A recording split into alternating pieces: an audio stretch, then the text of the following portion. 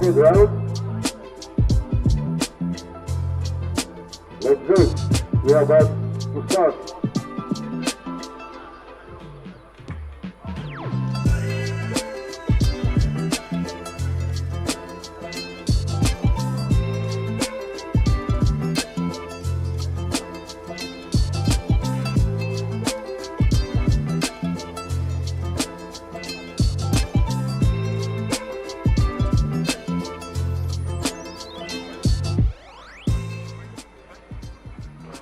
Well, good morning from Zagreb. Oh, wow. It's finals day, and we are here and looking forward to a fantastic day. Nick's here. Nick, how are you doing? I'm good. Good morning to you, Matt, and good morning to Carlos Gomez, looming large on the screen right now. Centre stage. Jesus Christ, it's an early start in the UK. Centre stage, walking up and down the water slide, waiting for the cars to go out for the. This is the GT8 electric D final second run. Yes, the all important. So this is the entry level. This is the lower of the finals in electric. There's 6 drivers, and they went out on the run yesterday.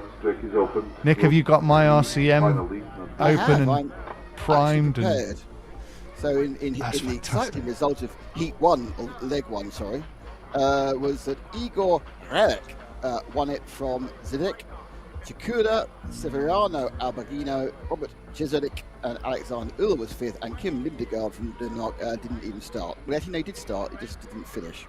1 minute to start. Transponder problem. I'm getting impressed with quite a few transponder problems out there. Number 1, drive. You cannot stay there. There's been lots of problems, but you know, they always make it to finals day, and there will be 2 European champions declared today. Interesting story. TQ in this class is a young 17-year-old who has never done this class before. Yeah, out goes the national flag for the race to be started. Still got 30 seconds of warm-up though. Is that Laszlo, bottom of the camera of the picture? And Frank. Oh, Frank as well. Shouldn't Frank be like walkie-talkie, listening to us going round, so he can provide us with all the information we need at every moment? That would be good, wouldn't it? It's unlikely, though, isn't it?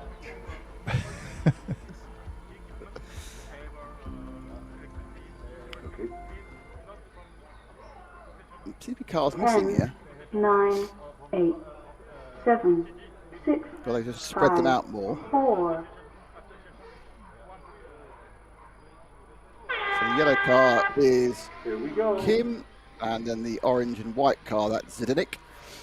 Only 4 cars taking part. They sweep to the bottom corner for the first time. Leading car 1, then 2, then 5, then 6. There you are. That's helpful information there from Carlos. There's Frank crouching to get the action shots. Those of you who are keen followers of Frank from the RCT will notice a lot less of Frank this year than last year. Severe dieting by the Frank McKinney Meister has resulted in most of Frank not being around, but he will still take free food from anyone. So first and second come around the sweep at the top. And Zidek looking to try and get past Lindegaard. And he does. So, I think Lindegaard's retiring. So that's the end of the race part of this event. So Lindegaard pulled off there just after the loop on the right-hand side of the track. I get the impression that Lindegaard had one of those meetings where he's had things just not working. I don't think he would normally be in the bottom final. And didn't finish yesterday and hasn't finished this one either. So Chikura carries on leading. Sweeping around a bottom sweeper. So you've got a bottom sweeper. You've got a kind of a kink over where the start finish in front of the driver's rostrum, and then you have a double hairpin as opposed to the Center S, I suppose, given this is the Ayrton Senna track in Zagreb. And then at both ends you've got big sweeping corners. This one comes into a kind of a tighter little what do you say? Was it R? The internal R, I would say. So it's quite a mirrored track, not entirely, but one of those situations where you're trying to get as much tarmac into as limited possible as possible. As you can see from the shot there, we are very, very close to actual real 5 people. minutes to drive. Houses all around the track.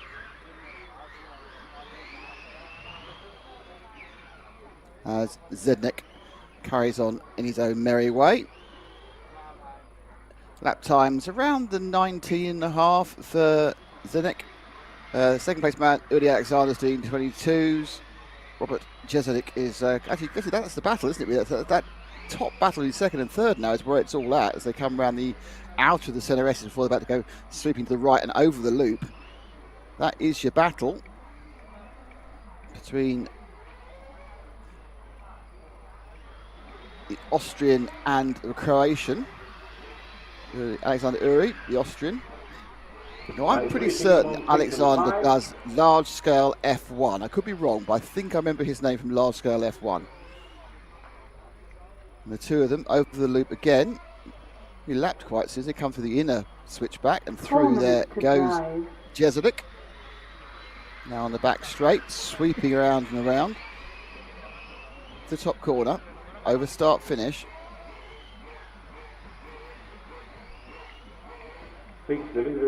Now sweeping over the line again. Now it's lapping time. That orange and white car, that's your leader. Zednik Chikura. I think I've probably massacred every single one of these names, to be honest. I think it's probably a situation where no one had their name pronounced correctly, in which case it's kind of fair, isn't it? If I only got one of them wrong. And then you see in the bottom left there, that's Kim trying to get his car going again. The fluorescent yellow number 1. So around the top hairpin. Oh, that's one way of doing it. Watch out. Oh, yeah, it's a bit of a ticking off there. Oh, they've all three of them had a kind of a dance in the middle of the circuit there. Over start finish they go. Leader is behind you. Please give way. And that has resulted in Alexander Uri reclaiming second place again. Still about to get lapped. Has now been lapped by Chikura.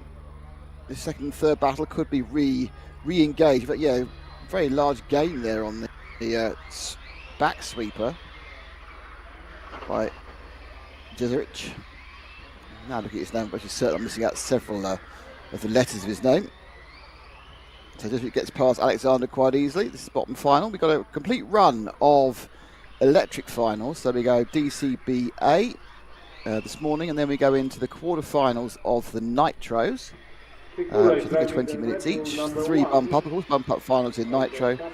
And then we have a little bit of a break, and then we have another round of finals. We have, of course, the same practice. And there is a last chance qualifier for this, which I've not seen before in track Nitro racing. So we've got quarterfinals, we have semi-practice, we have semi-finals, and then of course we have a last chance before the planned. Just give you the time schedule for the day.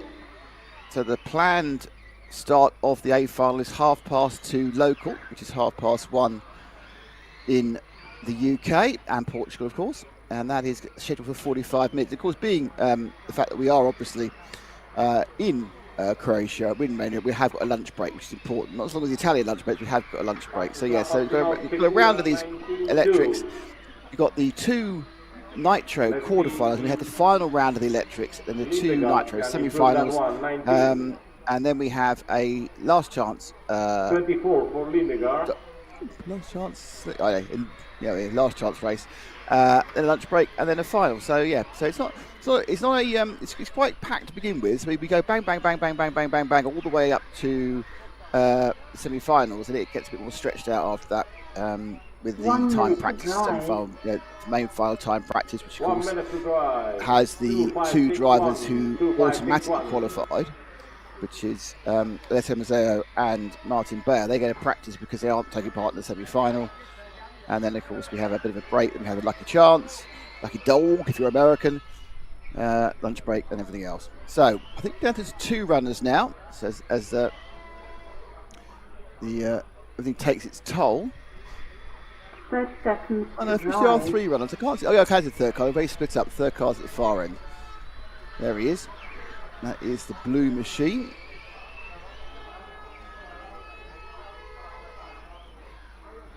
Robert Jeserich. Then you have on the screen now, you have third and first as Zednik Takura's looking to put another lap past Alexander Uj. He does. I'm not sure that Alexander could move a bit further wide. Perhaps he was surprised about how quickly Zednik was catching him up. But then he is about 2.5 to 3 seconds a lap faster.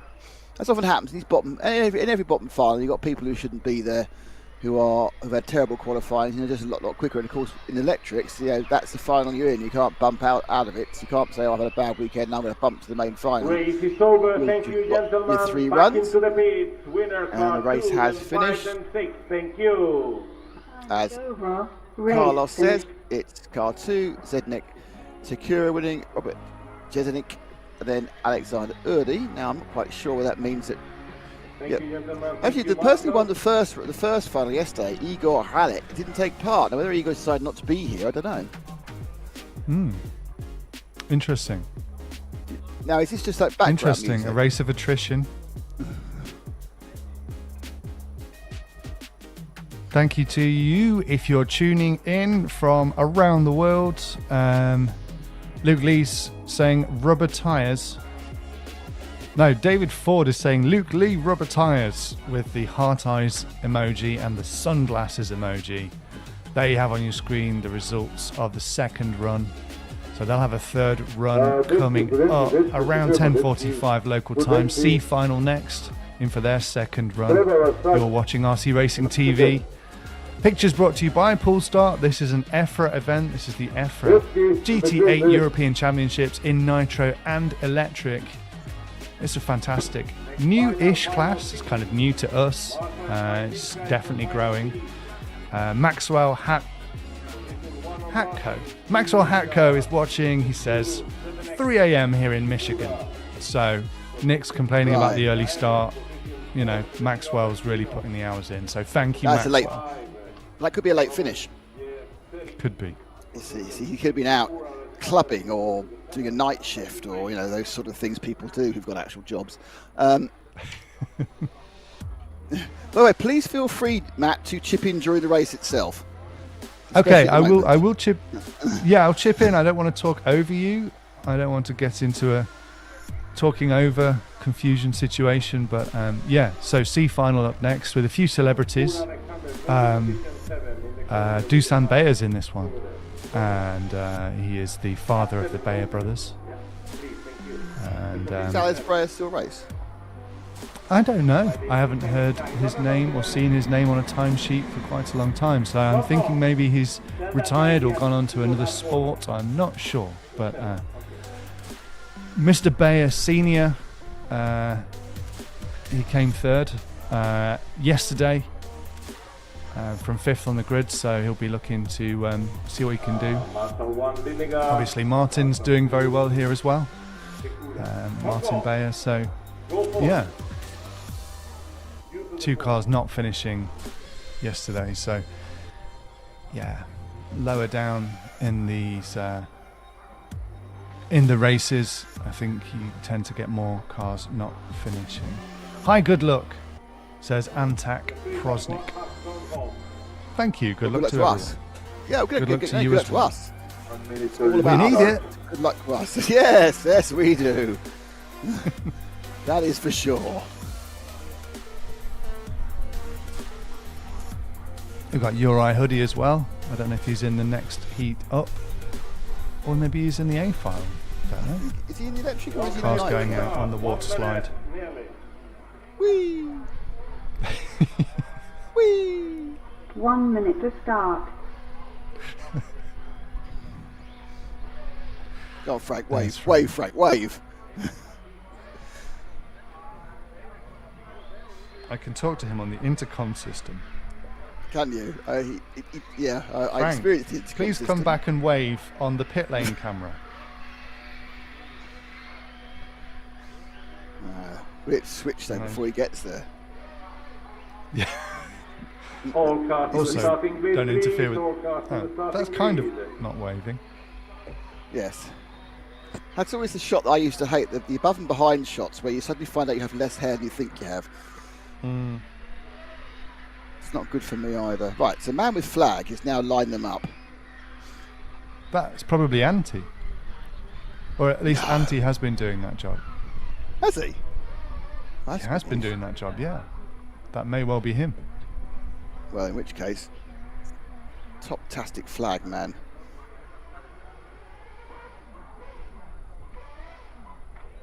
Ten. Old man's 9, getting some attention. 8, 7, Can't stand that. 5, 4. Okay, so it's Mika Milanovic on pole, Jan Cerveni second, Ivan Sinko third, and Gasper Ravbar on fourth. This umpire starts 5 and they sweep round. So the green one is Mikael Milanovic. I think the orange is probably Jan Cerveni, possibly Ivan Sinko in the third car. I think they've gone off an order. Let's find out when they get around the end of the first lap. Coming through, oh no, they haven't, because someone's got overtaken. The leaders dropped back 2 places. So, and there's no problem there on that corner. So that's all in a different order now. Yeah, Cerveni first, Sinko second. Yeah, well, I had colour correct. For the greens and then the 5. Gaspar's in the pink machine. Around the bottom hairpin, up and over the start-finish straight. Watch out. And now into the first turn. So pass through the pit lane, Sharp switch back. And then they power into back straight. Marshall 5 doing some action with the green machine. And Cerveni continues to lead from Sinko. And our pole man in third. Fourth place had a little bit of trip off onto the grass. Not such as, obviously with a very dry environment, going on the grass isn't quite so bad when it's wet, but it still doesn't give you as much grip. There you go, sweeping through. Rubber and 4-wheel drive these machines. 4S. So sort of really these are e-buggy specification electrically, and then a sort of interesting. This sort of class has kind of grown. These electric cars have kind of grown in a very similar way in which touring car electric classes grew. Because touring car started, international touring car, which for a while was the biggest class of all. That started in the early 90s. It was people who basically lowered and sort of flattened out buggies, make them change to the lead there. Sinko goes, oh no, crash to the lead, and now I think third mode got into first. Nope, up in 2 wheels, got away with it, but still Sinko from Gaspar now in the pink machine. So what happened was buggies were, people flattened out the buggies, so they made them at much lower ride height, and started riding them on tarmac circuits, often old kart tracks that they refined. And slowly, of course, people then started producing chassis for them, but effectively it was exactly the same electrical specification as at the time. This is a similar thing. You've got an e-buggy which you flattened out, and then you've produced a kind of hybrid, large version of a 10-scale touring car with some of the chunky parts from an 8th buggy, and then obviously being slowly developed as you go. And with a special body, I mean, you can get these sort of things from Serpent and X-Ray and all sorts of people have been building for a while, even ready to run. They're powerful, pokey little things. Anything on 4S than an 8th motor is. 4 minutes to drive. And those of you interested in electrical trivia, myself and former rolling cameraman Jan Ergin used and modified one of these on the Gadget Show on Radio 5 on BBC, on IT, on Channel 5 in the UK, to race an electric Porsche Taycan, all during lockdown. So Jan did a lot of work to develop the car. I drove it because I was available, which obviously was a limiting factor. I mean, I think that item's still on the internet somewhere. So if you look at electric car versus Taycan, you will see me and a modified Serpent version of this car, which we knocked up the 6S on a semi-full-size track, a sprint track in the middle of the West Midlands, and see who won. Give you a clue, wasn't me. So Sinko carries the lead. I know, but it is the thing I most regret about that entire thing is not losing. It's not having my hair cut before I went onto the on the programme, because I had. Well, that's lockdown, isn't it? I had lockdown hair, and I just looked like, obviously I'm not very young, but I look way older. Well, do you know what I look like? I look like a Status Quo fan. That's how bad I looked. I look like a Status Quo fan, one of these middle-aged people who hang on to their 70s hair. So if that's not a reason to watch it, I don't know what is. But That was a good day. It was a good... And these things are poking and controlling the speed rather than a lot of electric classes really you try to exploit the speed, but as I say, this class and also obviously touring car modified, they're trying to control the speed in many ways. This car's much heavier, of course, than a touring car, but have twice the power. I love this class. I genuinely think this could be the saviour of on-road. It looks good. That's the key thing. It actually looks. These things look like they look like sort of fat sports cars, don't they? They look a bit wide, but they're not quite in proportion width to wheelbase. But that's not really important. They've got a kind of a look about them, which you can say, yeah, that's like some sort of exotic sports car, be it a McLaren or a Koenigsegg or something like that. I'm, as you know, historically, Matt, I have been anti-proliferation of classes. I think we should try and concentrate down, but perhaps I'm wrong with this. I don't know. But there's surely a natural evolution of classes. New classes come along, and then other classes die out. Yeah, we haven't had a class die for a while though. Last class that died was Clean guys. I think it was 10th Pro 10. I think it was last class that died, wasn't it? We had 1/10 Nitro wide died, didn't it? 235 mil, but then they just went across to the standard width 10th Nitros. So, I mean, I think some of these classes. I mean, this class I think is doing well at club level, but some of these classes, you probably only really exist now at major meetings. I don't know how much club racing is done with some of the classes, but. 30 seconds to drive. But yeah, I mean, it's interesting, isn't it? I mean, I think they look good. What I have to say is, I'd actually like to congratulate every one of the entrants I've seen so far. They all seem to make an effort to paint their bodies a different colour. Yeah. So we haven't got this situation. We've got 8 white body shells going around, which could be an issue. Yes, absolutely. Yeah, like in Sicily, 1/10 IC. They're all white. Occasionally they might be orange or green, but yeah, it's nice to see that. Yeah, because the body shells are actually really cool. I think it captures the driver's imagination to create a livery that is befitting the cool body shell. Oh, well, there you go. That one's over. Gaspar up by 1 from Jan Caverni. Where was the results of the previous line? Let's have a look. The results of the previous one was Jan Caverni. So we don't. Oh, they've reversed it. So it's all to play for in Heat 3. 1, 2, and 3 last time are 2, 1, and 3. So either Gaspar or Jan could take this C final in the final heat. So yay! And as promised, up next we have Uri Hoodie in the B final, along with young up and coming. I say young up-and-coming Mattis Benetton, who's a very, very fast racer in many other classes with the X-Ray team, although he didn't actually make it out on track yesterday for the B final. So Mattis has got a lot of work to do. Uri actually came 9th, so he's got a lot of work to do as well. We've got Dan Jones, who is the actual chairman of this class. Is he? But he is not doing chairman duties here.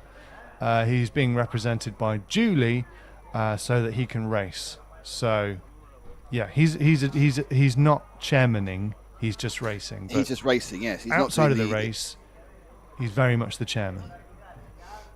Wow, that's good. It's the chairman when it suits him. No, Yeah. he's the chairman, and so I'll stop saying chairman now. No, I believe we need more chairmans.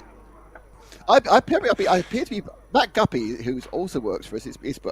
Works with us. And by the way, I'm using the Matt Guppy. Thank you, Matt, if you're listening. That we are. I am actually using your present from last week. I think I was a bit pre-concerned with some issues we were having last week. I didn't say thank you enough for the lovely mixing desk you gave. I thought I'd test it out today, and it's working very well so far. So thank you, Matt. Well, I think Matt needs to clear up just who he gave that mixer to as well. He physically gave it to me, and he said he passed it to me to give to me. Possession is 9/10 of the law. Right. You just told me that touring classes are dead in 1/10. I'm not sure if they are. I'm pretty sure that a couple of events that are coming up on the RC Racing TV live coverage might kind of prove that different. Indeed. Maxwell Hacklow's hang on. back on. I said a couple of events. Oops, silly me. Yeah, Maxwell, 3 a.m. in Michigan, Maxwell. Yes. He works from midnight and he'll be up till 9 a.m. EST. So, yeah, very much the night shift. The life for burglars never easy, is it? For legal purposes, I can say Maxwell is not a burglar. Maxwell, I'm joking. Maxwell, free to let us know what your particular trade or service is that you're providing overnight in Michigan. I think it'll be something to do with security, but it could be like cyber security, or it could be physical security. Could be something to do with science. It could be a dog walker. That's less likely, to be honest. Nocturnal dog walking. Number 3 from Austria. What, you're only walking vampires' dogs or something, you know? Germany, Mirko Enger. And number 1, not present. Yeah, Jaroslav Radznis is concerned that water might come. It's looking a bit grey, but it wasn't forecast when we looked earlier. All drivers to the starting Not grid. sure. All drivers to the starting grid. Not sure. But we'll be running anyway, come rain or shine, with these rubber tyres. I think they'll just keep going. Wow, that's brave, because they've got a lot of power with not as much grip as they want in the wet. A lot of pirouetting, I expect. So it's a free wet tyre as well. GRP is the controlled normal tyre, but you can run whatever wet tyre you like.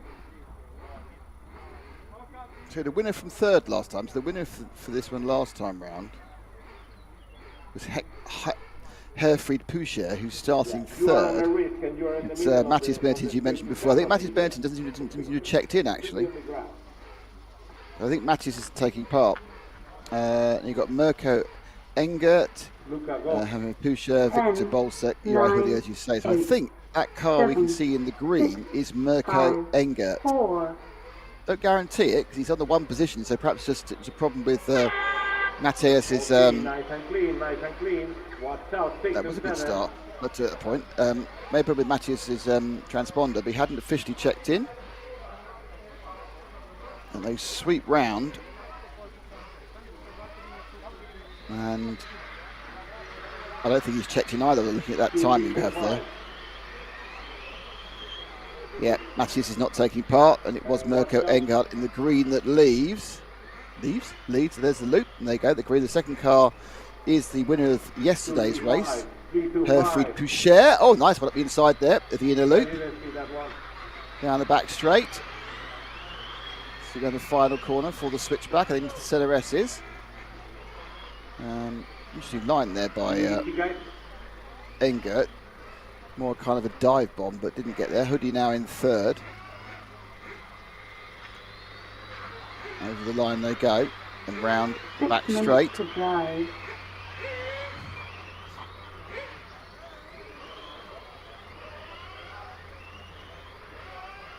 So that's massively improving in speed. 18.2 now, the best we've seen. At the kind of, I didn't saw anything much better than 19s in the previous heat.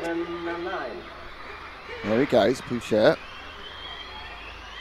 Pulling out quite easily, isn't he, from Mirko at the moment. Oh, no, I say that, as I said that, he just put two wheels on a wheel on the grass, and that was it. No power, no drive. And now the first two are right together. Third and fourth together as well, Uri Hoodie and Victor Bolsek. So you've got two pairs running together, coming down the back straight. And they will switch now over the line. Okay. Lucky. 6, watch out, s'il vous plaît.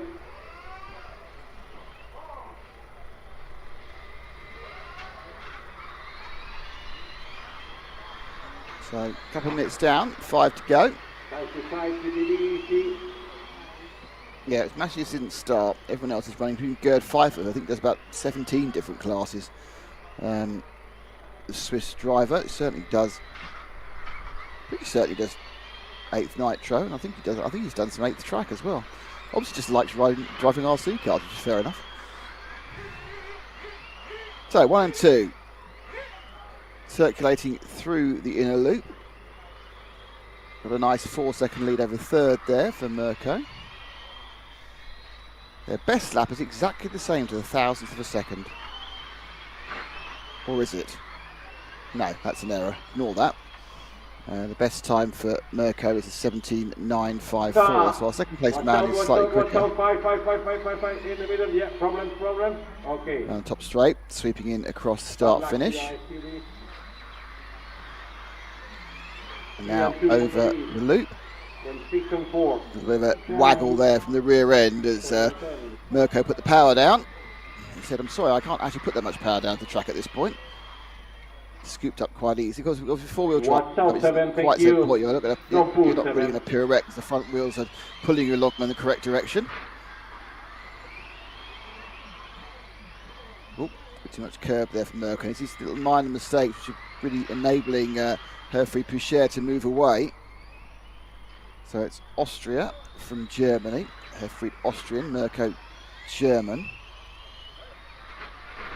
Dan Jones, the only British driver there, and of course the German is currently in 5th.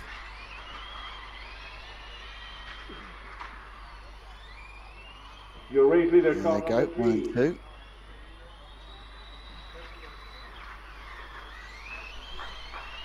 Pouchet has been caught up again, I think, unless I got the 3 slightly wrong minutes to car there. drive. Car 9, tête de course Marie. Pouchet's still there. Merci beaucoup. Whoa! Oh, he's unlapping. He's lapping already, I see, with a 3-second lead. So he's going through the field. And Uri Hoodie has dropped out of 3rd place. Seems to be quite a bit of attrition. I think there's a lot of people have found that the electrics are what's called thermaling. And that kind of means the speed controllers have a limit to the amount of heat they'll take, and to prevent damage, if they get too hot, they just stop. They just close. They just shut down. And we've seen pictures from the track where they've got 4, even 6 fans on the car, just to try and keep the heat out. The other way people could keep the heat out is turn the performance down, but racers aren't going to do that. So the basic point really is very much to try and control the heat, because you just get a couple of degrees over and the speed control says that's it, I'm not doing it anymore. On the electric car it just stops. And 4S, which is of course nominal 14.4 volts, big 1/8 motor, puts a lot of heat through these cars. A lot more heat will go through these cars, a track car, than will go through a 1/8 buggy, because 1/8 buggy is obviously nothing like on the power, anything like as much of any particular lap as a track car is. Obviously airflow in these enclosed bodies is also more difficult, because obviously the aerodynamics of these bodies is way more important than the aerodynamics of an off-road buggy. I'm not saying it's not important in off-road, but it's obviously way more important here. So the enclosure of the bodies, keep the flow of the air over top of the body shells, keep the downforce, mitigates against ripping open openings into the car to cool it down. So a bit of a perfect storm. It's not super hot here, which helps. I think it's about 30, 31. But it's still, a lot of cars have had issues with the speed control saying no thanks, and thermaling out. Now, interestingly, during this process going through the traffic, Herfried Pouchet has seen his lead go down from 3 seconds to about 1.5. There goes the the green car that's chasing him. That's Mirko. As you can see, getting closer all the time. The white car's leading as they switch onto the next camera. There they go. There's some very enthusiastic fans down there. I think I'm not giving it the full Richard Saxton wave my handkerchief, but they seem to be quite pleased that something had happened. There's also attrition in the Nitro class with lots of people running out of fuel. But they were trying. I take it they were trying to do 7 minutes for qualifying, weren't they? Where they can probably, obviously, in the finals, they can refuel whenever they like. 3 laps to go, probably 2 already. Or even only 1. And we've lost a couple here. It's still Pouchet leading. He's got a bigger lead again. Mirko had a bad lap that time round. Time is over, finish your last second. And the race is finished. In fact, he was that bad that he didn't make the final lap. So Herfried's made the final lap. Mirko hasn't. And that means that with 2 wins, that's our first overall winner. So Herfried Pouchet wins the Electric B final. Thank you. GT8 racing. Well done to Herfried. 3, 2, 4, 6, 7. Good result there. So, Oh, hang on. Go on. Sorry, No. then you have the results. I have a comment from Matt Guppy. Okay. Most people only walk dogs at night in hot countries to avoid burning their dog paws. So a dog walker was a good guess. He's on your side, isn't he? Honestly. Yeah, although Michigan's not that hot, is it? Not in the winter, no. Yeah, Very thanks, Matt. cold. So maybe to not get cold feet? No, but then it would be colder at night. Yeah. You can get dog shoes, so I don't know. We've got Alessio Mazzeo, Martin Bayer up next with Max Gotzel, Bernard Alan Analdi, a whole host, Natali Sensi, a whole host of top drivers out there.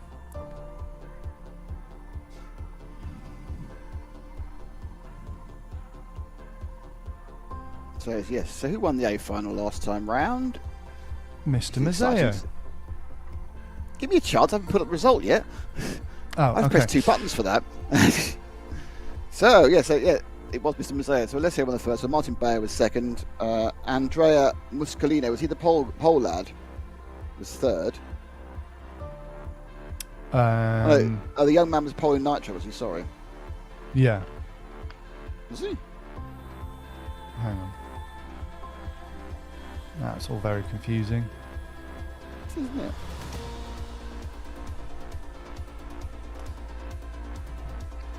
Anyway, Mazzeo will start on pole. Bernard Alan Analdi will start second. Martin Bayer will start third. Muscolino fourth. Natali Sensai fifth.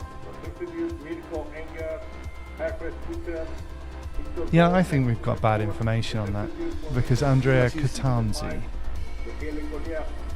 Maybe? Who knows? Let's ignore that information now and just move on with our lives. Now, this is a final 2. Are they going to do a full-on introduction? Because normally on Electric A final 2s they do full introductions, don't they? Well, yeah. The drivers, one by one, all go down the slide.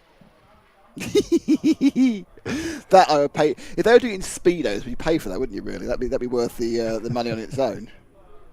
Can you look at my WhatsApp, please? Yes, I will look at your WhatsApp.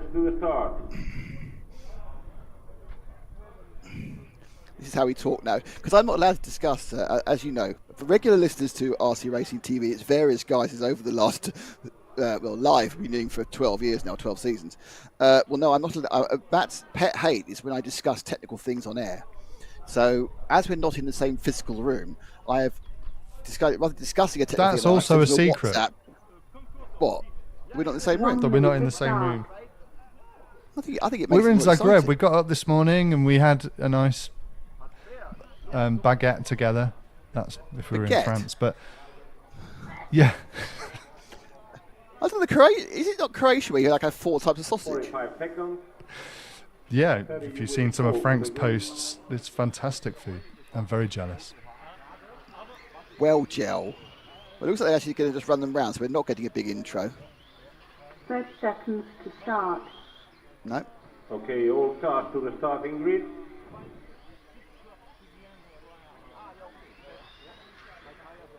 Okay, so it should be Mazzeo on pole.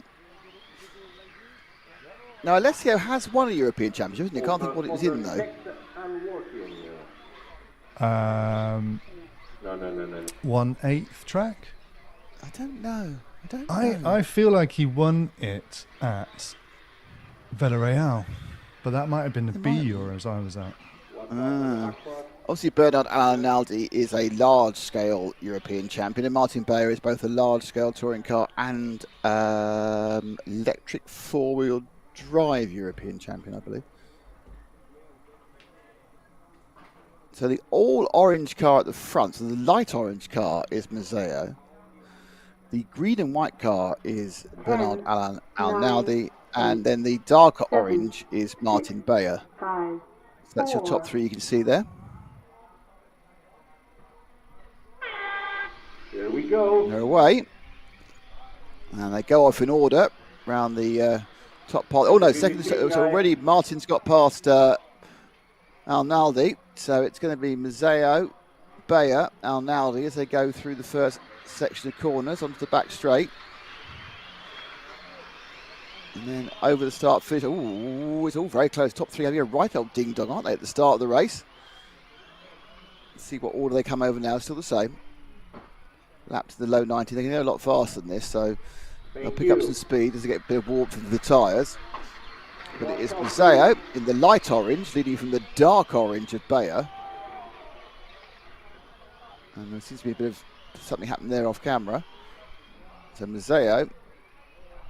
Yeah, it's Bayer and Arnaldi had to come in together. That split the entire pack up. So Mazzeo now leads by a long way. Second place is Andrea Muscolino. And Bayer back to third. It's Nathalie Sensai, who was qualifying well early on. He's in fourth.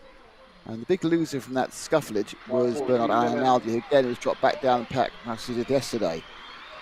So Mazzeo not pulling away in any respect from Muscolino. Muscolino is chasing him down. In fact, so first they go right together, they come to the inner loop. Out onto the back straight, and then coming round the bottom corner. And they'll be over the line any second now, then it's right together. Muscolino looking for a line at the inside, it's not there. Bayer blocking him. Well, not blocking him, he's just Muscolino gets through. Oh, Muscolino gets through at the same time. Mazzeo gets shoved at the backside by Bayer, so that's throwing the whole thing open now as Muscolino takes the lead. Second place, I think, is Bayer. Third, not sure, maybe Nikolai Lindegaard. We'll have to wait to come across next time around. But that was all went wrong, didn't it, for Mazzeo in but one corner. He got dived at the inside of Muscolino, then shoved at the backside by Bayer. So not a great couple of corners for the Italian. Anyway, they carry on rolling. Muscolino across the line again, 17.9 that time around, putting up some great play. Bayer looking to catch him up to 17.6. So Bayer now laying down the speed in second place. Third place is Nikolai Lindegaard. Interesting how these guys, when they get in clear air, appear to be able to do the same speed as each other. If you'd normally expect the guys in seventh to be dropped by the guy who's qualified higher, but it looks like it's a kind of like once we get there and we get into the roll, we can do the speed we need to do. What's up in the back? Round the back corner, the white machine with the colourful white, mainly white. Andrea Muscolino leads this A final, second leg. First leg won by Mazzeo, so with him not doing very well at all in fourth place, not his own fault, he got round at the backside. It means we will get to third heat that counts. So Bayer, did you get any closer that time round? This time over the line. As they go, and it was a 17.4 against a 17.4, so the answer to that one is no. But Lindegaard got very, very slightly closer. Man's hand away the camera, that's always useful.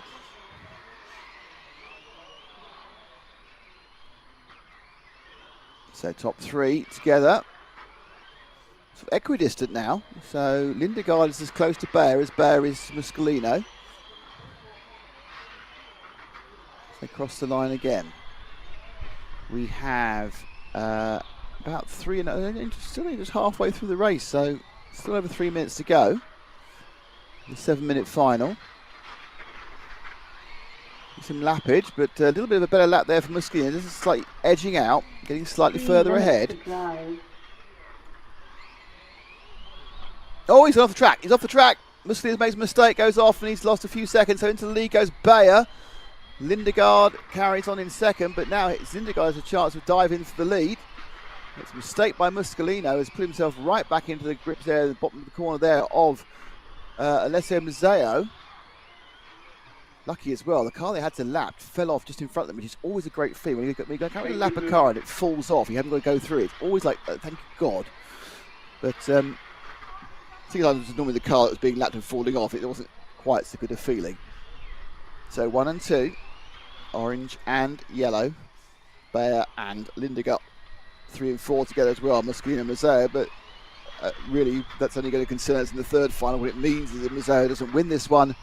We are going to a final decider in an hour and 2 hours time or so. 2 minutes to drive.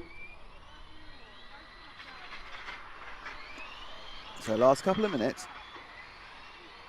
Quite static at the moment. Bayer doing what Bayer does, metronomically pushing out the laps. Nikolai Lindegaard, Dane, trying to catch the Czech Republic driver.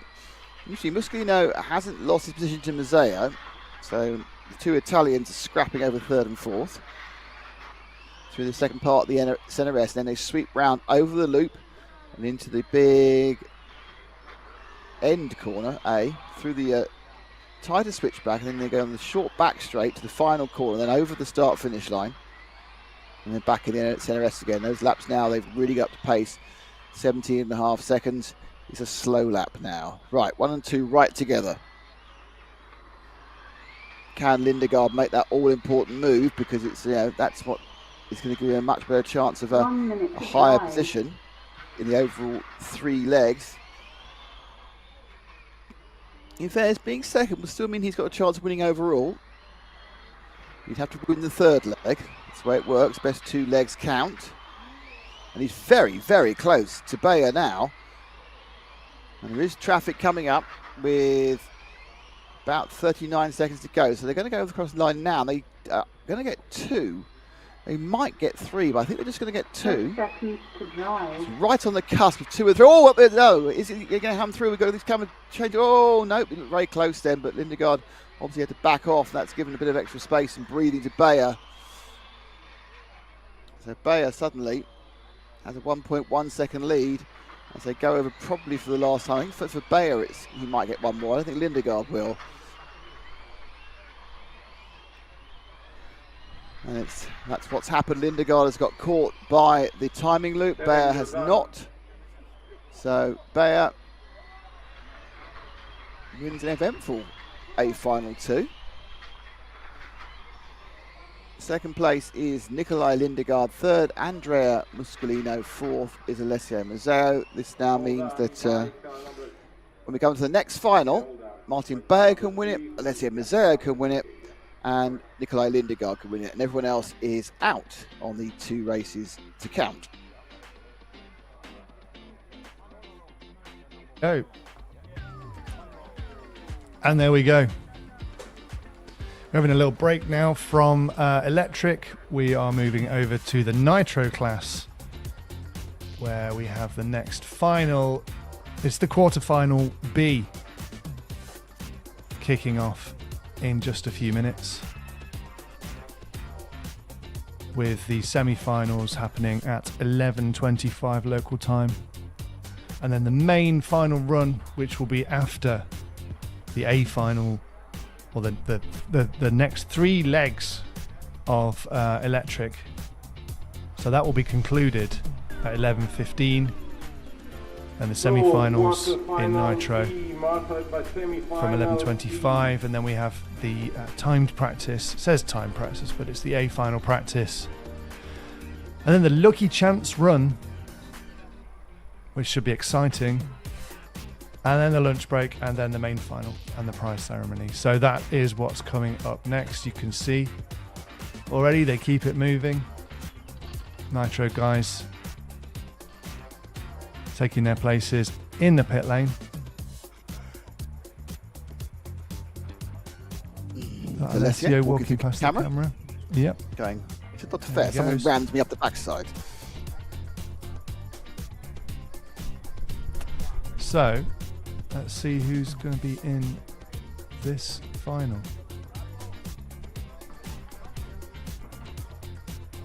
Quarterfinal B. Oh, my RCM doesn't seem that sure. Oh, yeah, no. Here we go. I'll tell you who it is. It's Uri Hoodie in 1.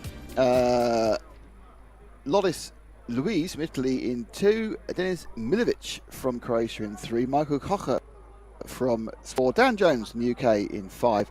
Fabio Calagari from Italy in 6. Pietro Mauro from Italy in 7. Stephen O'Connor from EFRA from Ireland in 8. John Kostopoulos from Greece in 9.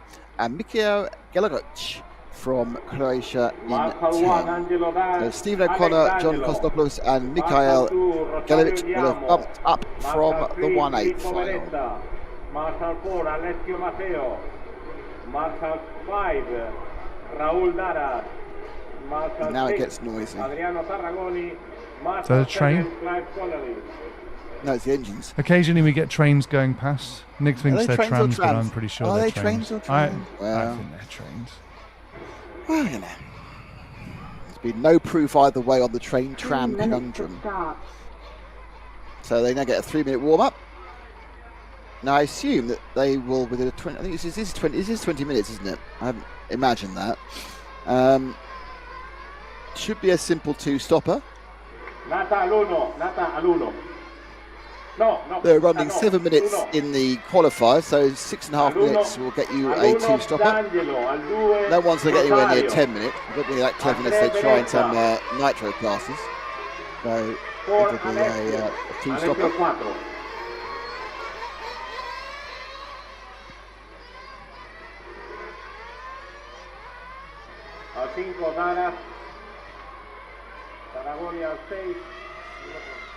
I've got an update for you.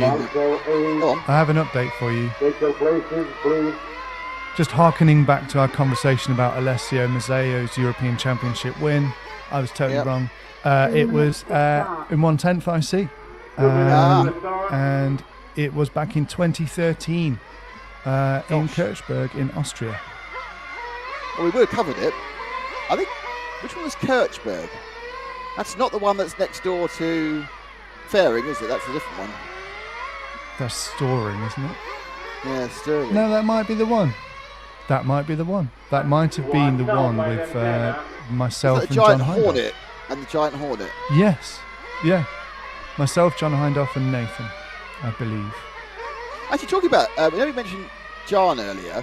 I can't remember, was he's his not name on in the that list. list yet? No, I list. realised as soon as you mentioned his name, so I'll be remedying that. I went for coffee with him this week. Did you? Yeah, to see how things are going. That's He's nice. doing lots of stuff. I think he's moving nearer your way soon. Oh, up cool. to the Peak District. 1 minute to start. Oh, nice. All cars into the pit lane. All cars into the pit lane, please. And for more RC Racing chats with other members of RC Racing information, stay tuned. If you'd like to ask where we last spoke to any other members of the team you no longer see on camera, even though you never did, please just get in touch. Honestly, there's plenty of time to fill. We can probably talk about that for many hours. 30 seconds to start. Goes from the club. Just must be from the club. 30 seconds. Mechanics, go to the starting grid. Mechanics, go to the starting grid. You heard Carlos. You heard what he said. Look, Go to the It's a long starting walk. grid. Hey, and you've got to walk right round the water slide. It's quite a long trip, isn't it? Mm. So the white with pink and blue in the middle, that's Hirai Hoodie. Luis Loris is in green and white. Looks like Dennis Minovich Please is do the in blue. refueling on the grass. Oh, don't want to kill the beautiful grass, do you?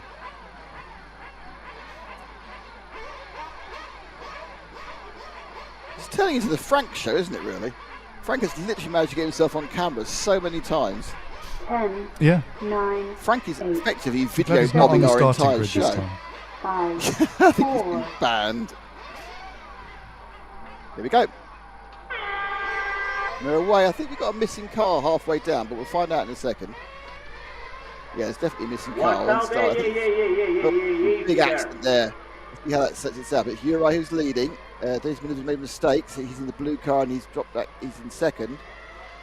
We'll have to wait for third and fourth to sort themselves out. Hoodie streaks a massive lead for the first lap. Well, that's a very interesting overtaking move. The car in third, maybe decided more where the track goes. Wrong starting procedure.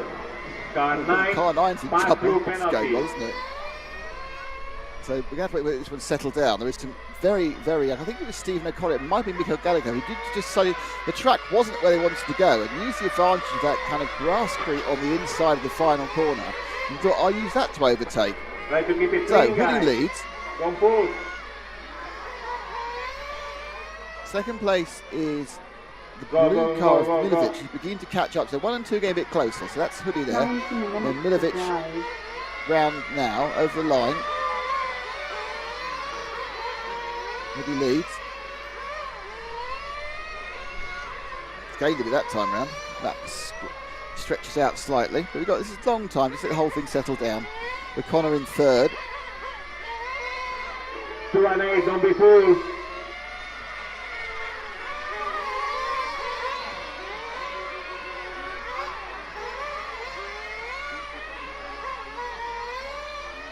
There you go, Hoodie. Out to go on the back straight.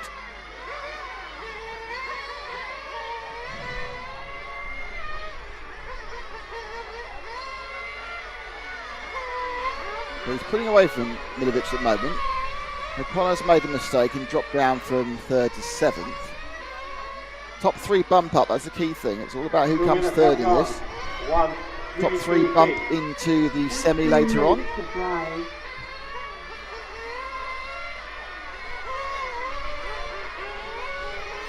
So Hoodie leads by 4 seconds. He's in past the lip now. There's the second place man there. That's Kostopoulos in white. It's the blue car that's second. So the white car in between them is Kostopoulos. Hoodie extending his lead.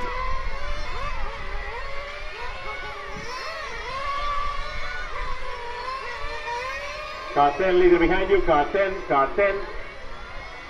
So that's Mikhail Galikov getting a hurry up. Actually, despite me thinking that we had issues with starting, apparently everyone did start the race. So the level of chaos, and I know someone has been penalised for starting in the wrong place. I think someone started out of position, which made it look like there were gaps in the grid. But everyone did get rolling in this one. Thank you, 9. So at the moment, it's Milic and Louise, Loris Louise, who are getting themselves into the 8th final. Half final, sorry, semi final.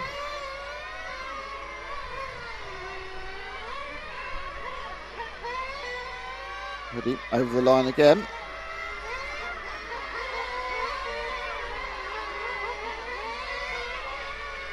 Car 2, watch out. Car 9, please. Big lead for Hoodie now. Milovic has done a poor lap. 5.5 seconds back.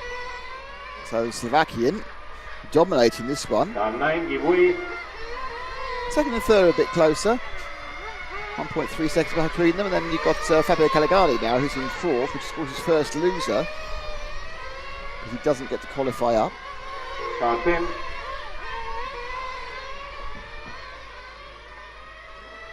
Kosher, O'Connor coming back from an earlier problem, Dan Jones, so there's another gap then till Mauro Pietro, and then we already have dropping off by laps John Kostopoulos and Mikhail Galikov, but everyone's still running.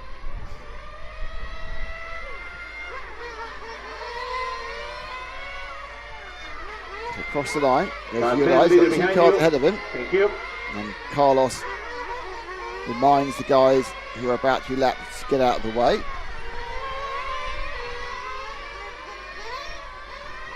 He pushes his lead out. Thank you, 7.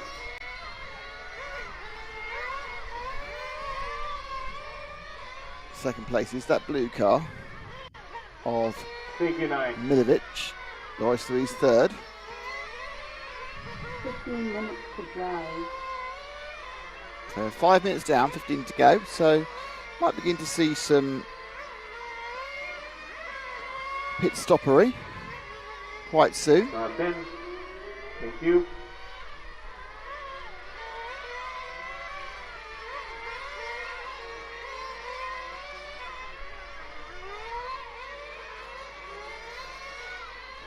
Well. So Hoodie, being very close that first time. First wrist rear. Hoodie's a very easy start. He's now he's just lost 4 seconds of lead. Now is that because he's stopped? If you make a mistake, his lap indicate one or t'other, so maybe the previous lap was the problem. Let's look at the. But it's a bit closer now. Watch out, 8. Car 10, give way. 10 giving the stop go wait. So Hoodie now is being closed down rapidly by the blue car. So suddenly Denis Milovic is discovering a bit of a second wind here after dropping way off the lead. And I was wondering whether it might be Juraj who's slowing down. Yeah, he lost a few tenths of a second there, rather than Milovic or Loris Louise who's speeding up. Better lap that time for Juraj. Then he pulled back out 2 tenths of a second. We're 6.5 minutes now, so fueling at this point is a possibility. Just waiting for the first car to peel into that pit lane, but none of the top 3 have done so. This time round, 4/10 gain for Milovic. So the early, easy, confident and spread out. Oh, car stop. I'm not sure that's got a...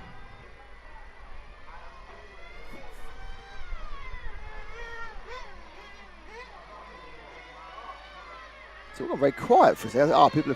People are fueling up, that's why. So we've got 1, 2, 3, 4, 5. Everyone decided. Basically, when Carlos had 7 minutes, everyone decided to come in and fill up. So they've obviously just taken they probably aren't actually on the outer edge of their tanks. It's just the easiest thing to do is to fill up at that point. Looks like there may have been a problem for Denis Milovic in that fueling situation. 27 seconds was the fuel time for Juraj Hoodie. Milovic 45. Yeah, Milovic, unfortunately, he must have flamed whilst running it. So Milovic and Pietro Mara both had problems on the fueling, but Milovic was of course running second, so it's now Loris Louise in second. And then Fabio Caligari.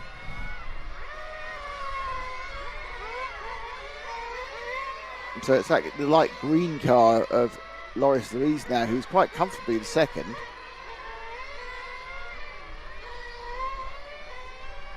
And it's Caligari and Dan Jones.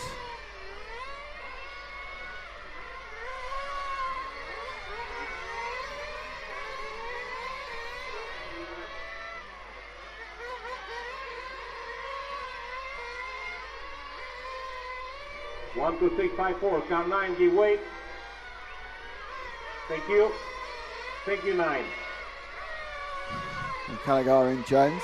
They're now together because they are actually fighting for the final bump up spot. He goes round again. Car 8, give way. Car 10, give way. Car 10 to both of them. Car 10, please. Car 10, please. So the traffic is quite intense at the moment, actually. Go, 10. There's 3 or 4 cars all around. There's Caligari and Jones going across now. So it's those 2 yellow cars, I think, are the ones battling it out for that final bump up. So it's yellow from yellow, which is never very particular. It's never easy. I think there's a more blacker wing for Fabio Caligari than there is for Dan Jones. Car 10, give way when he comes. Could be wrong though. I could have got the wrong cars there at the moment. I need to just catch up. I think actually it's his orange. I think it's the orange and the light one here. I think these are the 2 we're looking at. Yeah, so it's the orange and the multicoloured machines. The orange is Fabio Caligari. The multicoloured machine is Dan Jones. Over the line now. Yeah, that's it. Got there. My brain's got there. Yeah, it's just getting used to this timing system. Right, so here we go. This is the final bump up spot. Hoodie and Loris Louise are long gone. But these 2 scrapping away. Half the race gone, half the race to go. Come over the loop again, around the back corner. Up the inside. Nice move by Dan Jones there. Just got a better, tighter run through the top corner. And that stuck him into the final bump up place in 3rd. Oh, and then he makes a mistake. Just completely misses his braking point at the end of the straight. And then comes off and dang. And then, I don't know whether he wanted to go and see Frank or something, but he just came straight off that. Very strange. So he's now enjoyed being in the bump-up place for about 7 corners. And now has to re-attack Caligari.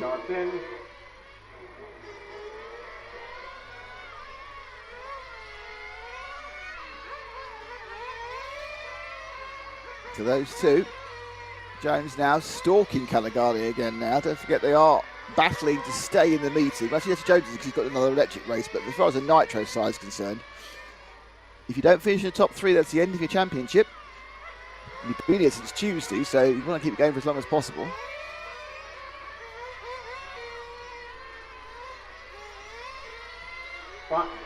Jones looking for the inside there on the second half of ZRS. This is where he overtook last one, up the inside of a drive. That was more, it seems, because Caligari just got it wrong, went too wide. Caligari running a defensive line onto the back straight, around the final corner, through the switch back in front of the driver's rostrum. Another lap no, actually it's not. I keep saying another lap complete. It's not another lap complete because the loop, which I would have thought was there, is actually there. It's written down for me. It tells me where the loop is. That's another lap completed. Jones right on the tail. Caligari now. A bit of back markery coming out at the inside. He's got him. Oh, nearly side by side as they run through in front of the rostrum again. Jones looking in the short straight last time. See if he can make it happen. Oh, he's upside down. He got the air under the car, flown off there just before the loop. And that's going to cost him a huge amount of time. 30 have gone. 7:30 to go. He actually did get counted for that last lap, actually. But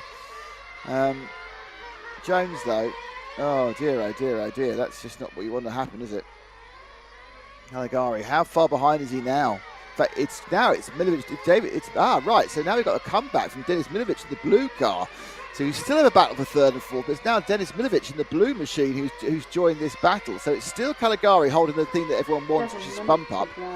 But now you have the blue car of Milovic, who wants to try and take... And Milovic certainly, I think, has more ground speed than either Jones or Caligari. He's back there due to some problems early on. Oh, we got the line wrong there, but he got away with it.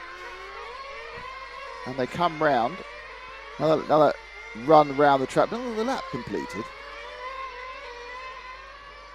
So you're looking at the orange and the blue. The orange is Caligari.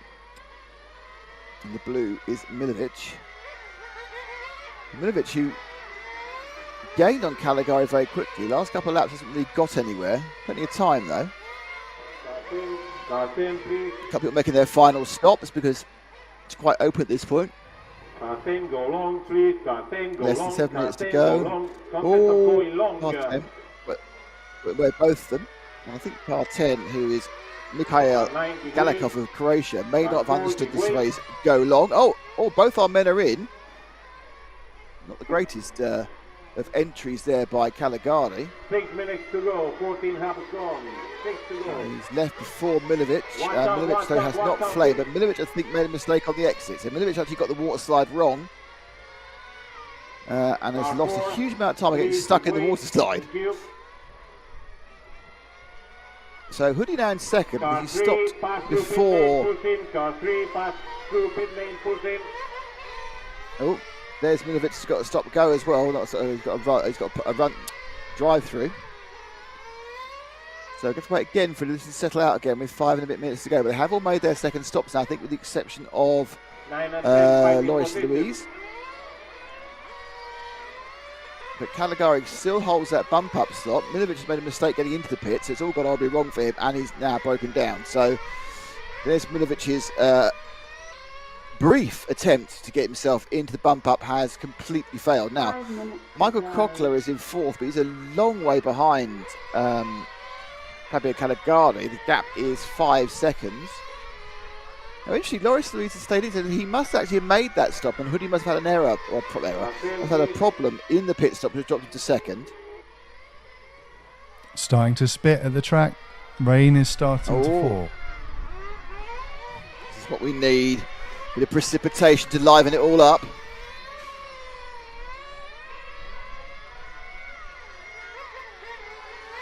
So Caligari across the loop, still holding third place. Then Hoodie. I'm not sure Michael Cochler's been across yet. Might have been. Yeah, now it's down to 3.5 seconds. And Cochler's actually going a little bit quicker than Caligari, but he's got so much time to make up. I think Cochler's in that blue and orange car that's going to cross the line now. Yeah, this is blue and orange. That time round he gained a 10th. He's going to need to gain more than the 10th a lap if he's going to get on the back of Caligari.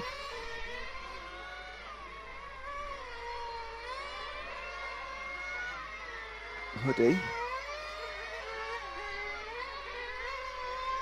still in second place. Loris Louis leading. He's not really extended the lead, but again, as we always say in bump-up finals in EFRA events, it's not really important who wins. It's important who comes either side of the bump-up, who goes home and who carries on. Well, carrying on at the moment is Fabio Caligari, going home is Michael Kochler, Dan Jones, Laura Petko, John Kostopoulos, Mika Galekiv, Dennis Milovic and Stephen Connor all going home. Definitely Dennis and Stephen because they've withdrawn from the race. 6 and 4 fighting for the third position. 6 and 4 fighting for the position.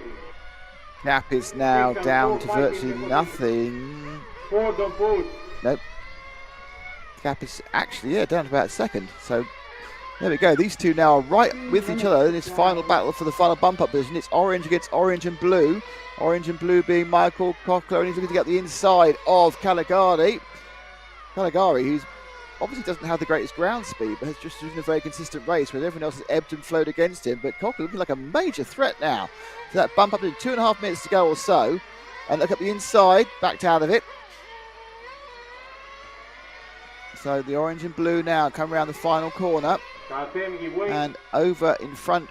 Oh, look, he got the inside, he's got him. Oh, that's a nice move. Waited, and then he lost it again. Well, that was one corner of bumping up for Michael. Got so excited, he fell off. But these two, right together.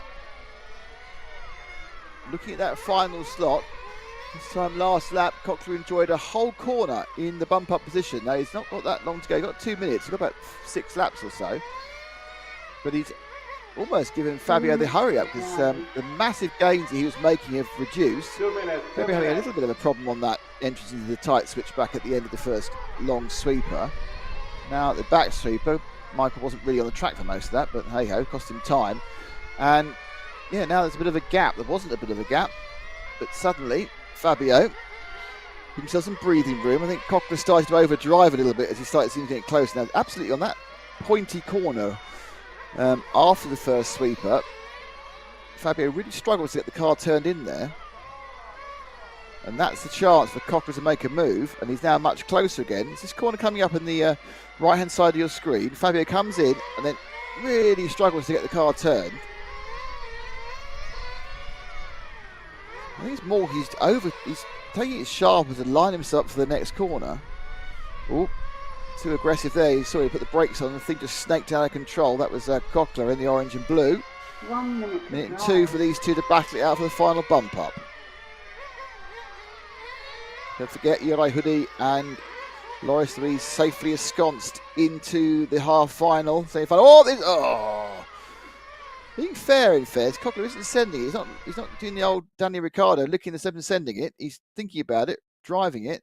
This is earlier on. So it's very, very close. They move through. Oh, a bit of an oversteer moment there for him. They're still together. Half a minute to go. Now, 2 minutes ago, I would put absolute money on Kochler getting past, but Caligari has driven this very sensible race for the entirety of 20 minutes. It's got a bit of traffic now that can cause problems. It has cost him some time. Oh! He touched the yellow car, but at the same time, Kochler was having his own issue. And that meant that they... So excited, I'm coughing myself to death, but this is the last lap, I think. He might get through one more. Yep, one more lap. This absolutely is the last lap. And can Kochler... Go for it. Oh, coming round. Looking on the last couple of corners. Kochler's dropped off the back there. He had his chance. Kissed both sides of Caligari's car. He's been erroneously told he's... Ah, right.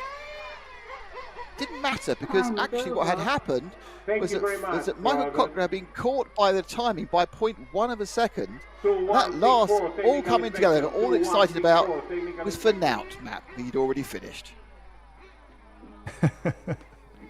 It was fun though. It was certainly fun to watch. Got exciting and then it wasn't exciting anymore because the damn timing system intervened. Anyway, Uri's going to make it through. Yeah, so Caligari has made it through. So we're talking top 3 from each, plus the fastest 4th place, if it's the same as 10th scale, and plus the winner of the Lucky Chance Final, as it appears to be called. You lucky dog. So yeah, NASCAR. quarterfinal next. Quarterfinal. Well, that was a quarterfinal. Quarterfinal A. With Diego. That's Anti, isn't it? Pizza Good old Anti Gali. is doing that. Hey. Yeah, it's Italians 1, 2, and 3 in this one. Diego Pizzagalli, Franco Desiderio, and Fernando Campetti from Italy. And they've got Costas Agrafotis, who does thousands of things in EFRA from Greece. And then in massive capitals from Spain, Marco Antonio Delgado Valdiva. I don't know why they have to shout his name. I'm not sure. And then Tomislav Bregovic from Croatia. 2 more Italians, Mark Giacetti and Fabrizio Amore. That's Amore. Fabio Love. Can you imagine me called Fabio Love? And then in Spain, another 2 shouty ones. Miguel Acosta Sanchez. And then Leonardo Lo Casica. The reason we're shouting is for some reason, some of these names are in block capitals and some are properly done with just a capital at the start. So there's been some weird typing in of names. But so Leonardo Lo Casco is in 10th. He would have bumped up from yesterday from Italy. As is Miguel, and of course Fabrizio Amore, who is also a bump up from yesterday. If you're commenting along on the various places we are streaming, then that's great. Thank you for being with us. Thank you for watching. Let us know where you are, what you're doing whilst you're watching, and your views on this race and anything we've got wrong, because I'm sure there'll be a few bits and bobs here and there that you can correct us on.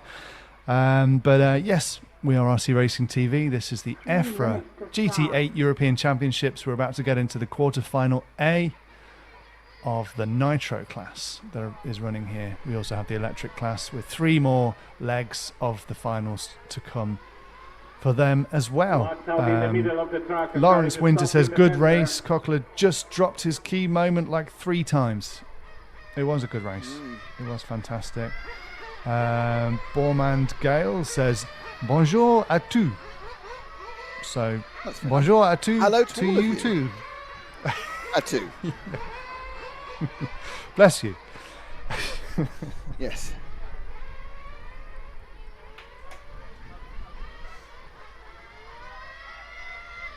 So yes, thank you for participating and watching along with us. As you can see, these pictures are brought to you by Polestart TV. This is a little new.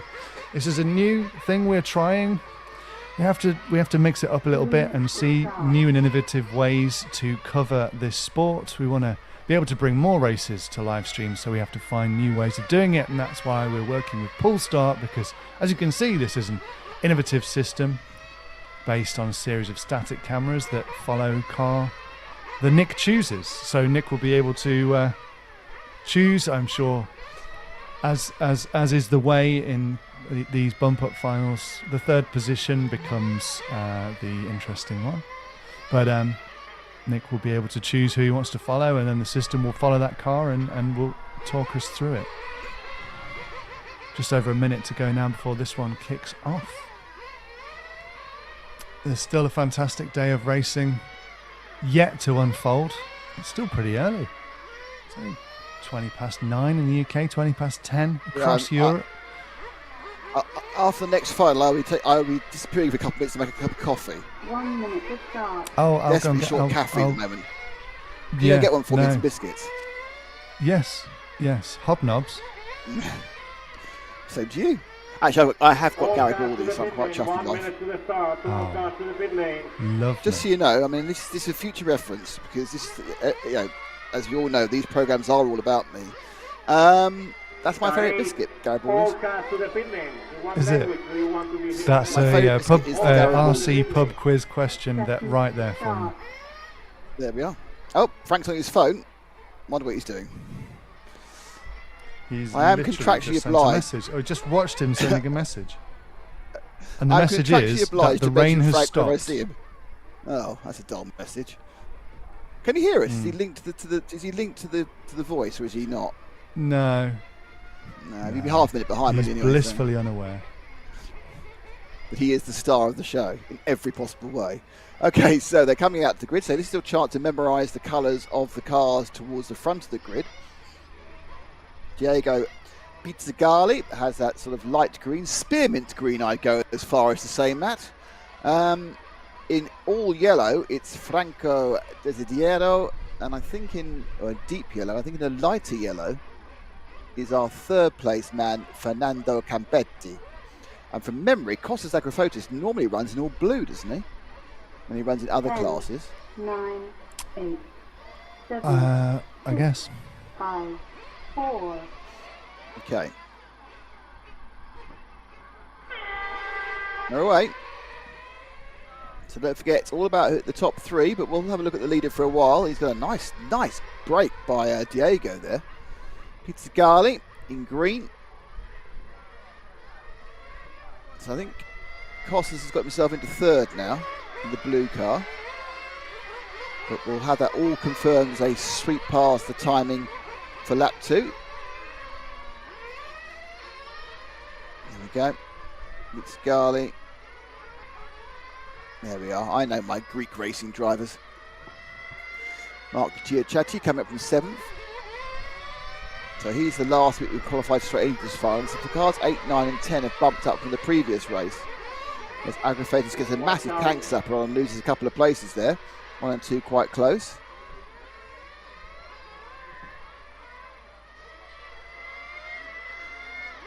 So Pizzagali is about a second lead on Desiderio. Watch him now. Lime green, spearmint green against yellow.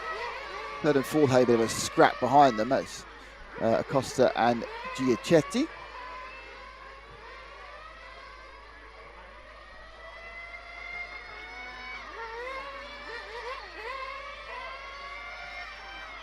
Now, interestingly, Acosta, who's running in third, is a bump up from the previous race.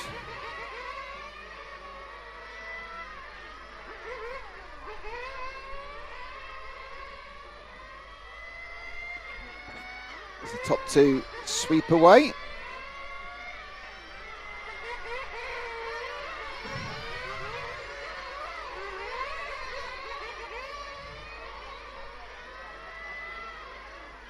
Did I ask you on here for a car when I wanted to change, or did I write it in our notes, Matt? Well, seems like you're doing both. So I haven't got the two. I haven't got the two blue ticks, so I don't know whether you see. I again get sad that you haven't read my message. It's really important. Well, I read the preview and I already requested for car 9 to be followed. So we are dealing with your request, and it has now been actioned. Right, it has, yes. This is first. Interesting. Just he is there on his own, and the other two got close. But there we go. That's the way of the world when you're doing that this way. So anyway, he's got the fastest lap as well, Miguel Acosta. So he's come up from a bump up. He's looking like he's going to join the top two and make it an all three at the front. He's 18.8. He's 3/10 faster than anyone else. And last time he was a second quicker. 19.5, 19.4, 18.5. Look at it, he's literally Acosta in that yellow with the white nose. He's getting hand over fist on the top two. Franco and Diego doesn't know what hit them as the rocket is car number 9 comes towards them. And the first sweeper into the switchback. And then to the back straight. Last corner, the pink over in front of the rostrum and then into the centre S's at the Ayrton Senna circuit in Zagreb in Croatia. Our 10 leaders coming. Grazie tante. Okay. Well, there we are. The car 10 got a very pleasant warning there from Carlos. Oh, mistake by Diego, and he's going to go from first to third there. He just kind of got it all wrong coming off the last corner. Didn't get any drive. And Franco and Miguel both said, thank you very much, and move forward. So he's dropping off rapidly now. 2, 9, 1, 7 and 4. So Miguel, number 9, has taken effectively the reverse curse of the commentator, because as soon as we stuck him on camera, he's been shooting through the field. Watch out 3. Now, the car that started third is already being lapped, so Fernando Watch out 7. Campetti has not had a very good first part of the race, but he's putting in the pits now, so he's already obviously dealing with something. I'm dealing with it. 1 and 2, deep yellow and white. Starting 2, currently running first, Franco Desiderio and Miguel Acosta. Started 9th, has bumped up from yesterday in second. The third still is Tagali. Costas Agrofotis is a little way off him, and that's a worry for Costas because that's the bump up place. So you can see 1, 2 and 3 in the frame right now. Now, Acosta's massive rise to the top has been kind of curtailed now because he hasn't actually got past Franco. And I'm wondering actually whether Franco is being slightly held up by Diego Pizzgali, and now he's kind of been released by Pizzagali's error. He could run at a slightly quicker pace, which is nearer to what Miguel was doing. Miguel turned an 18.5, remember, at one point. Or whether Miguel is just now pacing himself because they're both bumping up. No need to do anything stupid.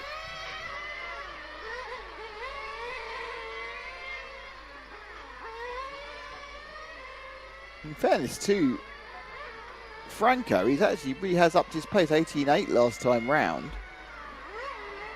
Gained a few tenths in that last lap. More because Miguel made a small mistake. And the gap between them has moved out quite considerably now to over a second. So it's interesting how these cars are coming in at different times for different drivers. Costa had that incredible turn of pace around sort of laps 7 or 8 to about 12, whereas Franco's kind of working up to it. Now, I don't believe that is the tyres taking that long to come in. My guess is it's more likely that it's Franco getting himself dialed back into racing. Don't forget these guys, none of them have raced since yesterday afternoon, and in the case of Diego, he won't have raced since yesterday morning because he won't have done early afternoon. He won't have done the finals last night. Franco, sorry. So Franco working himself back into it, but come down again. There's 2 yellow cars. There we are, 1 and 2. Sweeping around the bottom corner now. Pink in front of the rostrum through the Enna, through the center S's. The pink car is a lapped machine just behind them. Then the light green, spearmint green, is Diego Pizzagalli in third, who has now got Fabrizio Amore as we have some pit stoppery after 7 minutes and 11 seconds. And the pit stoppery actually was our second place man, but not our leader. So Franco going an extra lap. Okay, car number 8 pass through for unsafe release. Car number 8 pass through for unsafe release. No, Fabrizio Amore. No love from Carlos for Amore, I'm afraid. He's been given a drive through for an unsafe release. This is fantastic. We're going full F1 here.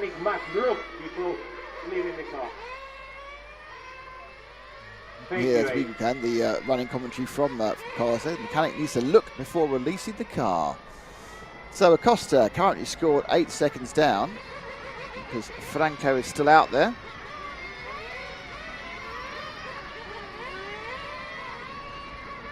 $12 minutes to drive. This Acosta coming into the camera. Not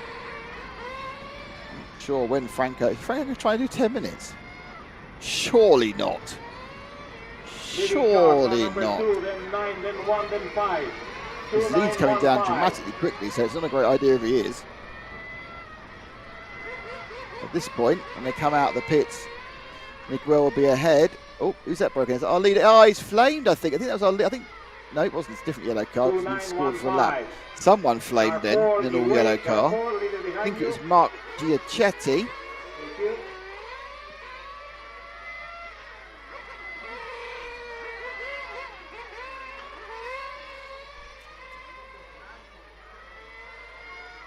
Diego Pizzagalli still in third.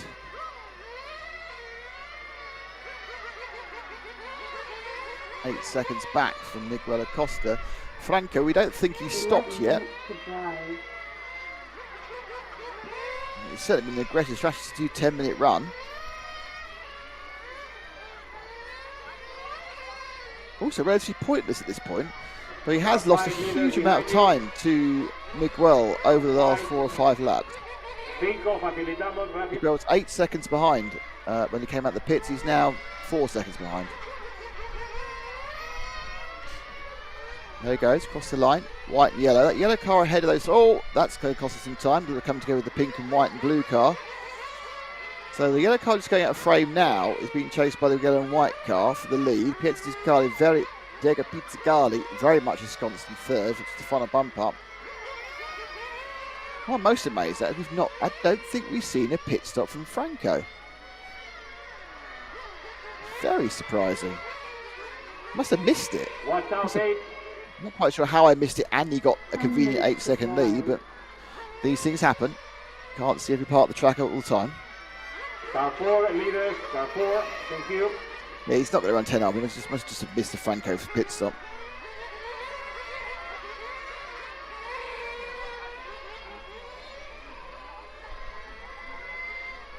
Obviously, there's a kerfuffle in the pit lane, which led to Miguel having an 8-second deficit, which is making up now. Car 10, leader behind you. Gracias. There's your leader, and then two back markers for second place. They're both in the same frame again now. And he's got past, got past both of them, so they're back together again. Gap is 1.8 seconds, deep yellow against yellow and white. Franco Zero from Italy against Miguel Acosta from Spain.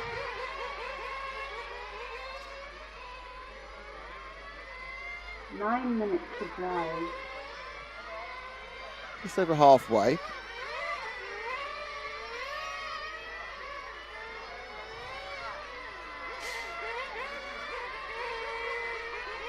Watch out 10 or 8, excuse me. Watch out Top 8, two. 8 watch Oh, the out, sun's out now. No more of this raining rubbish. You're getting a bit of sun down in the in Zagreb, capital, of course, of Croatia. Thank you. Just to see how far Pizzagalli is ahead of what's looking at the screen really than anything else. Because it's in fourth place now. It is Marco Antonio Delgado Valverde, who is 12 seconds behind. So there's no real battle for third at the moment. So let's stick with this leadership battle. It's slightly more interesting. Is again, Costa's now taken the lead. So Costa leads. Also, I was talking about bump up places. Always the way. Never take your eye off what looks like a settled race, because it suddenly just changes whilst you're trying to work out something else. Which in fairness is more important, because both these guys are bumping up anyway. So it's really about third. But Franco Desirio drops behind Miguel Acosta. Now this will be a double bump up for Miguel. Bad news for all of you who are fans of romance. Fabrizio Amore, he has pulled out of the race, unfortunately.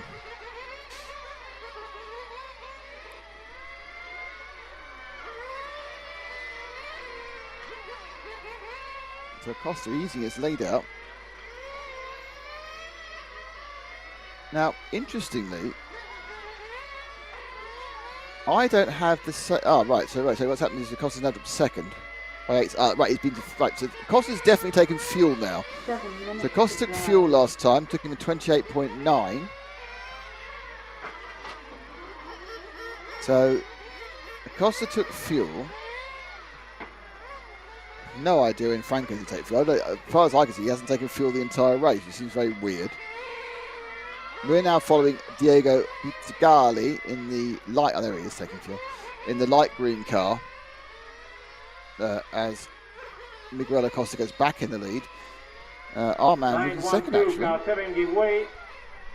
Diego Pizzagalli into second place. I'm not sure whether Diego in that spearmint green car has actually taken fuel yet. He's got ahead of Franco Desiderio.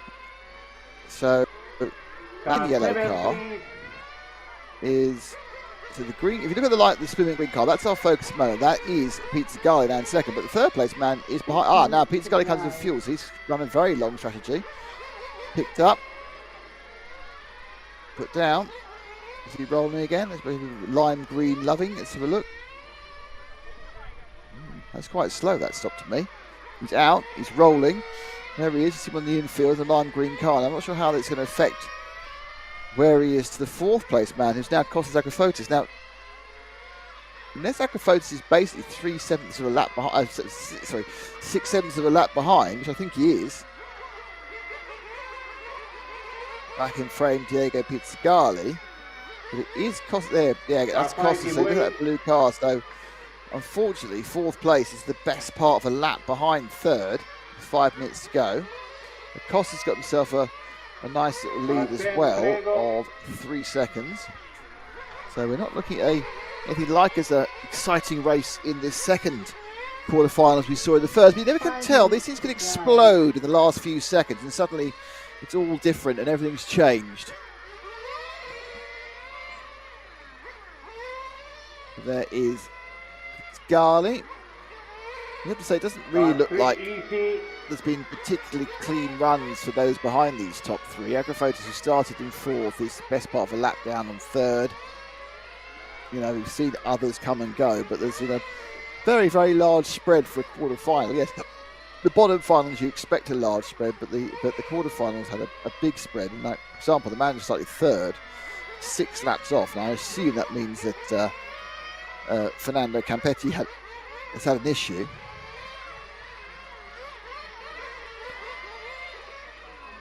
Miguel Acosta still leads. Just over 5 seconds his lead now. Pizzagalli on frame. He's in the spearmint green car. He is in 3rd. 4 minutes to drive. He's about to lap 4th, which is interesting. So that's Costa Agrafotis in the blue car, just going down the straight in front of him. There's the blue car. That's Agrafotis. And here's the spearmint machine of Mr. Pizzagalli. So he's about to lap. And he's actually been lapped as well. So you look at the car behind, that is our leader, and there we are. So 3rd place is a lap behind 1st, and probably tried 3rd could lap 4th. So big spread on this particular run over 20 minutes. Still 3.5 minutes to go, so it's not like we're right at the last knockings of this one.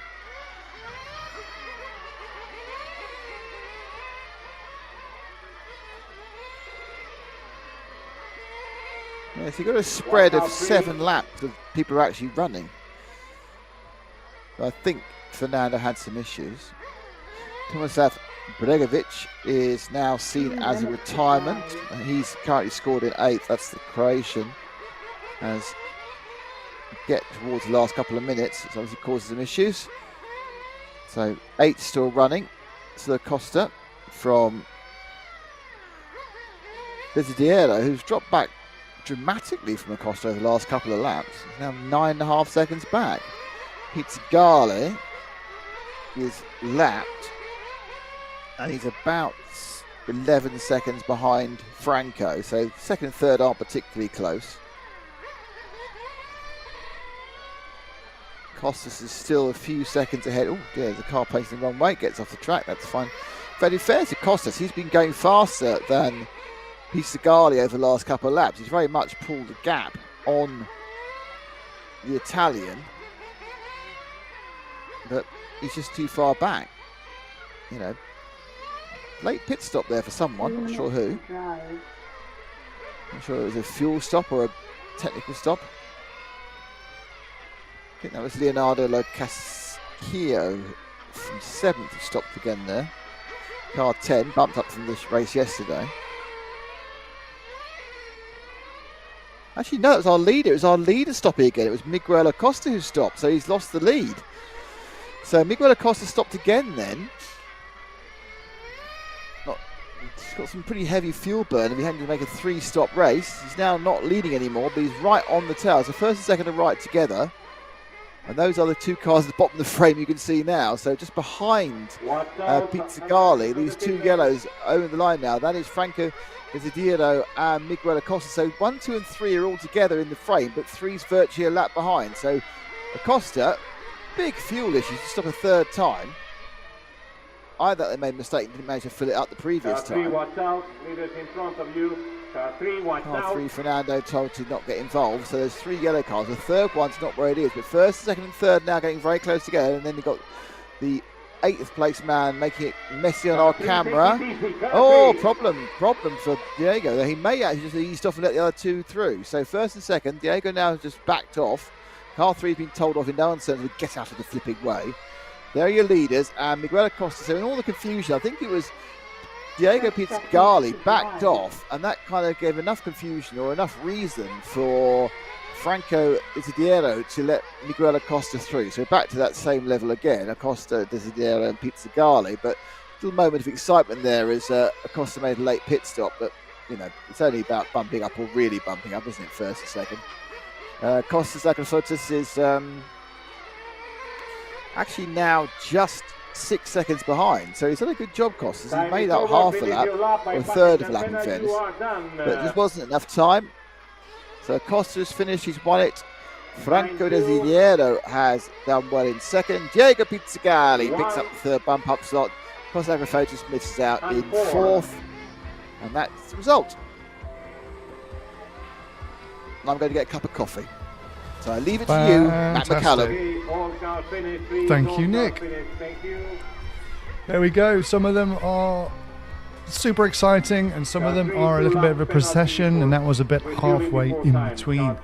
Coming up next, we're going back to the electric class here at the EFRA GT8 European Championships in both Nitro and Electric, and we're done with Nitro for a bit. We move back to the Electric class, and we move over to the D final again to have their third leg of the D final. So that would be Zednek Chirora, Robert Jersic, Alexander Earl, Kim Lindegaard, Igor Rahelic, and Sverno Alberghino.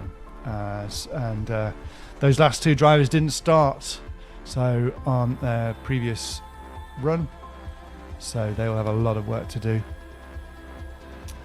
But within the next 4 races, we'll be declaring a new European champion in the electric class. Yes, we have D, C, the B, and then the A, and then we'll have a new European champion, and then we'll move back to the semi-finals, and then the last chance, and then albeit the main final to declare another European champion. We're declaring 2 today. So thanks for watching. You are with us. We are RC Racing TV. Pictures brought to you by Pull Start TV. This is an EFRA event, and thank you for watching along. Comments trickling nicely in the stream. Let us know. Let us know your views on the racing. Let us know where you're watching from, or just say hi, and we'll be sure to read out your comments. We'll be back very shortly.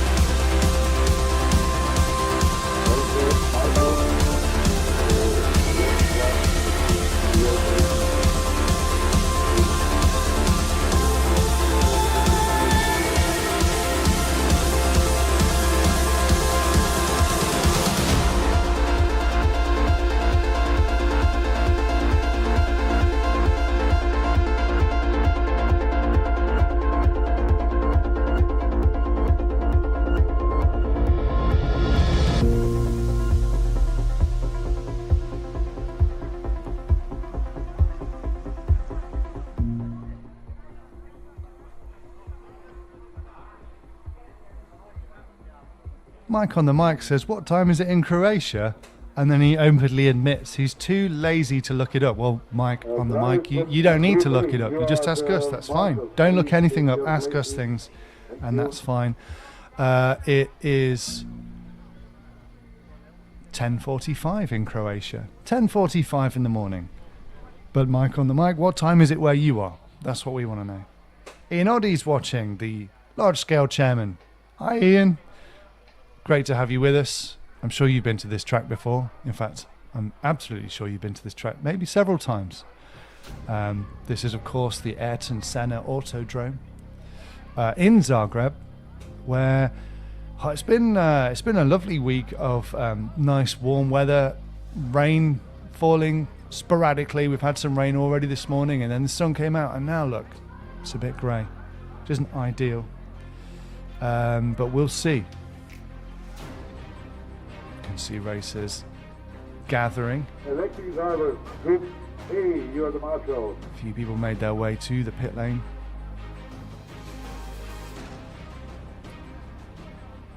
But we don't have a full complement of drivers. This, of course, isn't a stacked out final. There's only 6 racers, but only 4 actually started the last race. So will all 6 make it? Will all 6 take off from the starting grid? Go on, Nick, sorry. It's very exciting because we have a battle for the overall victory in the D final between Igor Hralic in car 3 and Zdeněk Čekura in car 2, because they've both had a win and a second place in the first 2 heats. It's not to be missed. That is exciting. Nothing. It is. It redefines exciting. Yeah. Okay, come on. Then what happened? So basically, I got up. I've come back and I'm covered in pets now. The cat in my lap, and my dog's just sitting, looking at the wall. I don't know why you're doing that, Vinny. Why are you just looking at the wall? It's like, oh, we can't possibly not be with you. I'm thinking, it would possibly be more convenient if you weren't with me. There you go. Nick's brought all of his menagerie of pets to Zagreb with him. They all have yes, they're all with. Sorry, in the commentary booth with me. Are my pets? That's true. One of whom, I'll be honest with you, and you can guess whether it's the cat or the Boston Terrier. It's a bit gassy. Well, yeah, you can always blame it on the dog. Well, there's no one else in the house, so I haven't got to blame it on anyone if it wasn't happening. I could just ignore it. I could sit in my own stink and enjoy it, but no. It's lovely. Right. Cars going out for their warm-up now. Let's see, will there be 4 cars or the full complement of 6? Or less. There's another one. Down the slide. In full. That was in full Croatian colours, that was. That was Robert. Robert Jezasic. So you've got 2 cars second checked in the in previous so far. one. Did he? Oh, I got my numbers wrong now. Final run 2, he came second. I thought it was Zdeněk and Hralic who came first in time. I could be wrong though. 30 seconds to start. Zdeněk and Hralic, yeah. Second and first in the first run. But in the second run. Yeah, in the last run. Oh, it's Final run Zdeněk 2. and Jerzy. Yes, you're right. So Zdeněk's got the best chance of winning, with the win in the second so far. 10, 9, 8, 7, 6, 5. Is that 3 cars? 4.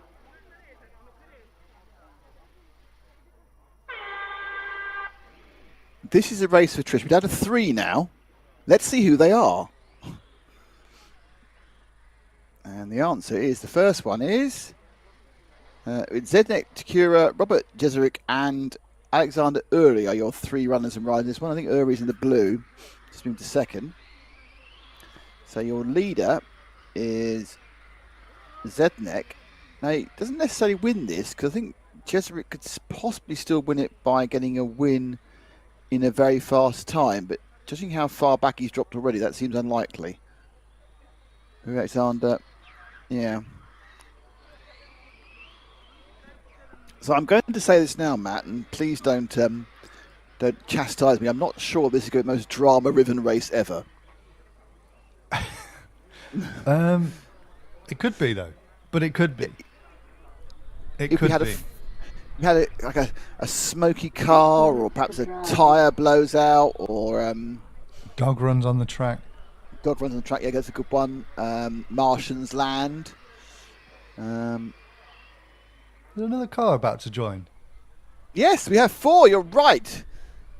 We have a late arrival at the Zagreb Racing Ball. Who will it be? It's very exciting. Who is the 4? I think it's Igor Hralic, is what I'm saying. I think that's going to be Igor's going to troll across any second now. It's Igor Hralic who's actually got himself into the race as well. just the 3 laps behind. But yeah. At times like this, I kind of wonder. You know that thing that says loop. Would it be more exciting if it said if you reversed it and it said pool? It was like a water hazard. That make it way. It's train. You're right. It's a train. It is a train. It's a proper train with like trucks. It's a freight train. That's got like a concrete train. Oh, this race is worthwhile just for that shot. Forget. I told you it could have been exciting, and it was. It was train-based exciting. I feel like Francis Bourgeois getting. I wish I had a kind of a camera on my head. Looked so excited. You know who Francois Bourgeois is? Of course. Who doesn't? Yeah, we didn't get any tones though, unfortunately. No. I only discovered him about 2 weeks ago. It's like, oh my god. Really? Yeah. What an amazing guy. God, you're old. Look, I don't have TikTok, so it has to come on Facebook before I have seen it, because I'm very, very old. I don't have Instagram either, really. I just kind of look at it occasionally and like all our own posts. Just the Twitter. The Twitter and the Facebook. The Daily Telegraph. Yeah. Well, you know what it's like. It's hard to keep up these modern things. I've been watching Euphoria recently. That's really hard to keep up with. Blimey. You seen Euphoria? I don't know what that is. Oh, now who's old? It's got Zendaya in it. Do you know who Zendaya is? No. The actress. Oh, for goodness sake. Going out with Tom Holland. You know who Tom Holland is? The actress, like you say, the actress, as if I'm going to know. Oh, no, not the hat stand. The actress. Oh, the actress. Yes, she's an actress. She's not actually a New Zealand sheep shearer who's giving a go in front of the camera. Anyway, it's called Euphoria. It's all going on. Did you ever watch Skins in the UK? Maybe Channel one 4. episode. I didn't have time for that. Yeah, but if you imagine the Skins, oddly, because the Skins are all about taking drugs, but you imagine Skins on acid, that's what Euphoria is. There's more drugs, there's more intrigue, there's more ridiculousness, and there's and everything else. There's also more male members on screen than I've ever seen before on any programme. Obviously, the Americans decide this is the new thing, is to just show lots and lots and lots of that. They're not excited, they're just relaxed. There are a lot of them. There's also a race going on. Is there? Is there really, though? Zednek Chikura is leading by a lap. Actually, just lap the rest of the field. Robert Jezerek is a lap ahead of third, who's Alexander Early. And Igor Ralicic, he joined a lap late, 3 laps late. Oh, that's not where you want to be. That's not the track. But do you not feel this is our role now? Is to fill the blanks of this particularly uninspiring race with interesting things. So far, I've recommended.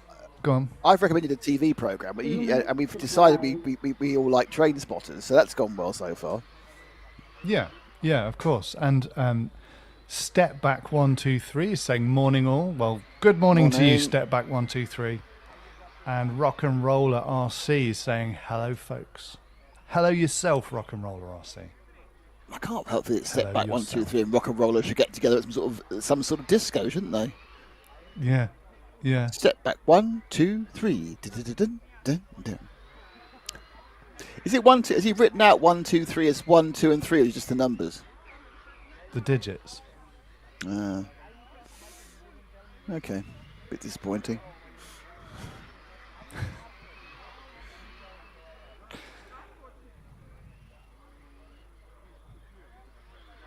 C final after. Why do you think? You know the graphic in the bottom with mini autodrome and the picture of the car. Why is it in the centre in quotes? I'm not sure. Because other tracks named after people, like Jerez, which is named after Angel Nieto, and Sarno, I think, which is named after Marco Simoncelli, they haven't got them. They don't have them in quotes. That's literally. That's just a question. I have no idea. 30 Well, seconds to drive. Could potentially take that up with the track, the track guys. Yes. Take it up with Antti. Ask Antti Dujek.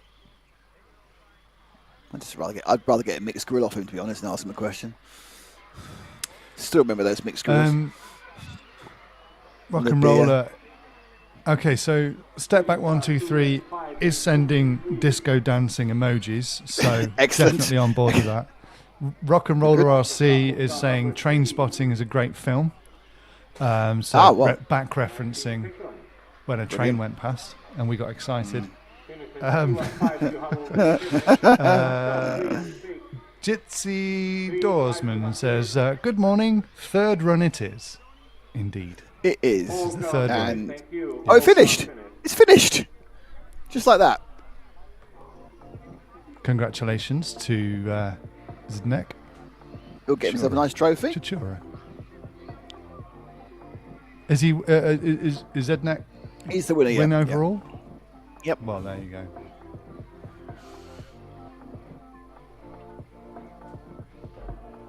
Next up, the C final. It's a full complement of 10 racers, although only 9 made the effort in the second leg. But the winner was Gasper Ravbar from 4th on the grid on the previous leg. But this is the Dusan Bayer race. Martin, who's right up at the top. This is his dad. And you spent many a happy week at the Bayer Drome, didn't you? Yeah, the Bayer Auto Arena. I did before it sadly shut down. But yeah, I did. Still, one of my favourite moments at the Absolutely. Bayer Auto Arena, having been there for about 10 days, was having to go directly from the track to the airport. But then having some food in the cafe and then going to put it into a large bin, like a you know, in films and stuff where people climb inside ginormous bins. I mean, what you call them, like biffer bins or dumpsters.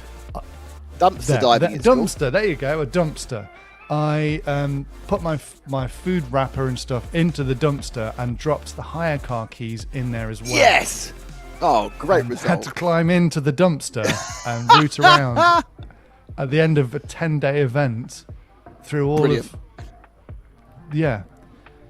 So that kind of crowned it all. But other than that, great memories of my time. One of my favourite clips was you in the Cannon. I love the Cannon clip early on. That's one of our earliest, but that was great fun. Yeah, they had cannons. You see, that's, you know, people made a good effort back in the day to do a good opening ceremony, and local. I think partially due to my campaign, it's come back. You know, last year we had flag throwing, we had 3D RC helicopter events, we had horse dancing as well. We had the three tenors in Portugal. And the three tenors, I think that was the closing ceremony. No, you had a band with the band, with, the chicken band, instruments. Yes. The chicken band, for which I made another superb "Don't Let Nick Go Near the Camera" situation, where I pressed record.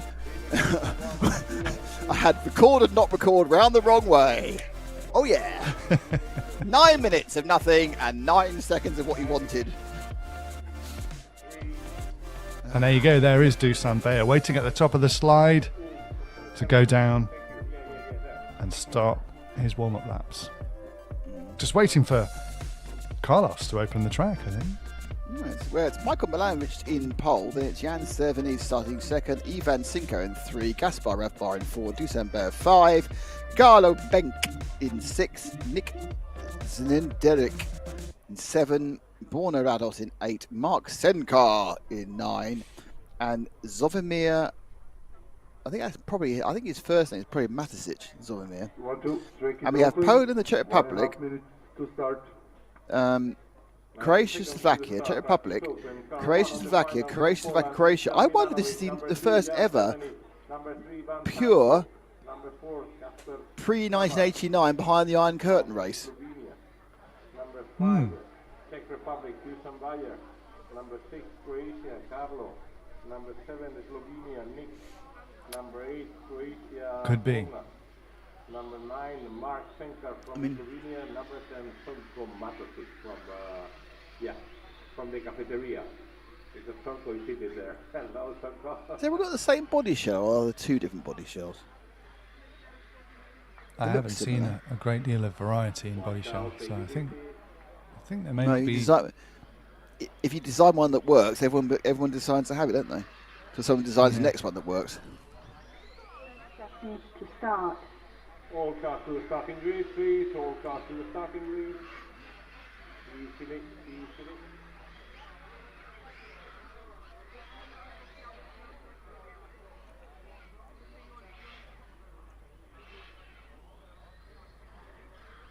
10. Wait. Bit of a premature countdown there. It's almost like Carlos asking the woman to wait. She has a recorded voice, he knows, doesn't he? Deirdre, shush! Wait! I don't think we've got car. It looks like car 2's not there. 10, 9, 8. Yep, we haven't got car 2, car 8 or car 10. If not checked in. 4. So Milanovic in green and white, and then it's Ivan Sinko starting behind him in orange, and then the pink and white is Gasper Ravbar.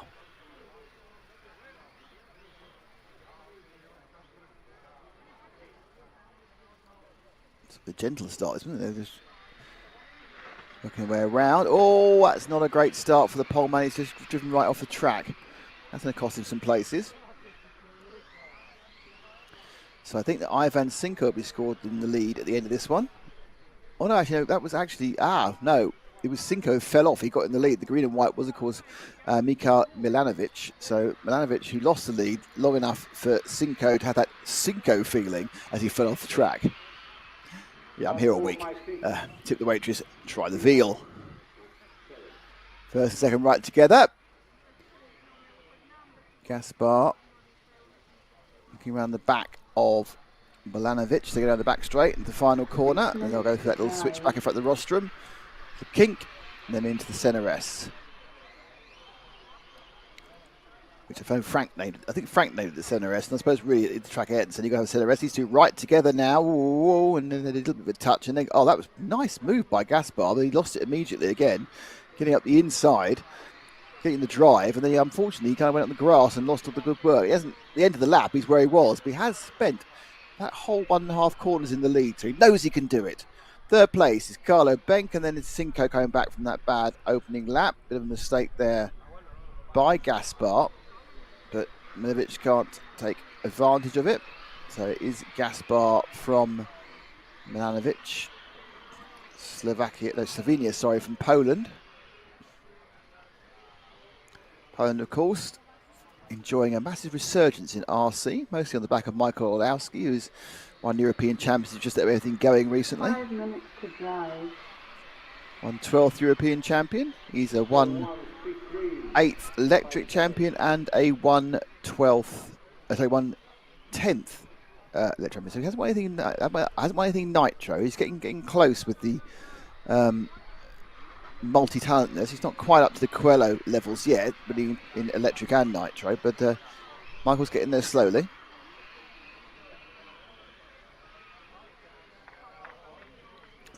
Gaspar now stretching the lead slightly from Mick. I think that Carlo Benk is also trying to gain on both of them. Leads about a second. I think it's come down slightly. That doesn't look like a second to me, that lead. I think a slightly better lap for Milanovic. They come across the time this time. Yep, half a second gap through the tightening complex on the right-hand side of the track as the drivers look at it. 4 minutes to drive. 4:16.35.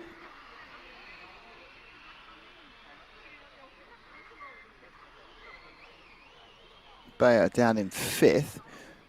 Yeah, we've just got 7 runners. Seveni, Borna Rados and Zvonimir Matisic decided not to, or perhaps weren't able to take part due to some of the issues we talked about with keeping these electric cars running. You know, if you've had a big electrical failure in the car and you're a club racer, those pieces of kit are expensive, so you can't necessarily just put the second one in and go, I'll go for it.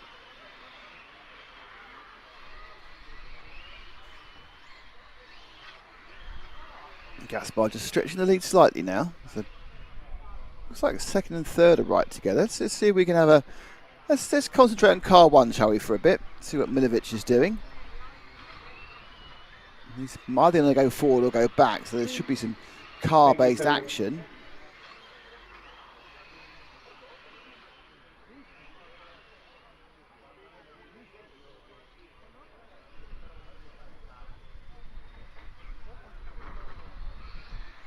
Down they come.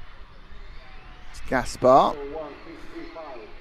Milovic, he's got that kind of battle with Carlo Benck for second. I mean, I know the winning counts in this one, but to be honest, it looks like Gaspar's got this one. But Milovic is kind of in the middle of it. He can either move forward towards Gaspar or drop back to Carlo Benck.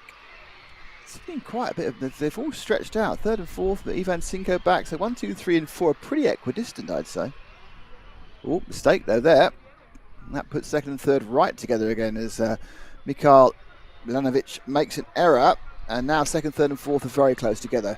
Milanovic green and white, pure green for Carlo Benck, and then we've got the car with the multicolour, but so it's mostly looking orange on this screen of Ivan Sinko. All good news for Gaspar as he continues to extend his lead, 2.5 seconds now.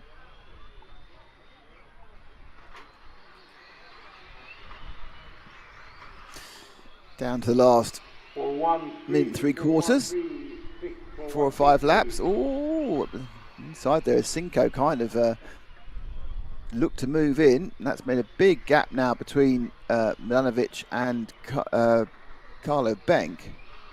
That was nose to tail, and now it's 2.5 seconds.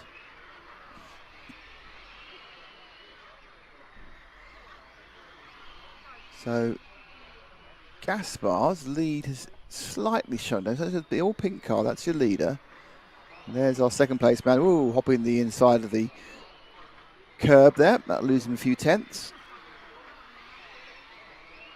1 minute. And just perhaps bring Carlo Benck back into the idea he might be able to catch up Mikhail for second. So Benck has more of an issue with Ivan Sinko on his tail than anything else. Leader leaving the frame on the right, that's second place, and third and fourth join the frame on the left. The top 4 all on the same frame, but quite spread out.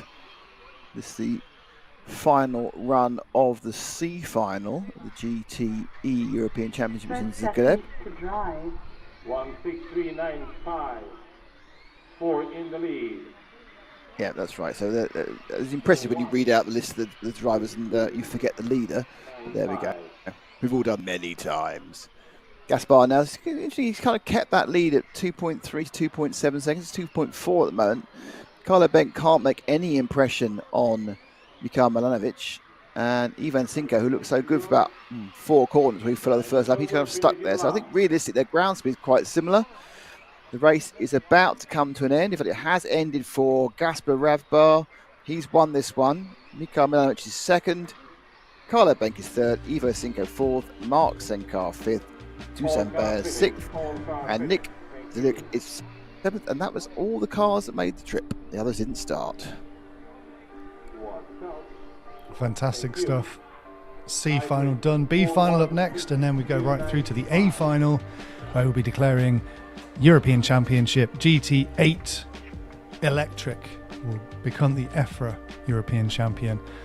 Interesting, the timing schedule at 11:15 the A final third run kicks off, and that runs till approximately 11:22, and then the semi-final B starts at 11:25, 3 minutes later, and Alessio Mazzeo will be in the A final driving electric, and then he'll be in the semi-final driving Nitro. He won't even have time to leave the driver's stand. Well, hopefully he'll have time to drive change the settings on his.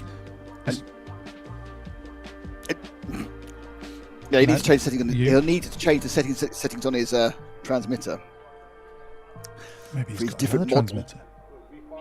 No, you wouldn't do that. You want to have one transmitter with two. They've got that hand feel. It feels right.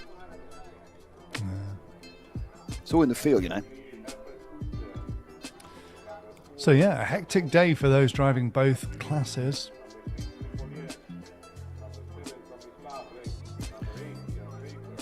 Here they So are. the B final is Matthias Benetton. I think we've agreed hasn't started the last couple.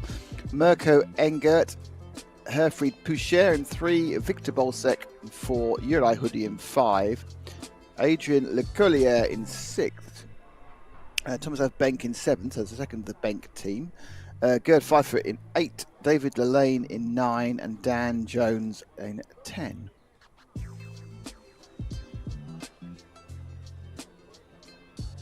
This is the EFRA GT8 European Championship coming to you live from Mini Autodrome Ayrton Senna in Zagreb. And it's an EFRA European Championship. Of course, we're RC Racing TV, and the pictures are brought to you thanks to Polestart TV. This is a Now, I don't. bit of an experiment for us all. Go on. No, I don't want to spoil everyone's fun, but this final's already been won by Herfried Poucher, who won the first 2 heats. Mirko Engert and Victor Bolsek both have a second and a third. So Right. that's the battle for second. But Herfried is already your B final champion here. So it's all about the glory now then. Everyone's just Yes. racing for pride. Or second place. Stefano question is, will Mazza Herfried says even go out? Forza Filippo Beretta, and Sylvain Gibson says Très beau trace. So something's very beautiful. I think maybe the Yeah. track. Yeah. Could be. Could be us. We're very beautiful. Yes, very beautiful commentary. Yeah. I wouldn't go that far. I'll take physical beauty over confidence in what I'm actually doing. Nope, something's amused Carlos. Very nice layout. So that's translated to very nice layout. So there you go. It is a very nice layout. Flow's lovely. We haven't had any complaints about that. People have enjoyed racing on this track this week. What have we had complaints about? There's no complaints about something. Power cuts, I think, has been 9, slight issue. 7, 6, 5. So I don't think that our winner, Herfried Poucher, is taking part. So that green car is Mirko Engert. The green and white car is Victor Bolsek. And then you got Uri Hoodie in third at the moment. But yes, we haven't got our pole man, Matthias Benetton, and we haven't got our overall winner, Herfried Poucher. So it's a chance for somebody else to shine in the B final in the GTE Championships here in Zagreb for the EFRA European Championship. So first 2 away, and that's Benetton and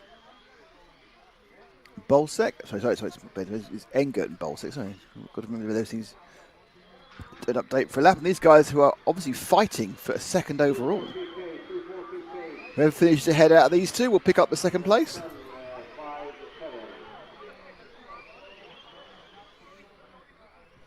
So early advantage to Mirko Engert in the pure green car, with the green and white of Victor Bolsek now just trying to get back to him.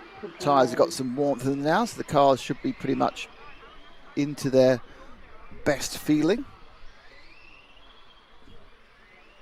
Unlike, obviously, being electric cars, they don't get lighter as they go along, unlike the Nitro cars, which will be burning off fuel for the and then taking on more fuel. It's not a huge amount of weight, it's about 100 grams, but it can make a big difference, the centralised balance of the car. But electric cars, remember someone telling me in all, he sat there and swore blind that when you used a battery, it weighed less.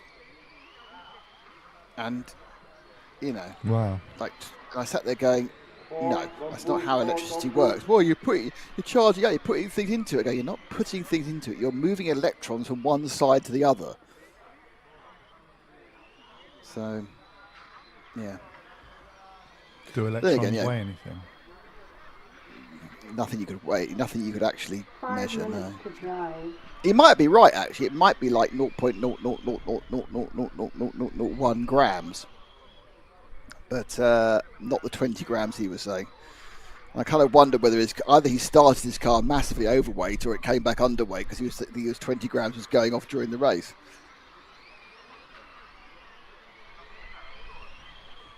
Bits of the car falling off, maybe. Well, that's happened before. 248.510. I mean, there's been obviously it's one of the ways in which previous situations have been what's the word for it? Manipulated. And if your mechanic picks up the car after the race, and they can sleight of hand 20 or 30 grams of lead, which they stick into the car, it'll pass weight we wouldn't have done normally. That's why in big races you're not allowed to touch the car after the race. It has to be picked up by somebody independent. 2485. Interesting. Well, basically, when they built as soon as they built the second car, that's when the first race took place. And after that first race was when the first cheating took place. Because the person who came second wanted to work out why, realised it, and then decided to work a way of cheating to try and win. Because that's how it happens. Motorsport is all about trying the exploits and then getting caught. And maybe all sports? Yeah, I think you're probably right. I think everyone tries to bend the rules, and bending the rules is another word for cheating, obviously.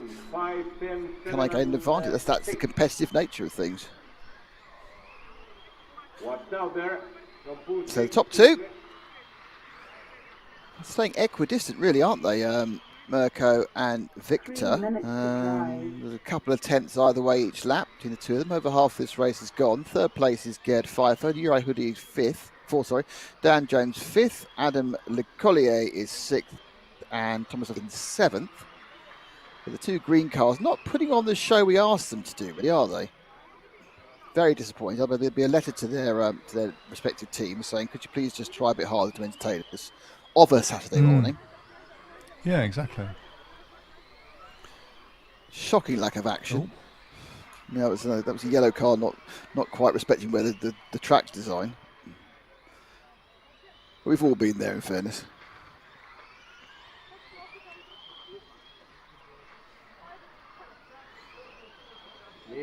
Green on green. Did you see that as an Australian, going back to our comment a second ago, it wants to set up the World Enhanced Games? The World Enhanced Games.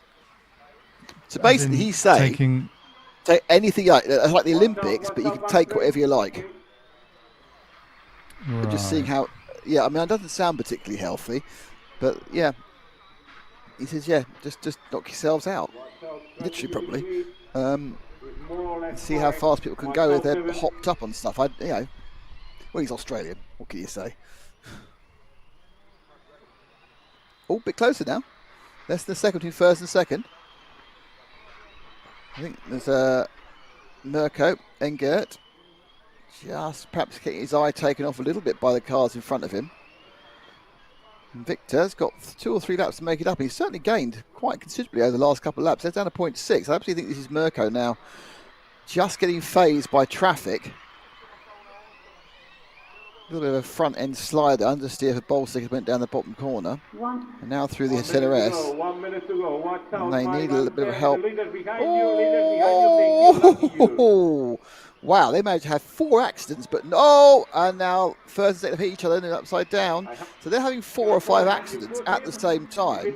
And what actually happens is first and second hit each other. Just see it there. Bolsick has turned Mirko over, and I think he may have. Yeah, Bolsick's taken the lead despite knocking Mirko over. So I'm not sure about that, to be honest.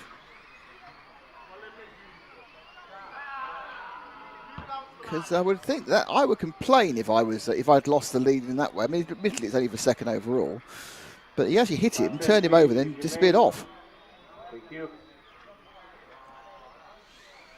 And obviously, there's referees, so they have declared it fine, but Last second of the race, 7 you have finished. not sure. Who knows? I mean, we didn't see the whole instance. We watched the replay of the previous instance, so it may have been a bit different, but you know.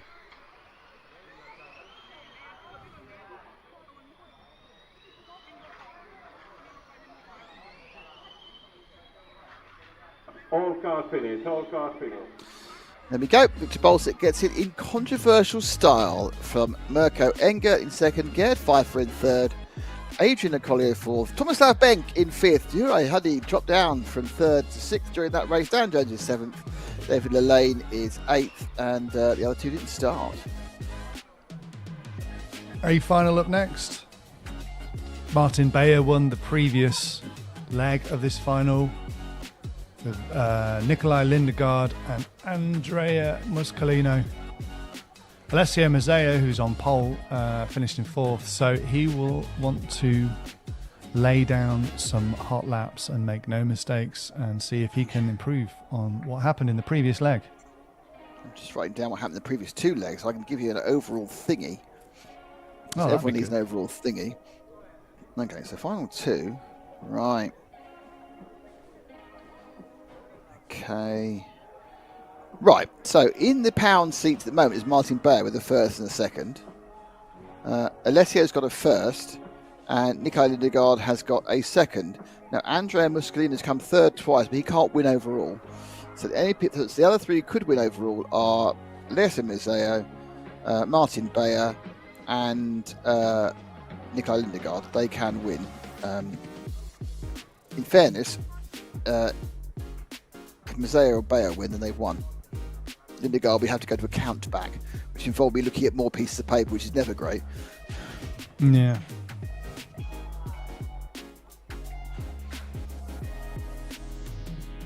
The cars lining up. We will crown a European champion in just 10 short minutes. Who's your money on?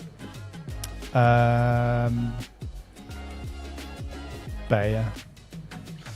Beyer, adding a third European. I don't think didn't he win this last year? Was this a full European championship last year? Was it precursor championship?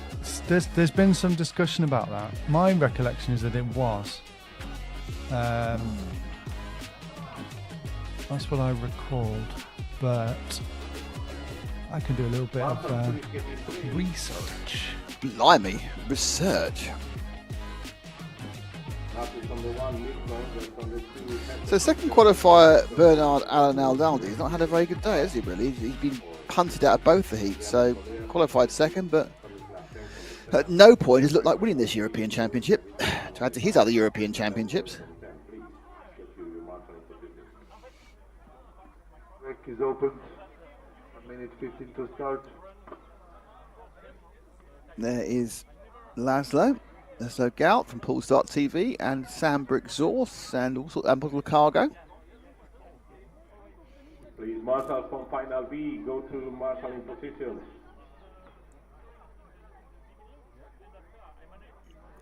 I've seen Frank for a while, which is worrying. Brunch. Of course, yes. One of his 7 meals of the day.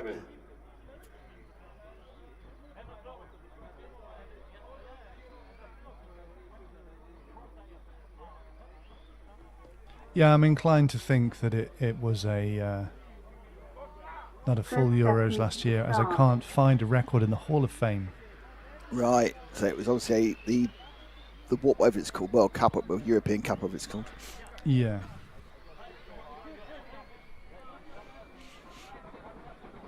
No, there's Frank. It's all right. Go to the starting grid, driver. Fantastic. Go to the starting grid, please. So going round an extra lap. Alessio looking to just generate a bit of heat in his tyres in the all-orange car at the middle of your screen. Bernard Alan-Aldi, who's not featured at all in the first two heats, but of course can still win this heat in the Spearmint green car. Third, another orange car, but darker than Alessio's, is Martin Beyer. And those are the two who are really fighting for the championship. Behind them, Andrea Muscolino, who is in light yellow. And Nikolai Lindegaard, who actually still has a chance of winning overall. He's starting way back in 7th, so he's going to need a bit of help from the gods to get himself through towards the front again, as happened last time. 10, 9, 8, 7, 6, 5, 4.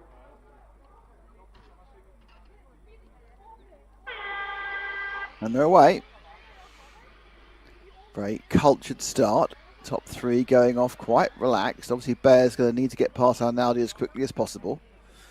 So Alessio starts well at the moment, all of them being quite careful. Oh, apart from Bayer there. Oh, that's not gone well.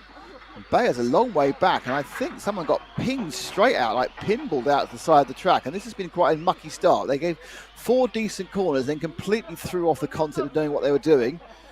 And it is Alessio leading from Andrea Muscolino. Now Bayer's down in 8th. So this is now absolutely... Oh, and Lindegaard's got himself through to 3rd, so that's impressive. So Lindegaard has had another demon start from 7th to 3rd. Arnaldi in 4th. 2nd is Muscolino. The key point about this is if Mazur can keep the thing on the island, he'll become European champion, because Bayer, after a kind of a 3 or 4 corners of conflagration with various other drivers, dropped back to 7th now. He was 8th. But Lindegaard needs to get past Muscolino to see if he can attack Mazzeo, and then I'll have to work out count back, which is never any fun, because we assume that the tiebreaker is normally fastest run. Mazzeo, orange, leading. Muscolino, oh, that scratching of Lexon on tarmac, never good, but I think it means that possibly Bayer now is up to 5th. Just see if they come across the line now. Yeah, Bayer's in 5th. So Bayer's on his way back, in fairness to him. But he's got a lot of cars between himself and Alessio Mazzeo. He uninvolved in the incident that Bayer had. Bayer kind of falling over the back of Arnaldi, who's in 4th, and then having an issue at the far corner.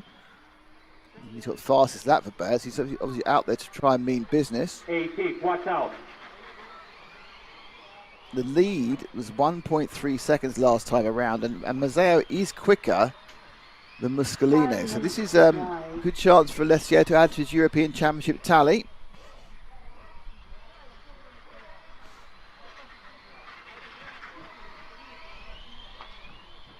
Couple of minutes gone, just over 4.5 left. Settling down now, really, as already Bayer has picked off Bernard Allen Arnaldi.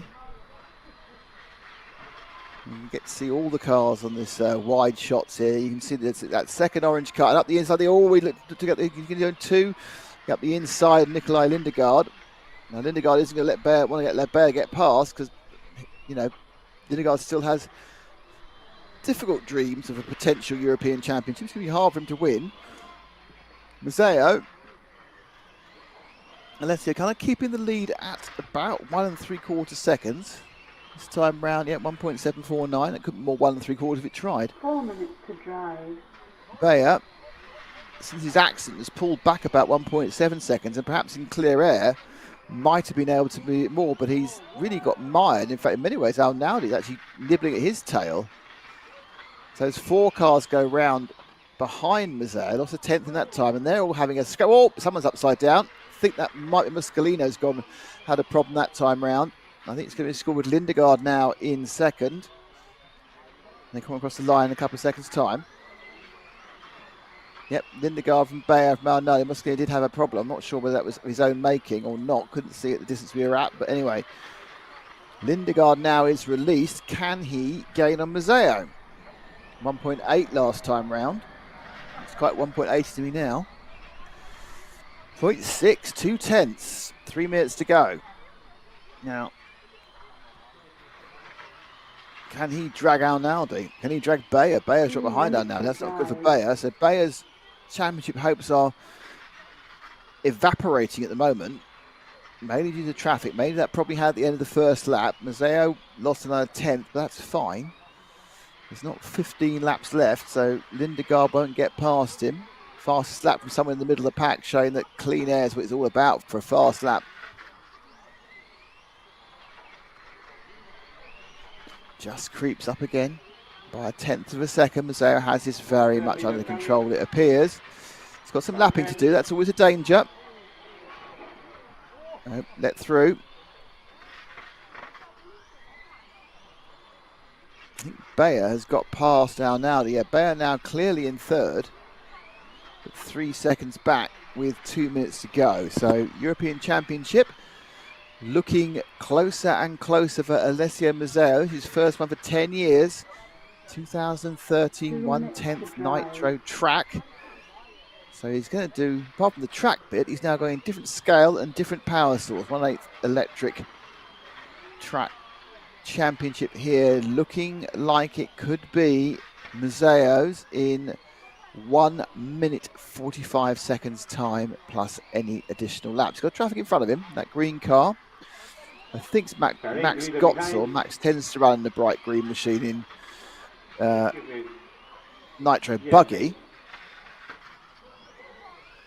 Might not be. Yep, was him. So gap up to 1.8. This is looking very much like Mazzeo is going to take this, his second European Championship. Gottsel lets him through. Probably the last major hurdle there was just that, because there's no real back marker is going to bother him in the next minute or so. So it's just keep it pointing the right direction. 1 minute In the centre of the track. You've got a few tenths behind him. Bayer really scrapping with Lindegaard. I think he may get him, but he's just too little too late after that very bad first lap. So, you know, European Championship effectively for Bayer disappeared at the back end of lap 1. And now, 6 minutes later, he's trying to make up for it, but it is too little too late unless Mazzeo makes a major error. And Mazzeo has 2 laps to go. This one and one more. 30 seconds to drive. Sweeps round the back of the track. Through the kink in front of the driver's stand for the penultimate time. Now across the line. Yep, 15 seconds to go. It's going to be his last. Slow down a bit, but it's got there's a lot of traffic in between Mazzeo and Lindegaard and Bayer. And Mazzeo building up now for just a couple more corners. Alessio Mazzeo is going to be your European champion in 1/8 GTE and your first champion of the weekend. Alessio Mazzeo, the Italian, takes his second European championship and his first with electric motive power. Congratulations to Alessio and all of his team.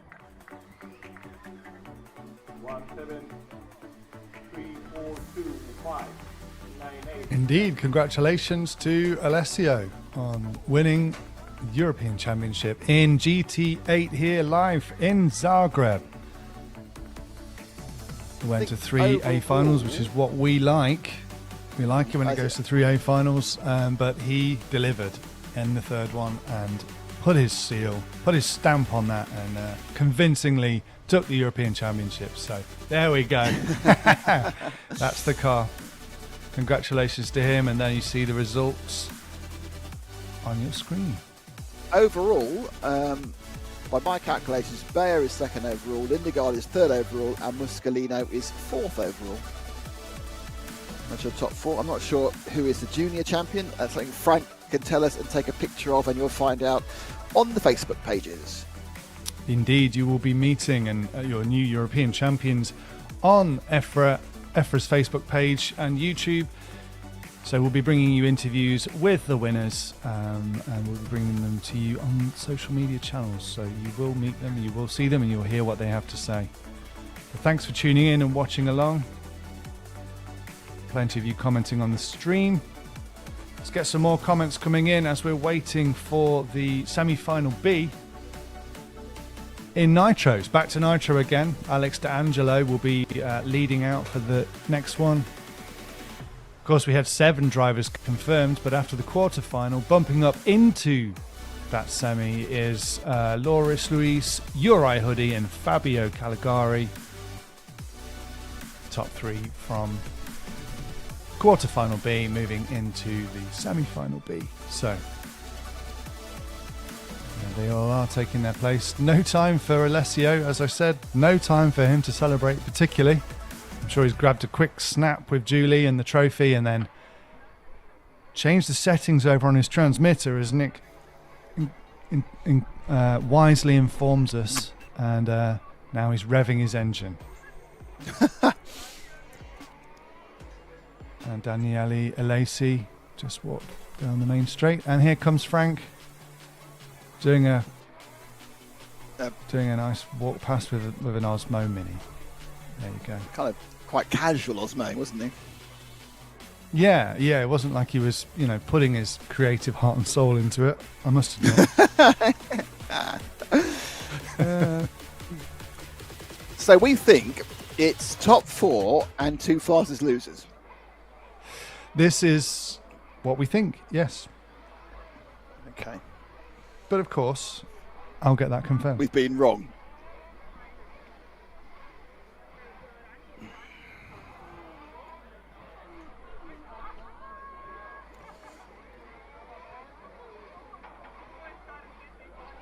No, not top 4 and 2 fastest losers, because we've got the lucky, what's it called? Oh, the lucky dog. So is it top 5? Lucky chance race. No, it's just the top 5. The lucky chance race. So I'm just saying, logically, to me, it would be the top 3 plus the fastest 4th, and then See, I said this, but then we had 11 drivers in 1/10. Yeah, I think Main it's top final. 5, and then... Oh no, we've already got 2, haven't we? So we've already got 2. Exactly. So it's the top 4, you're right, and then everyone else goes through. So But there's we've no got the reason for last chance fastest as well. loser. Yeah, there's no reason for fastest losers because it's the last chance. Right, so we've already got 2 in, which is Bayer and Andrea Catanzi. Andrea Catanzi. Catanzani. Thank you. So Catanzani and Bayer are through. The top 4 from here will also go through, and then the ones who aren't in the top 4 go to the last chance shootout. There we are. We've worked it out. It only took 5 minutes. It's not like I haven't been doing this for the last 12 years. Actually, we've been doing this for the last 13 years. 3 minutes to start. This is season 14, isn't it? Where has the time got? Season 14 of Live? No, Or season 14 of EFRA. Right. Season 14 of EFRA and season 12 of Live. Well, actually, it's not really season 12 of Live because, of course, we lost a year with the pandemic. But hey, we'll count it.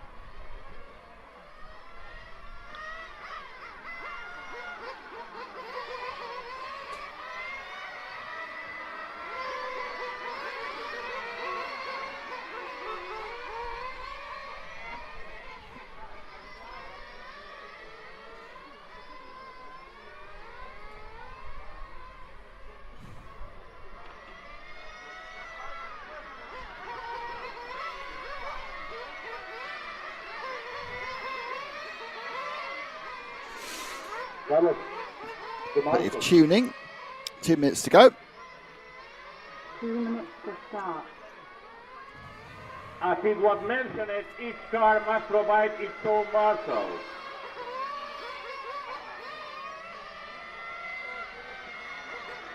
Was that just a general call for marshals then? I wasn't quite sure.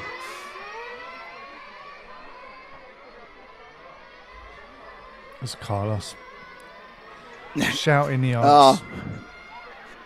Barking the orders. Each car must provide its own marshal. Each car must right, provide their yeah. own marshal. So there you go, now we know. So cars know people, drivers know people. Yeah, I can confirm what I was talking about earlier with Andrea Catanzi being a very young driver who has not Oh, it's Catanzi. incredibly experienced in this class of racing and has top qualified, so well done to him. 1 Showing minute off, to as I said start. before.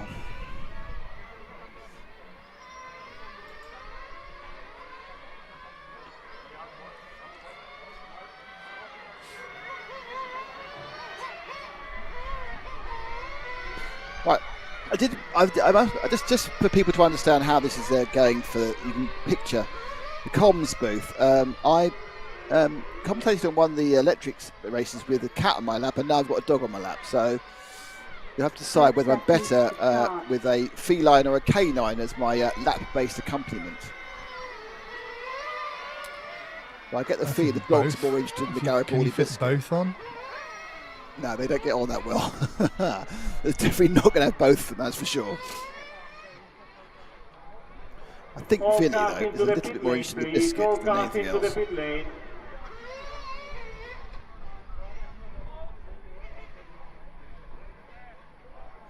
If you look up in the top left-hand corner, you can see our lovely new RC Racing TV logo.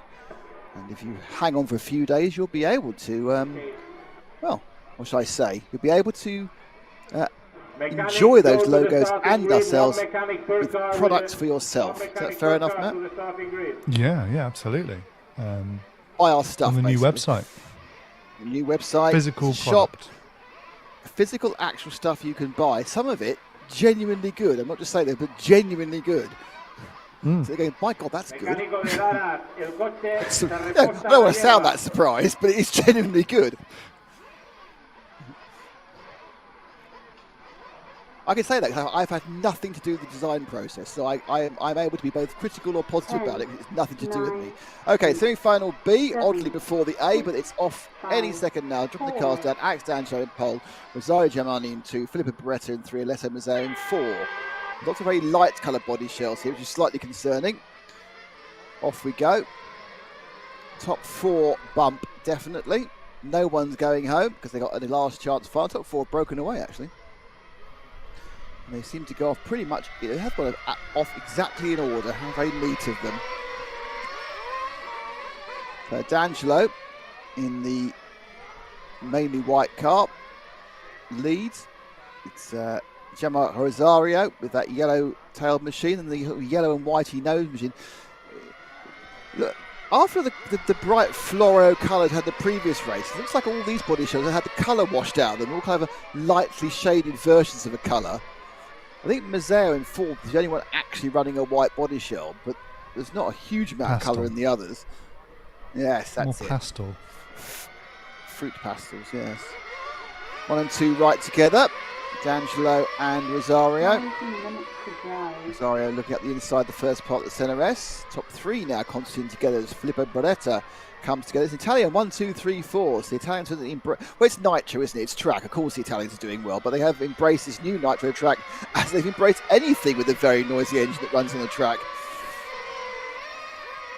Realistically, you know, this is what Italy lives for in the RC world. Something very noisy, revving very hard on a bit of asphalt.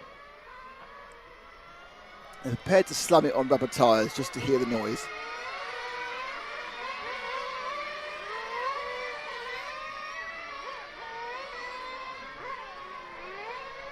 There's less Germans doing this than I would have expected, Matt. I would have thought the Germans would embrace this as well. Yeah, that is interesting.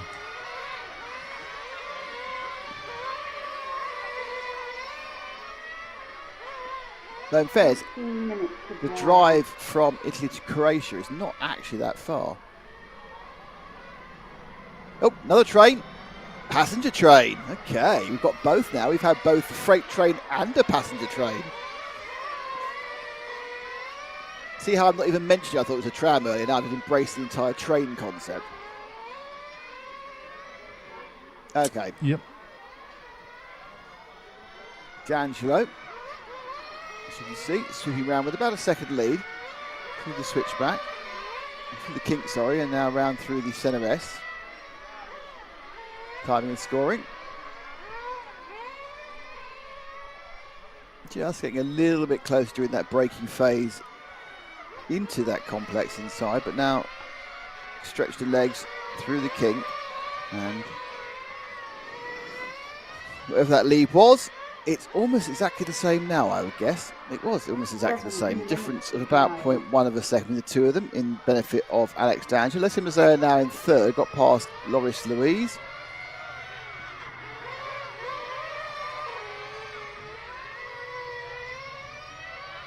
It's a train of 3 cars nailed together for 2nd, 3rd and 4th. Should we have a look at Alessio, rather because he seems to be in a bit of a battle. Car 4.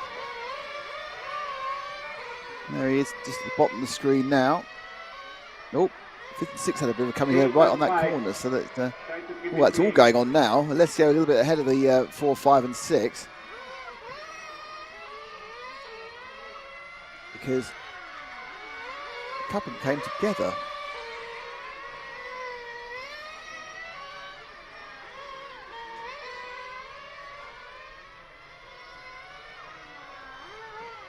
Minutes to drive. So Mazzeo picked up now. He's managed to give himself a little bit of a gap in 3rd.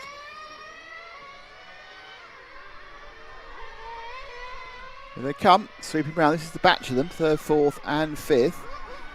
So quite close together, 3rd and 4th. The green car currently in 4th. That's Loris Louise. The 5th is the yellow machine of Anton Dadas. And then the pink car is Clive Connolly from the Republic of Ireland.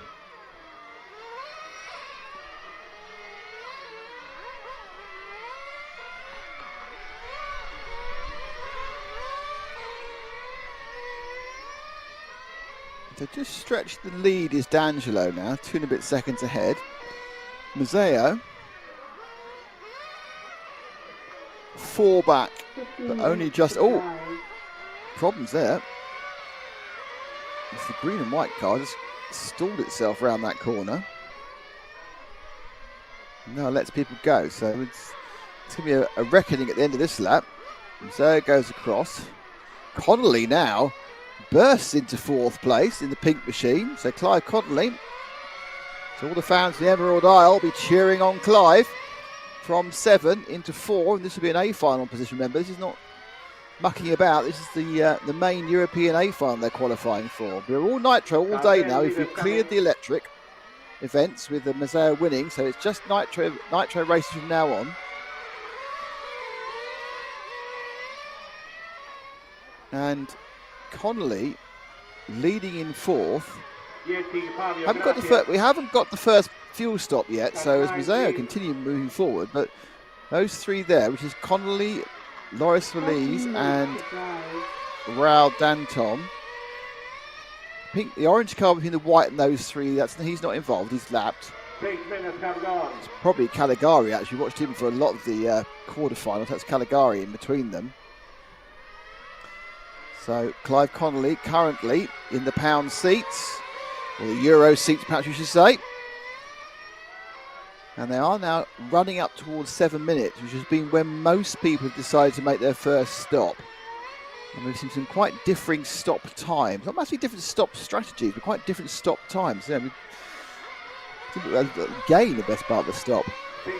6:40 have gone. So 20 seconds till 7 minutes, which is often when things get interesting.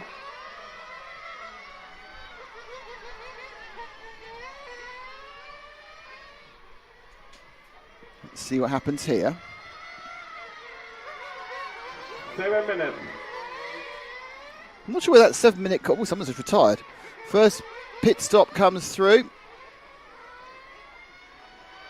Now all stopping now, so this is going to be a bit of a kind of a shuffle out for the next couple of laps. We see that everyone has now made that start. See, Mazzeo was scored down in 8th because he went early. Let's see where he is as they come through again.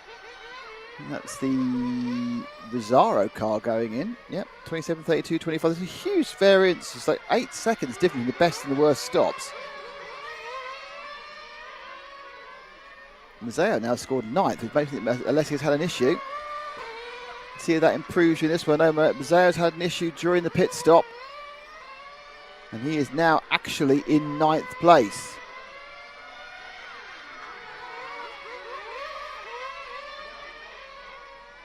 So the big loser during the stops was Alessio. 12 minutes to drive. So it's Alex D'Angelo, Giacomo Loris, Anton Dallas, Clive Connolly back down to 5th. He's lost a place during the stops as well. Uri Hoodie 6th. Mazzeo in 7. And then Caligari and Tarragoni. But yeah, that's not gone well, to put it mildly. Been a bad one for Connolly as well. He pulled in a very comfortable 4th. And that's dropped down to a not particularly comfortable 5th. And there's been a kind of a general spread. Rosario from 2nd lost some time as well from Loris. Mazzeo now, not really sure what he can do about this. He's a long way back. Just about to try and get past Uri Hoodie is Mazzeo, and he's done that, I think. Nope, it's behind Hoodie. It's Hoodie, and there's Mazzeo. 11 minutes to drive. So the colour on the hat there. Now I'm wondering whether he's about to be overtaken by our leader. I'm not totally sure. I need to watch see what colour flashes yellow when he flashes. Yeah, it's our leader. It's the leader behind him. As we're now moving up and having a look at Loris Louise in third place.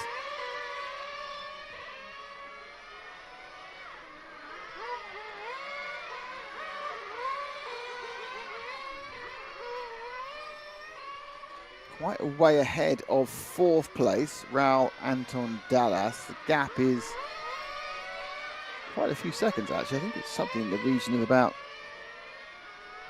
8. So that first set of pit stops really shuffled the race up. The race was looking quite close. Lots of people had a chance, and it's really shuffled things up. Certainly Connolly and Mazzeo, the big losers, which means the big winner was Dallas and Luis Loris. The top two, well, also in fairness, Rosario Gimano lost a lot of time to Alex D'Angelo. So D'Angelo had a lovely time, and many others did not.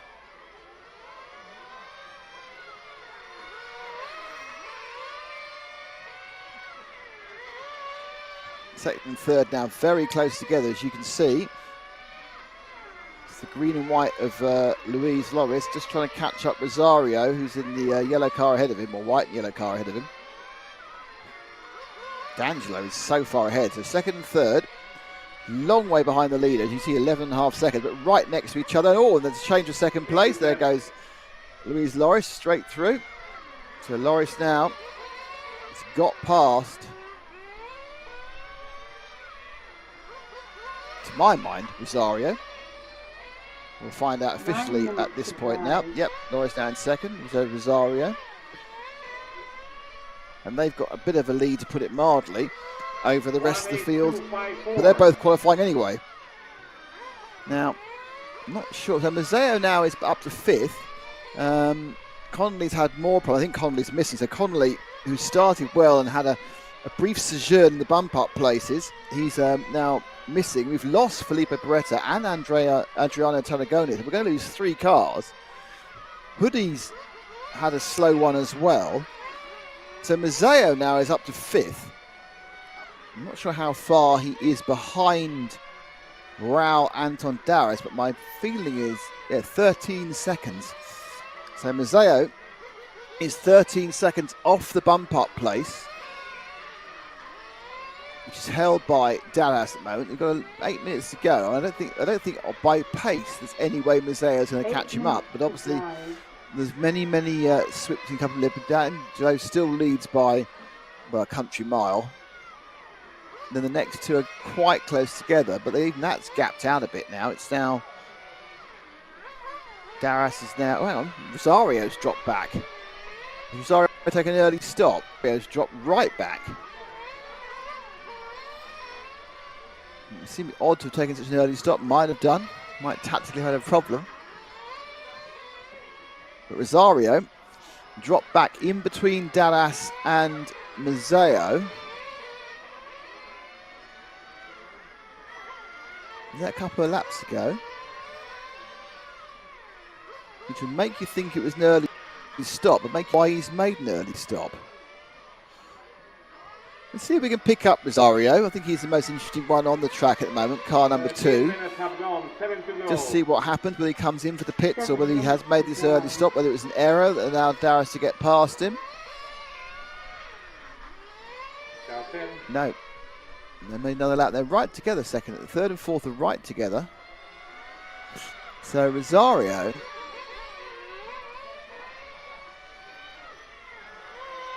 wait for this to unwind a little bit on the stack and see who up. They are now looking for the second stop. Just wondering, Rosario did come in super early. It's right behind. So second and third, you can see him right on the camera there as they go through the switchback. That is third and fourth. Right together. Darius, so it's yellow with a blue tail. White and yellow are the 2 cars. Neither of them are coming in unless they both already come in, which is even more confusing. Unsafe release for car 8, which is our second place man, but he's very safely in second, so it's not really an issue. Into the pits comes one of them. My guess is that was Dallas, because I think that Rosario had stopped. My feeling is behind Rosario, that may very well be Mazzeo, So Mazzeo, I think, is right behind Dallas, but he's obviously a lap back. Yep, that's what it is. So that's just going through there. So that white car, so the green car is the white car. So the white car is Mazzeo. Mazzeo's just unlapped himself to Rosario, but the issue obviously is he needs to just get past Raul Darras to get second place. Rosario now has a back marker in the green and white car. So Mazzeo continues to be 10 seconds behind Raul Darras. And that's going to be the deciding factor here for Mazzeo, the new European champion, of course, in the electric class, but he's not going to bump his way into his final due to a problem with his first pit stop. I assume it was a flame out and had to restart the car, and he lost the best part of a lap. So he now is banking on problems for other people to get himself into the chances. There's Rosario happily in second, Loris in third, Raul Darras in fourth, and Mazzeo in fifth. Big lead for Alex D'Angelo now, over a lap and 11 seconds, I think he is. Rosario, Loris, and Darras on the same lap, and then 2/3 of that back from that is Mazzeo, who's constantly pushing. His best lap last time, well, one of his best laps last time, an 18.2. He's gaining 19. I don't know where he gained. It was a 19.1 last time round for Darras. Mazzeo, see what he did, 18.5, so 0.6 of a second. There's just not going to be enough laps. Let's see if we can find Darras, car number 5. We've not seen him, and he is currently sitting in the pound seats, the number 5. He's got the, he is the man who's bumping up at the moment. Better lap that time round as well, 18.8, that's 18.5. So again, every single lap, Alessio's getting nearer. But Darras is the man who has the position the others want. An extra pit stop from someone there. Looks like that's a drive-through for a previous issue.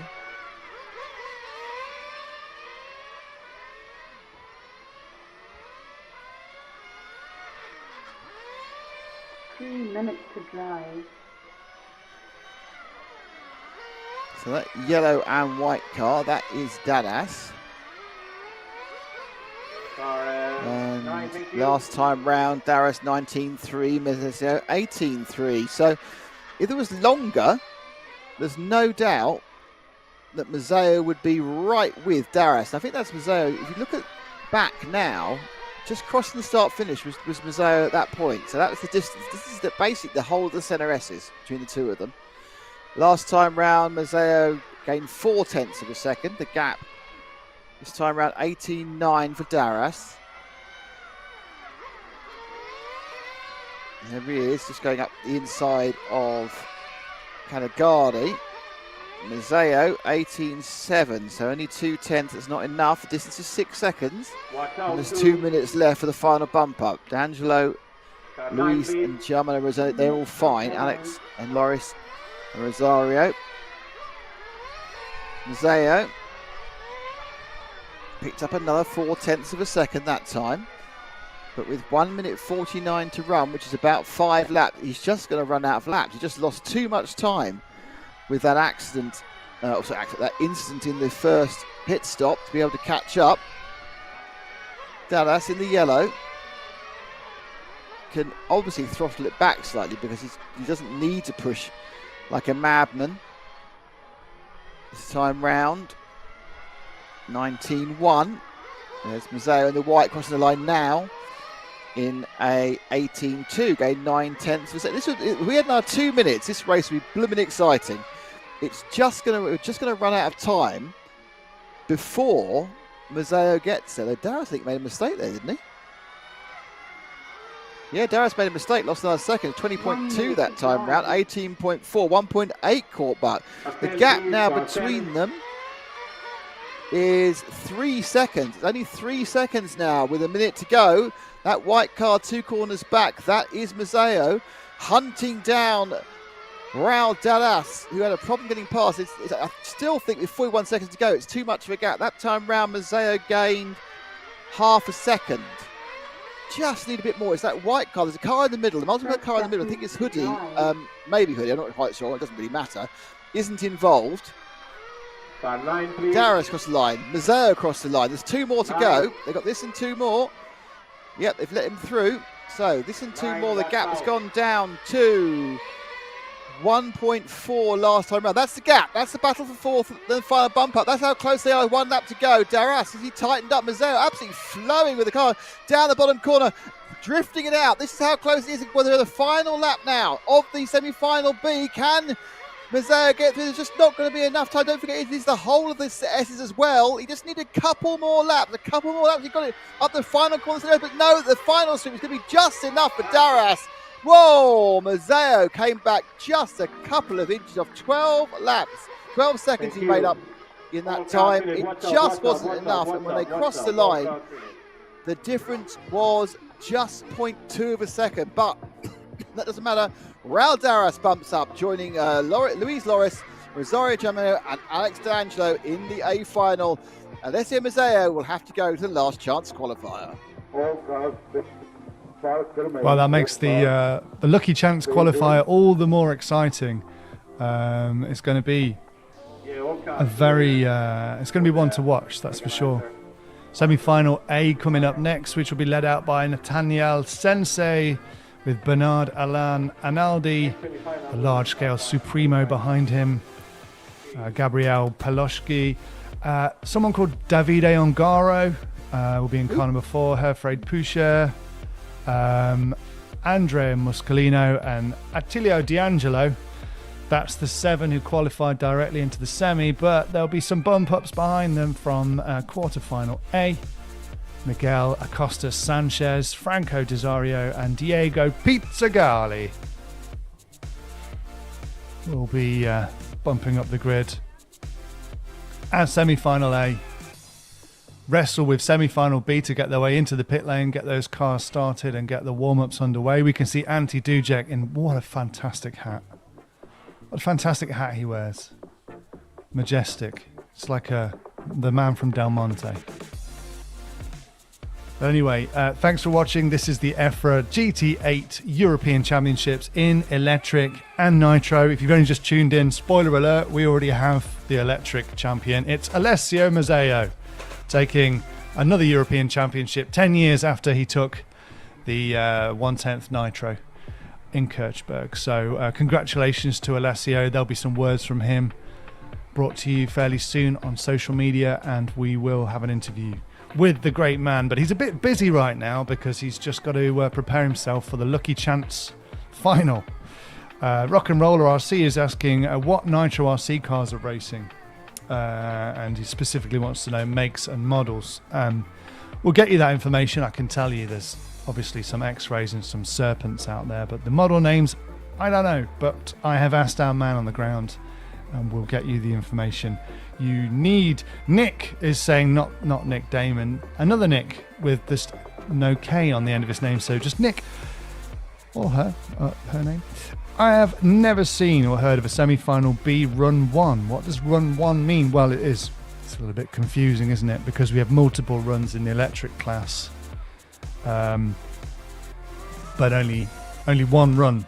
So they don't really need to put one run. As you would expect, there's just one semi-final A and one semi-final B. They're not multiple runs, but I guess the timing system says it's getting used to having an electric race combined with a nitro race, where it's expecting there to be multiple races. So that's what it is. Just ignore it if it's nitro. In terms of the manufacturers out on track, Genius, Capricorn, Shepis, iPhoenix, X-Ray, Raptor. So there you go. It is a growing class with many manufacturers making cars for it. So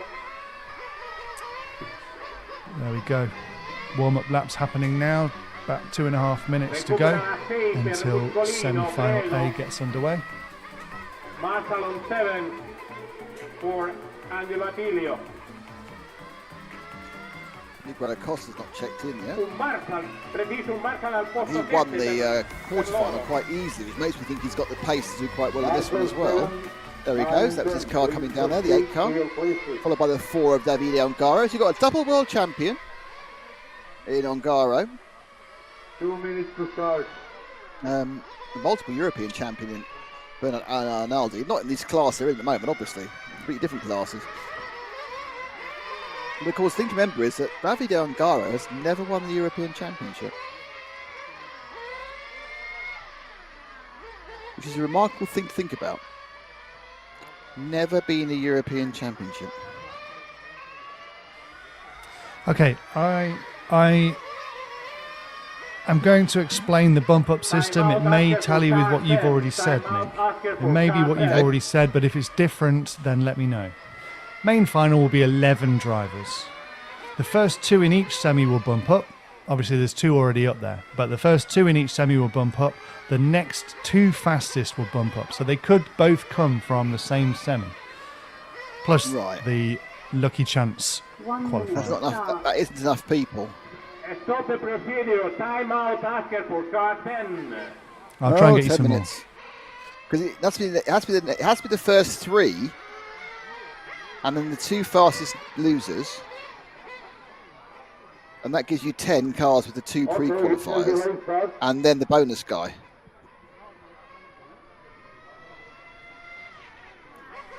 That would seem more to be bad it. information coming from the track.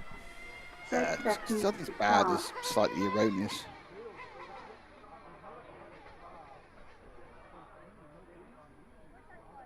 Okay, delay start at this point.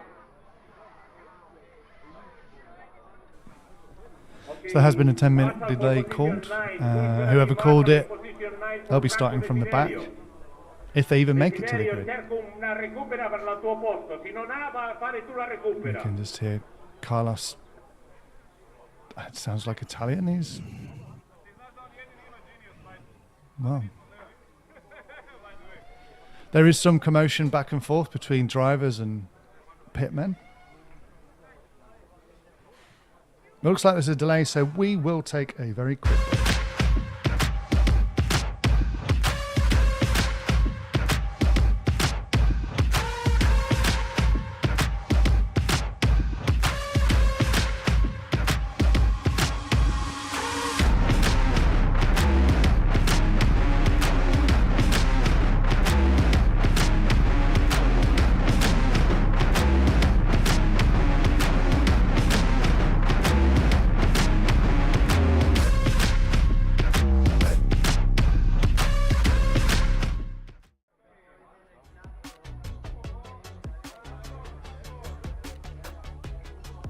It's the EFRA GT8 Euros coming to you live from Zagreb. All those logos you just saw, they're all the associate members of EFRA. So thank you to all of them who helped make this possible. Thank you to EFRA, principally, for presiding over this event and working to create fair racing systems and a community, a system of national federations who come together and form the European Federation, and a lot of hard work goes into that, and we thank them very much for what they do to make this sport possible, and also to ensure that you get to see it from the comfort of your home. And Nick gets to talk about it from the comfort of his home. That's true. Okay, everything is fine. Can we start with the 3 minutes again, Luca? 3-3. So the question is, who called the timeout? Because they start at the back, don't they? Hmm.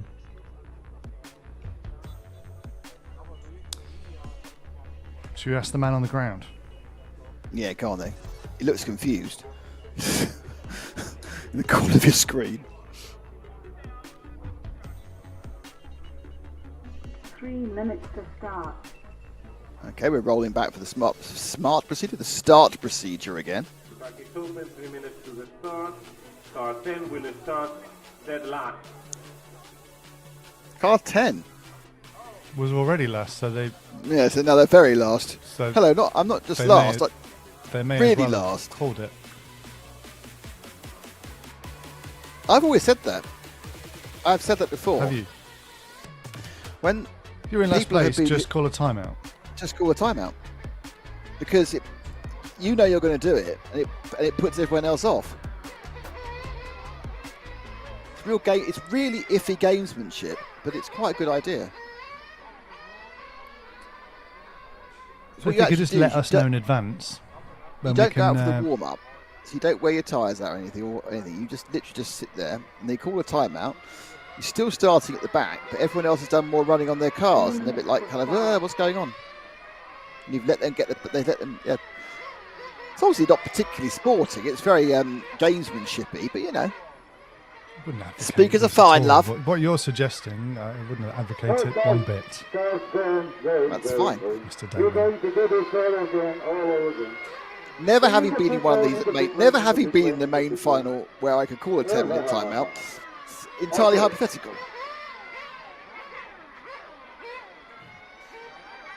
My Nitro racing is limited to 2 exceptionally unsuccessful events. Actually, I don't know. Actually, we were quite successful with the Bajas, weren't we, in Spain? That was quite fun. I'm so sorry.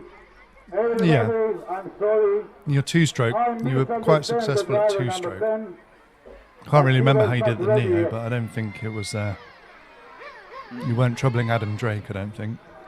Well, no, I think I was. This was my fault. I wasn't troubling Drake, the musician, either. My level of driving, but there we The go. race director understood wrong the team manager of Italy. He didn't refuse to the rest of the time. He said they still need the rest of the time. So he's still checking car 10. Right. So we're having more He's issues still with in car 4 10. minutes Diego for Pizzigali. the mechanical problem. Right, so, Oh, so there was a thought he got over it. miscommunication where they thought They he was restarted. good to go, Yes. but he still This- wants the this- rest of the time. This is very good. This is very high-level gamesmanship now. Or he thought he was good to go. After the He went out for remaining one time, lap which of is the 3 minutes warm-up and a half, decided he wants still the rest 3 of the 10 minutes. minutes. Let's see what Could they be. say. Both of those are If possible. satisfied or not. We will restart with the 3 minutes for everyone, okay?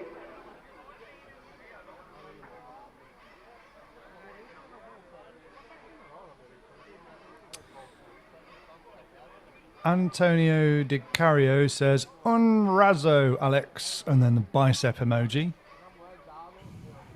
Juan Hunter says, "Is there a spec tyre?" Yes, Juan, there is. It's a GRP tyre, and everyone's running the same tyre, and it's very much controlled by the organisers and the officials to ensure that tyre distribution is monitored and is very fair. Have to hand your tyres back at the end of each day. And they're kept under lock and key, so it's all very, very official. GT Galicia says "Buena a todos" with a little 4-leaf clover. Fair enough. So Oh, there you go. lucky us. Indeed.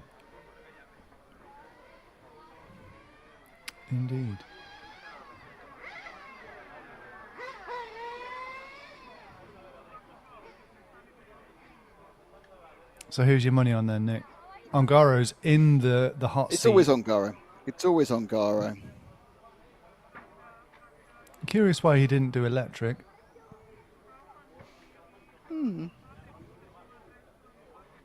Maybe that's a bit too much racing for him. He's on a jolly this weekend, maybe. It's still 2 minutes for that mechanical problem. Ante, Oh, really? would you mind to draw a line for the 11th place, dead last 4 meters after the 10? There's another Osmo pass from Even with a chalk Frank. or whatever, I don't care. I don't need a red. I just need to come position 11. 4 meters in the back. 1 minute and a half to finish the 10 minutes delay. This is impressive. They managed to turn a delay into a soap opera. Here comes Frank. Oh, Frank, put more into it. He's wearing flip-flops as well, which I know. I sat there going, I can't believe you're wearing flip-flops, Frank. slightly frowned upon. If you're at a track, covered shoes. I do remember many If not- years ago, Mark Reinhardt getting yanked off the marshalling stand for wearing flip-flops. He has to go and get put. Yeah, they made him get a substitute and wear better shoes. Yes. Yeah, Thank you, number 10.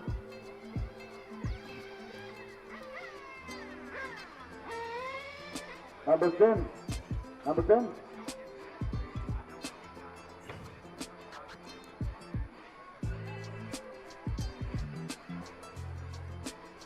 You've got a lot of funky non-copyright music, haven't you, in the background now? Do, da, da, do.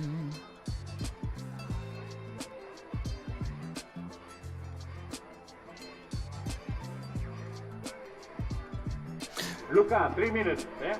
Oh, 3 minutes again. Thank goodness for that. Have another 3-minute warm-up. Yeah, why not? Track is open, 3 minutes to the start. Track is open, 3 minutes to the start. Here we go. We're doing so well. Now we're 25 minutes behind.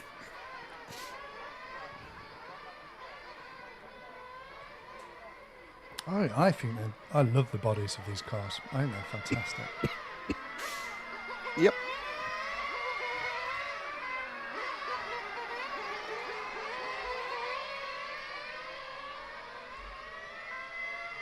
It's 2 spinning green cars. That's my main observation from the first time I've seen the cars squeaking around the corner in front of us.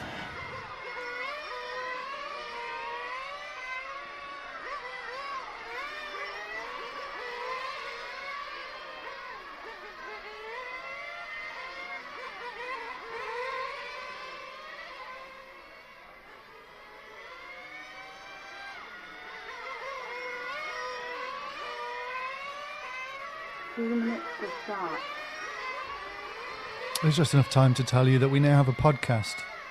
It's slightly more exciting than the audio you've been hearing for the last 20 minutes. Mechanics of car number 2. Yeah, you can find us on Spotify, you can find us on Apple Podcasts, Amazon, Google Podcasts, everyone. Everywhere you get podcasts, I'm pretty sure you'll be able to find us. So look for RC Racing TV podcast. At the moment, it's a lot of classic content, but things that many people won't have heard. Fantastic interview with Nick and Cecil Schumacher. Breakfast of Champions as well. Quite Nick-based. Another 2 Nick shows. Nick talking to 1/8 Nitro Buggy World Champions, and then a mix of champions at the large-scale Worlds. I don't want to say anything, but anything that's mostly Nick-based has got to be a good thing. Yeah. So they say. I'm very fond of the Nick-based content in this house. I bet they are. My dog now is just looking the other way, staring at a wall again, but he is actually sitting somewhere comfortable staring at a wall. Mike McBride. It's 6 a.m. in the United States, and I find it wonderful to wake up. I find it wonderful to wake up to Nick's lovely voice. All cars to the pit lane. All cars to the pit lane. That's nice, Mike to say McBride. I know. It's very kind of you. Used to that. No. I feel quite emotional. Totes emotion now. Let's Frank again. Go on, Frank. Do a kind of a slightly kind of off colour sort of tracking shot again. Matteo Barali says, Hey. Go Ungaro. Mechanics to the starting grid, please. Fair enough. 1 mechanic. I guess he'll probably No go. fuel on the tarmac. 1 mechanic to the starting grid. Antonelli Sensai in pole. Bernard Arnaldi second. Gabriel Palosci is in third. Davide Ongaro is fourth. Herfried Puccio in 5. Andrea Muscolino in 6th. Attilio D'Angelo in 7. Miguel Acosta in 8. Franco Desidio in 9. And Diego Pizzagalli in 11th now, because he's in 10th, but he's had to go back and start somewhere else in a different postcode because he's so naughty about calling a timeout. If you actually look, they've got him round on the hook of the final corner. He's so far back. He's back. It's literally like being ostracised.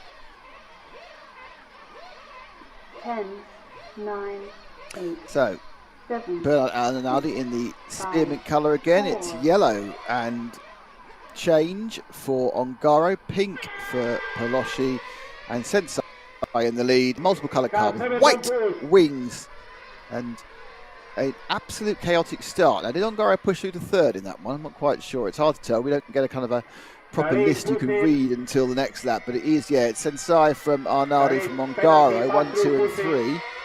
Not quite sure who's fourth, but certainly Herfried Pouch had a terrible start. He's already 9 seconds behind everyone else. As car's broken down, which maybe Pete Gali. No, it's not. Penalty for pushing. So someone's got to drive through. Top 4 sweeping round. So it is Sensei from Arnaldi, from Ongaro, from Muscolino. That's your 1, 2, 3, 4. 3 Italians and a Frenchman. Early lead.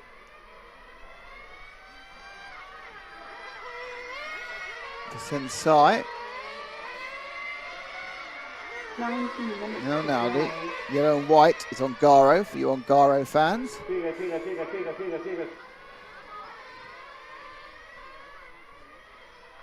And then 4th place.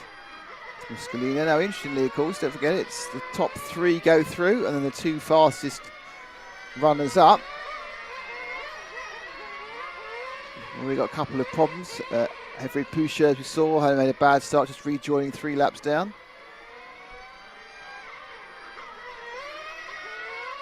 Poor start from Gabriel Pelosci in 5th, but this is the 1, 2, 3, 4, the relaxed hand.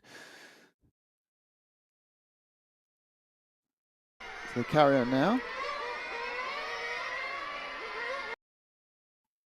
Still Natali leading, Arnaldi second, Ongaro third, Muscolino fourth. They're kind of equidistant, aren't they? Kind of spread out, and they call let's all be spread out in an equidistant level. Gabriel Pelosci is after that. Attilio D'Angelo and Franco Ezeidio. But yeah, just a little bit of a gappage now. In fact, look at 1.3, 2.3, 3.1. They aren't really all very evenly spread.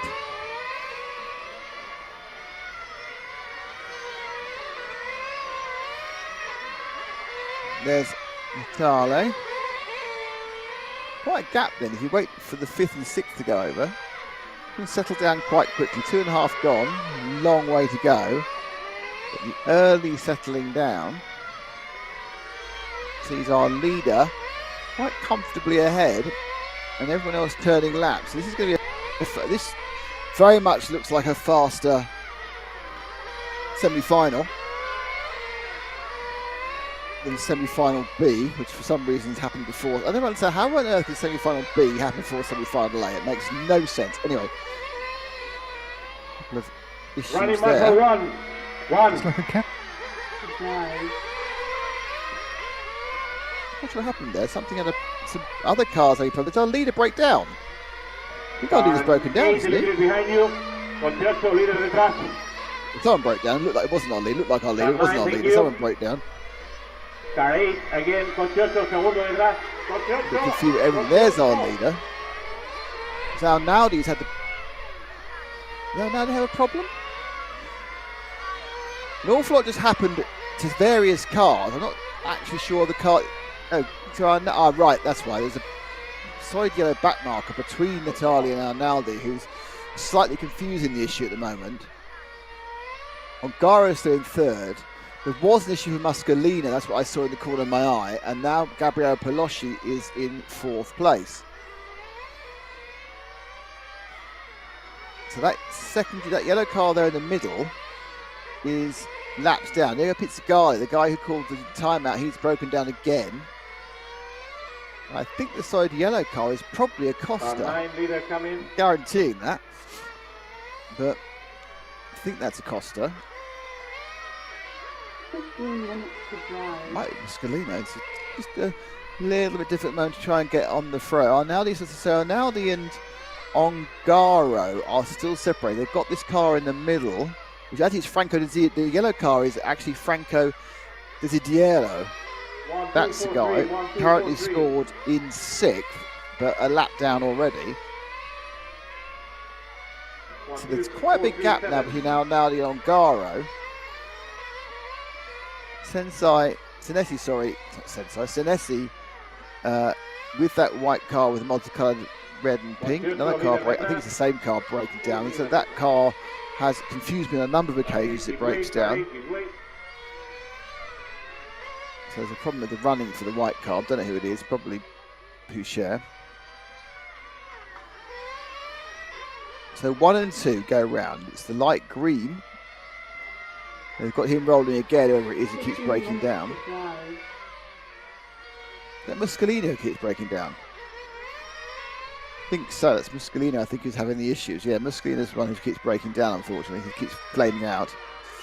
Have to get that sorted out for the last chance qualifier. So Senesi, Arnaldi, Ungaro. I think really scrapping happen at the moment. Ungaro's got a very long lead over Pelosci of 4 seconds. There's a couple of seconds to Attilio D'Angelo. So the leader is a long way ahead. Let's just see if we can pick up Gabriel Pelosci. He's in 4th place, so he's kind of there or thereabouts to bump him. He's quite close to 5th. It's kind of like, oh, they're quite close. How close are they? But let's see if we can see car number 3. They are coming into the first pit stop area as well, so it's good to have some in the middle of the pack for the first pit stops. Now the 10th or so closer to Senesi. Definitely lost Pizzgali. Impressed that Muscolino's doing as well as he has done with his flame outs, but I suppose they're flaming out because the line. So because the loop is such a long way after the pits, when you flame out, you don't lose a lap. You just lose what you would lose, like half lap or a quarter lap. You don't lose a lap and what you would have. So Sensei are now the Ongaro in 3rd. We're with Pelosci.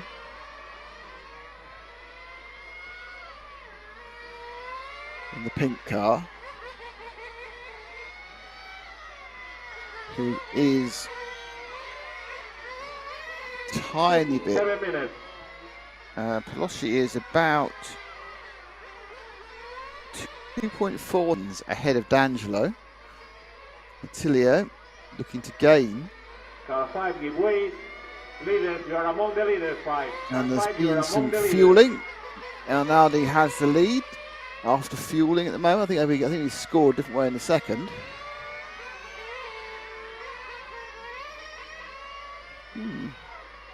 Car 5, please. So Arnaldi, much better fueling than Senesi. Senesi lost a big time with that fuel stop. So his second lead is changing to a 4-second deficit. Pelosci going through the centre S's now. On his own a little bit, just ahead of him. That's the 2-1-4-3. Ongaro car. So Pelosci had a good pit stop. He gained time on Ongaro and he pulled a bigger gap on D'Angelo. Senesi had a bad pit stop, lost time on the leader Arnaldi. I think Ongaro had a pretty much par for the course pit stop, so I think he stayed the same distance behind Arnaldi. So certainly the slickness of the pit stops on this is this level, also this particular race. And I don't know whether it's difficulty of the pit entry or whether it's difficulty of the people not being so used to fueling, but more variation in refueling times than we see in most of the Nitro classes in other EFRA finals. But Arnaldi has not really had much luck so far this week. Well, certainly not the electric races, and then, he's not straight to the A final. Not much luck really in this race either. So he's now leading. Nathaniele Senesi has picked up. 2-1-4-3-7. 11 minutes. Poor old Muscolino's flamed again. Can't get the engine running. You can see Ongaro disappears from frame top right as the pink car of Pelosci continues on. They're 3.8 seconds behind. Ongaro is about as far behind Arnaldi as he actually was something like 6 laps ago. So everyone's kind of going a very similar pace at the moment, which is an interesting change. No real movement one way or the other. D'Angelo running in 5th. He's just a few tenths off lap-wise, but he's 7 points behind Gabriel. That's a pink car. So he's kind of going through the inner part of the Centre S. Gabriel pings out of our frame and back into us again and come around the bottom corner, the final corner before the kink. So it's all very static as we get to the 10-minute mark.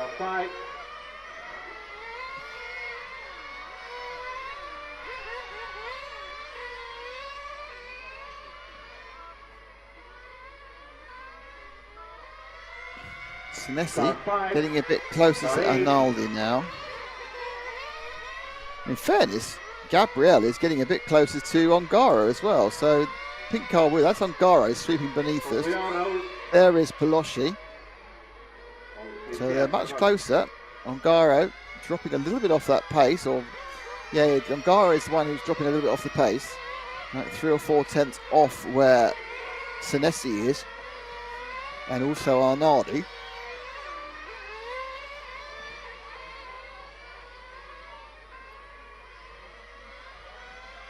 So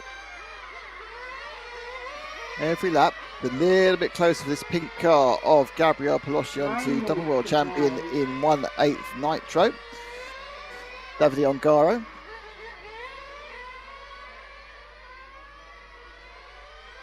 That time round it was, see the game done this time, Ongaro 18.3. No, that time round it was a 10th of a second in favour of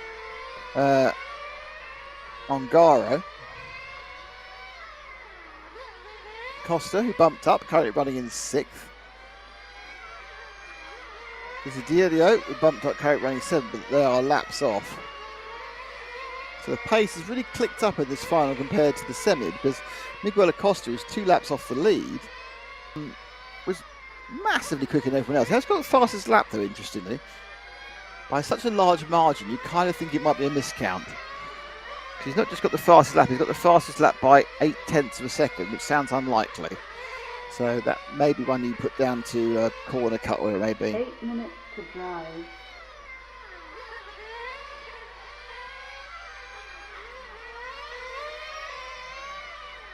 The Sensei within a second, it's hard to say fast, of Arnaldi the lead. We're looking at Gabriel Pelosci. He is, as you can see, half a internal straight behind Ongaro in the battle for 3rd and 4th. Don't forget, 3rd is the last guaranteed bump up. After that, you're in the lap of the gods as far as fastest losers are concerned. Goes past another one of the yellow cars, not quite sure. That may well be a Costa who's gone past. So Ongaro crosses the line. And Pelosci lost some time getting past there. Yeah, a couple of tenths he lost in getting past Costa, who's now missing. So we're about to lose another car. That's a bad lap for Costa. Carried on going after 36. So I think actually what Costa says, he's made his second fuel stop. So we're coming into second stop time.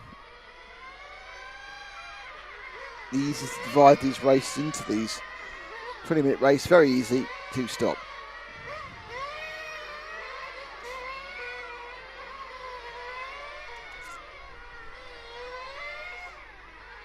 I think that Ongaro stopped as well. 25, yep, 29 for Ongaro. Now, Pelosci appears to have gone way faster through the pits. Done it in a 25, which seems ridiculously fast. With Ongaro to 29 and then lost a further second. So Pelosci now is ahead of Ongaro. 6 minutes to drive. Ongaro's got unlapped by Muscolino, which is slightly irritating for him. So Ongaro now is out of the automatic bump ups.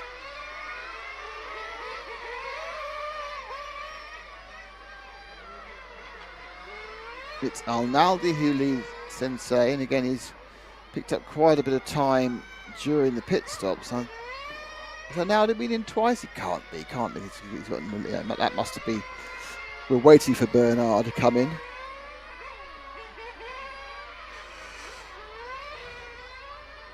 Oh, B8. Getting on no plane. This leads now 12 seconds. You kind of think that he must need to come in again. 5, please. Sensei's had an issue.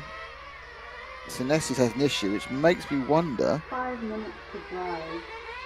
2, 3, 4, 7, and Senesi's just had a very bad pit stop because this is all spun around. It's very different now after the second pit stop. So Alnardi leads by 11 from Gabriel Polosci from Ongaro. And now we have Attilio D'Angelo in the mix. But Natandeli Senesi, who was doing so well, has dropped right back, and his lap times are terrible. Watch out, back straight, watch out, back straight. Just going to watch as they go across the line. So this is a 22 last time. Whether he's now picked up a problem. And now the 18.6. Pelossi, who's on our Gabriel, who's on our screen, just goes across an 18.7. Yep. Senesi, unfortunately, is out. So Senesi has gone. So lost Franco Zerido. So it's really quite high levels of attrition in this one. Senesi's back in again, but another lap down, 37 seconds. So Senesi's obviously making some extra pit work. He is running again. He's in 5th, but he's had huge problems. So 4th place man, David Ongaro, has fallen right off Pelosci. This race, which looked so settled at the start, and they were turning laps, but with 3.5 minutes to go, Bernard Alnaldi's done a great run and is leading by the best part of a lap. Gabriel Pelosci, who we have on screen now, the pink car, is in 2nd. Ongaro's in 3rd, but a good 8-10 seconds behind. But more than that, actually, behind Pelosci. 12 behind Pelosci, I think. 13 in fact now, and dropping back fast. And then you have, in fact now Ongaro's missing now. 3 minutes to drive. So there's problems from Ongaro with 3 minutes to go as well. There's a huge amount of activity in the pit lane. We've lost Ongaro. He's again now, but he's behind Attilio D'Angelo, who we haven't even mentioned once, Attilio. But what all this kind of plays into is the 2 fastest losers. Will the 2 fastest losers actually come from the first semi-final? Because it's just been the demise of Nathanali Senesi and Davide Ongaro has kind of pushed them both into doubt about whether they're going to be able to pit. And Ongaro's times haven't improved. 21 last time round. He's obviously nursing a major problem at the moment. He's 2 laps off Gabriel Pelosci, only overtook him a very short time run. Another 20-seconder for Ongaro. Car obviously suffering badly at the moment. 2 minutes to go. 23741, 23741. Just wondering where on the track Ongaro is. Let's see what he gets this time round. Yeah, let's see if we can pick up car 4 Ongaro. Ongaro's struggling. Car 4. Just see if we can take him in, because it's a good chance that the possibility that Senesi were taken. But anyway, the point about that is that Ongaro in 4th, in car 4, may well not qualify, because I don't think his pace is so off with whatever damage he has. Obviously, his engine's gone out of tune. They've got a tyre that's flat. Not sure, but Ongaro not going well. Unlike Arnaldi and Pelosci and Attilio D'Angelo, who must have used Christmas come at once to find himself comfortably into the main A final in a couple of hours' time. Ongaro is running 2.5 to 3 seconds a lap off the time you should be running, and he's had an extra pit stop as well. 1 minute to drive. Last minute. 1 minute. What is wrong with Ongaro's car? Is it just out of tune? 23741, 23741. There he is. Needs to pass the line any second now. There he goes, and let someone else go again. That's his car. That's the struggling car of Ongaro. The yellow machine there. He is going to get 4th, but is he going to get a time that's good enough to bump him up? That is the question. My guess is no. He's had problems, he had stops. But find out from Frank what this problem is with the car. But just not good news for Ongaro at all. So Arnaldi, Pelosci, Attilio D'Angelo, they will get through by right. Ongaro, I'm absolutely certain, is going to fail on pace due to these problems he's had. 5 seconds to go. Ongaro is just gets is the only person to get the extra lap. He gets 61 laps. The race is over. So, the question is, so Anton Daras and Alessio Mazzeo both had 62 laps. So they will be the fastest losers. Arnaldi wins, Gabriel Pelosci second, Attilio D'Angelo third, Ongaro and Senesi their last chance qualifier. However, from semi-final B, Anton Raudadas and Alessio Mazzeo make their ways into the main final. Ongaro clearly not having it all his own way. Something wrong with that car. And we have asked the question to the team. We'll find out. We'll let you know what was going on. But definitely didn't seem to have the drive, letting everyone go past. So there we have it. That is semi-final A in the books. Now we have, well, here we go. In theory, now we have some practice. A main practice for the top 2 qualifiers. So we'll just have 10 to 15 minutes of 2 cars going around the track. And then we will have the last chance saloon. Now we're miles out of what the timetable was intended to be. It's now 20 to 1, so top 2 practice is about to kick off now. And then there's a lunch break. Maybe they'll cut the lunch break, maybe they won't. But anyway, we will let you... Never cover lunch break. I mean, they need to sell all the lovely food that they have, don't they? Yes. In the cafeteria. Anyway, you're watching the GT8 European Championships. It's an EFRA event, and we are RC Racing TV, and the pictures you're watching are brought to you by Poolstart. Thanks, Poolstart. And we're going to leave you to watch the main final practice with the top 2 qualifiers, and we'll be back for the lucky chance run, or last chance qualifier. Salute. To you, mate. Salute, indeed. And we'll put some information on the screen to let you know what's happening when. We'll be back very shortly.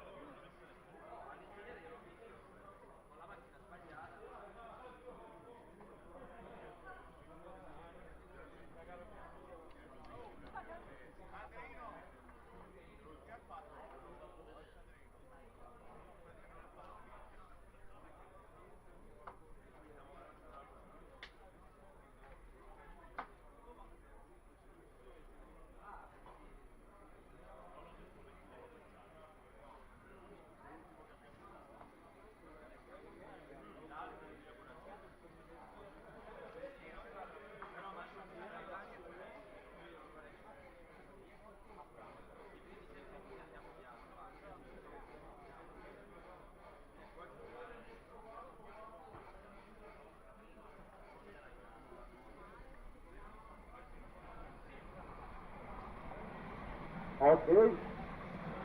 The next qualifiers from the semi-final. You have a chance for 10 minutes practice.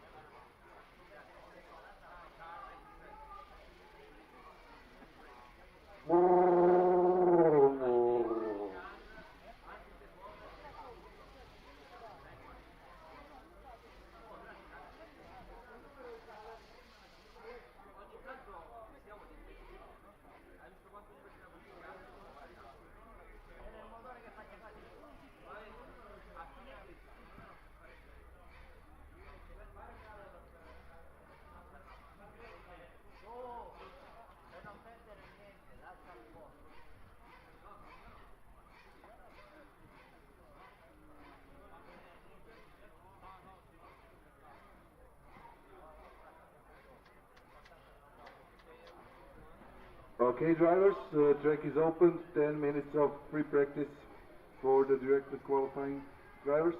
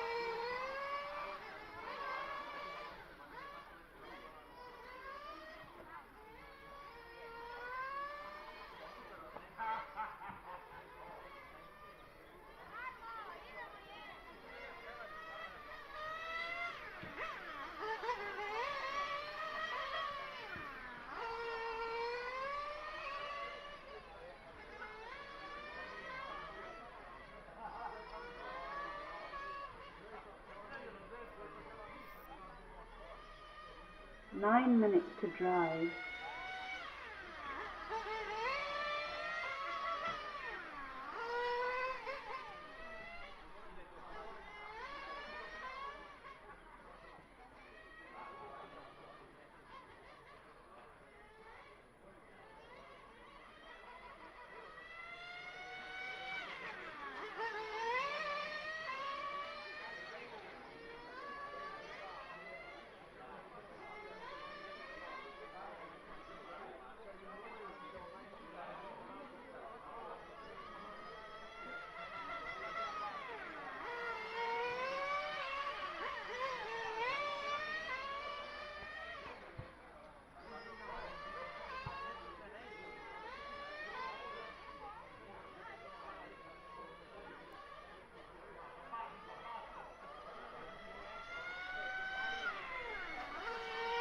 Eight minutes to drive.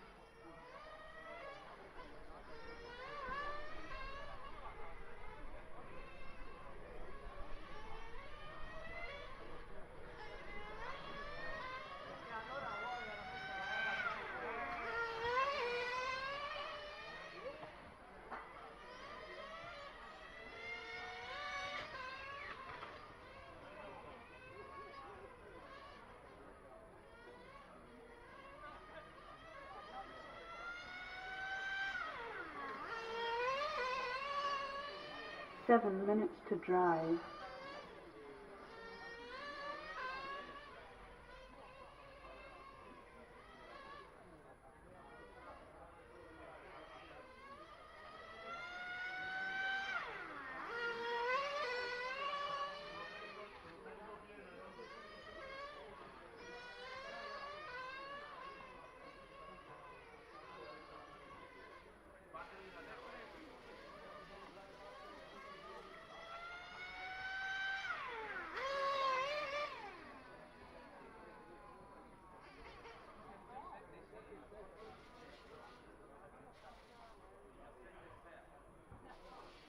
Attention drivers, the information for the second change driver.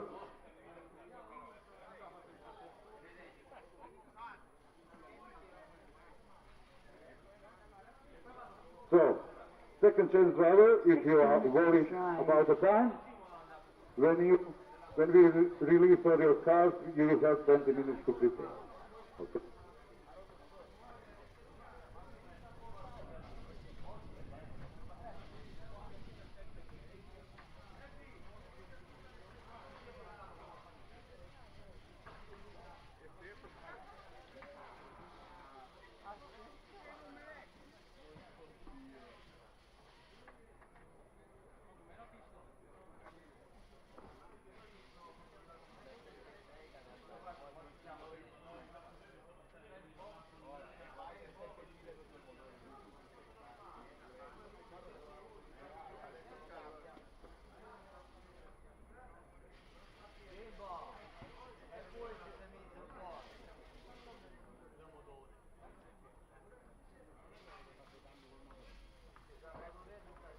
Five minutes to drive.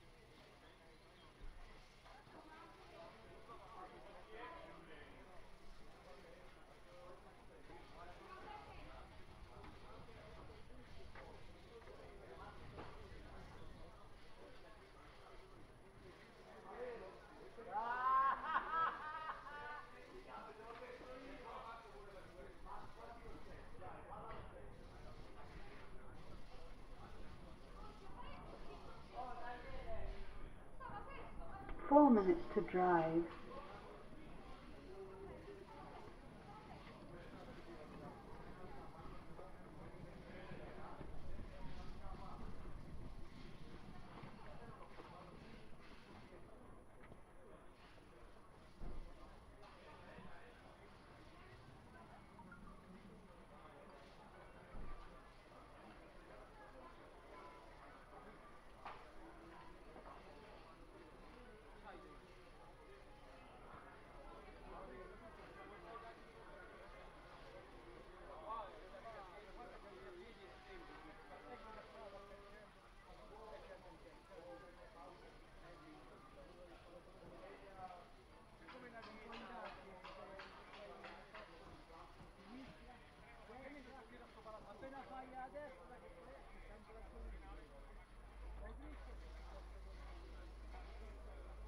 Three minutes to drive.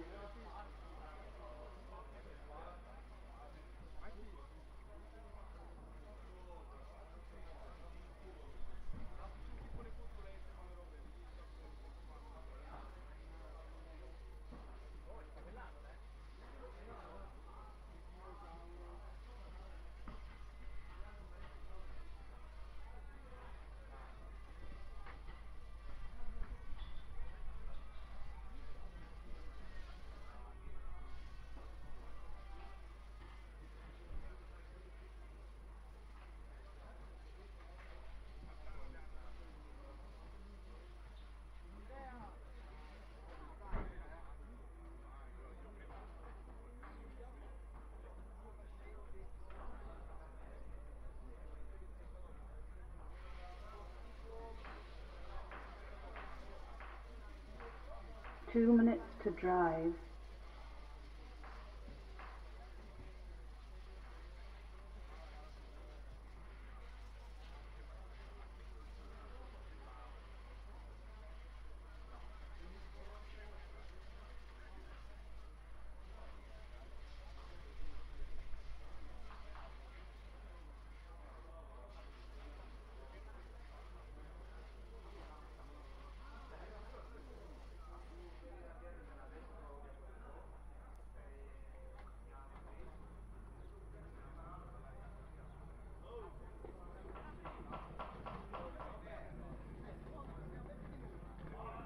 el Tarragonio Muscolino que tiene la máquina.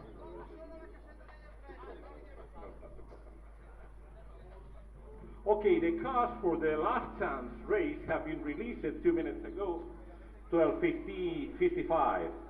So they must be ready for racing 1:15. They must be ready for racing in 20 minutes, 1:15, okay? We will create a starting grid, numbers for everyone, obviously, size for everyone, okay? 1:15 for that LSTQ race of 15 minutes, only one to bump up to the main final. That will take place 1:15, hopefully to be ended 1:30, and then we'll have a lunch break of 1 hour for the main final at 2:30.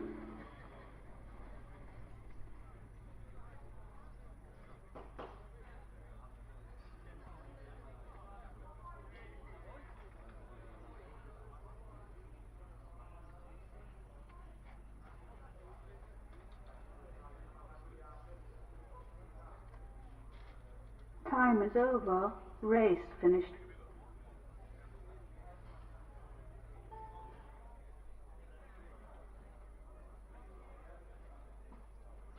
Drivers who have already qualified for the main final, you can collect your cars now to prepare for the main final. It will be in 1 hour and a half. And the lucky bastard who wins this lucky last chance, he will have enough time with 1 hour or whatever he needs.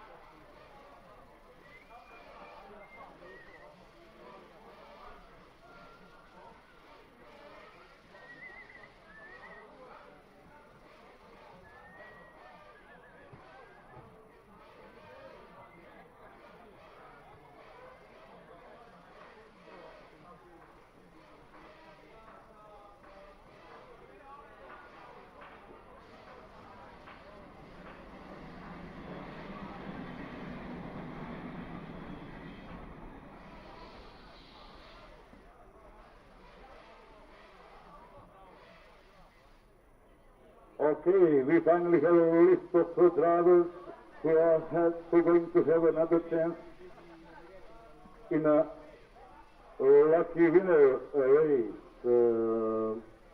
Ongare Davido, Natale Senesi, Juraj Hudi, Arvid Pusher, Mascolino Andrea, Cagliacari Fabio, Acosta Miguel Sanchez, Desiderio Franco, Clive Connolly, Tarragoni Adriano, Perezza Filippo y Pizzacali Diego.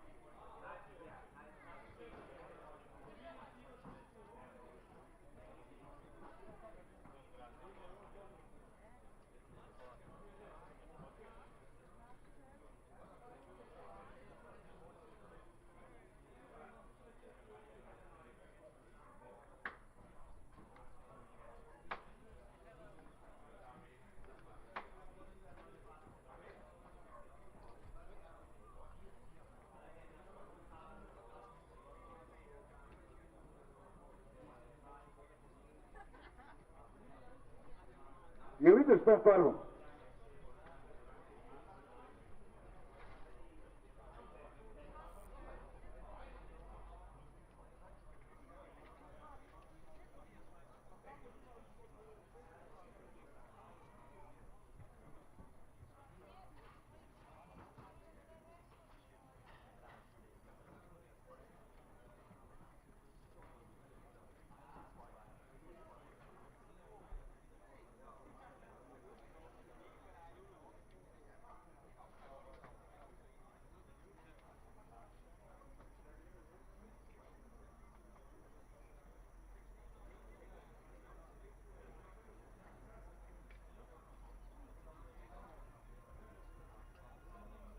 Drivers, lucky winners also arrange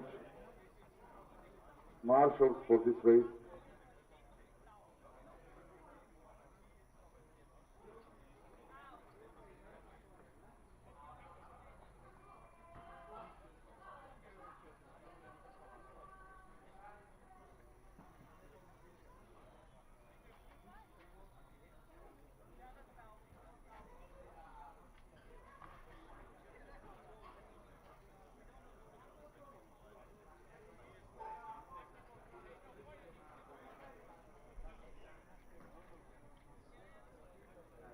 Drivers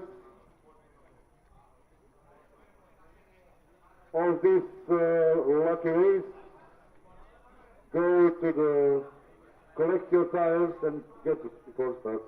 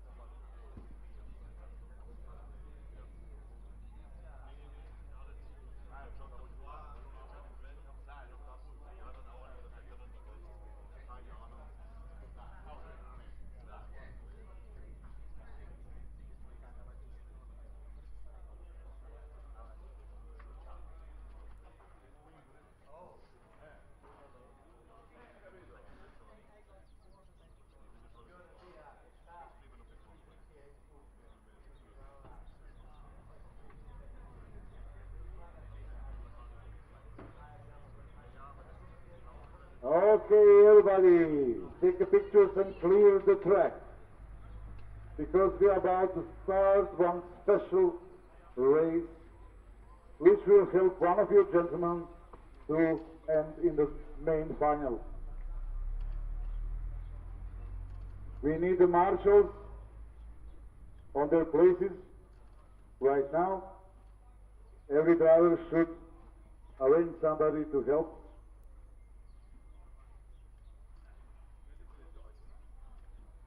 Prego, ogni pilota precisa una recupera. Salvo Bastardino dell'11 e del 12 che sono libero.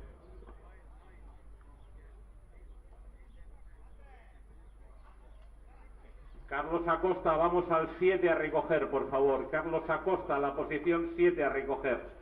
Al padre de Miguelito.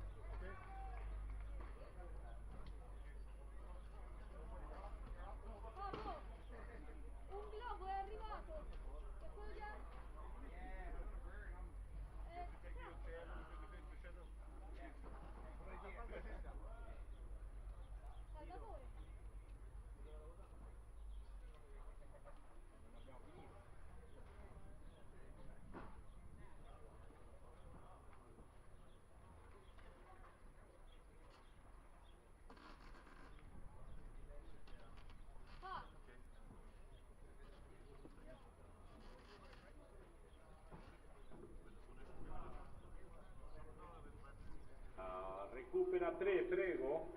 Ah, yes, thank you. Marshal for position 2, please. I don't see you because I can't see you. He's there, yeah. Marshal for position 1. I don't see you yet. Okay, yeah, gracias. 4.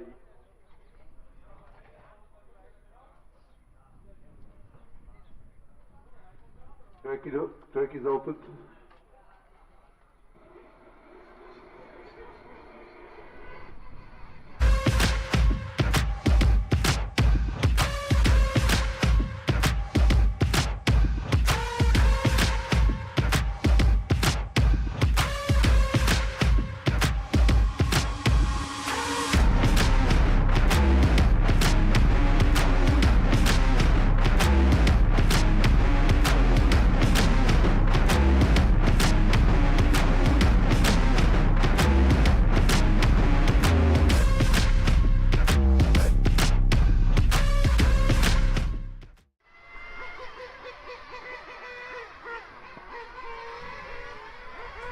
Welcome back, one and all, everybody watching on the stream. Thank you for joining us today.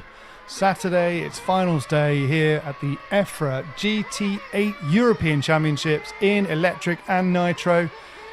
Coming to you live from Zagreb, pictures from Pool Start TV, sounds, noises from myself, Matt McCallum, and also from my colleague Nick Damon, as the cars are now in their warm-up laps for the last chance final. One of these 10 cars will make it to the final spot of the final of the day, the main final. Of course, we already have crowned. Yeah, exactly. We've already crowned European champion in GT8 Electric. And one more. That's Alessio. One more champion to be crowned. But one of these people, it could be one of these people. They'll have a bit of a battle ahead of them from the back of the grid, but one of these people will be in with a chance, but they have to win this race first. We have this race, which is 15 minutes long, and then there will be a 1 hour break in order that the one driver can prepare their car for the main final. 1 minute. Or at least that's what we're told. Who knows how long the break will actually be? Yeah, Could be a day. Add about 20% to whatever we tell you, essentially. Yeah, there is a slight chance of rain at 3 p.m, we're told. Ooh, exciting. But it doesn't look that way now, looking at the sky. It's very bit washed out, but it's very blue. Some nice white fluffy clouds. I like the fluffy clouds. First seconds to So start. the exciting people taking part in this race. We've got Davide Ongaro and Nathan Daly Senesi, both of whom have the pace for the A final, but had problems in their respective semis. Uri Hoodie, Herfried Pusher also had some problems. Andrea Muscolino had problems as well. Javier Calagari, Miguel Acosta had problems. Franco Desnijo, Clive Connolly had problems. And Adrian Tarragoni had. Only about 2 of those people actually in this final completed their semi-final without issue. So whilst it's hard to choose a winner, my guess is, and it's only the winner that counts, it'll be either Ongaro or Senesi, because they have a lot of basic ground speed. Who do you think is going to bump through to the main final? Matt? Uri Hoodie. Excellent call, especially given the sponsorship. Probably, I just... Daniel Alesi said that the problem Davide had was that his engine was far too lean. So if he's got that sorted, then maybe it'll be Ongaro. Had engine issues. Okay, Ongaro's in yellow and white. Senesi is in pink and white. And Uri Hoodie will disappear in the background very quickly. So it's really about these top 2, I think, which is probably just as well because I don't have my RCM timing for this. So I have all the same information as you have. Watch out in the back. And round they go to complete lap number 1. Now there goes the big quiz. Can they do this on one stop? Because Senesi's got a massive lead already over Ongaro. Because Ongaro's already out. So Ongaro's already out. So that's the end of that one. I think he flamed, didn't he?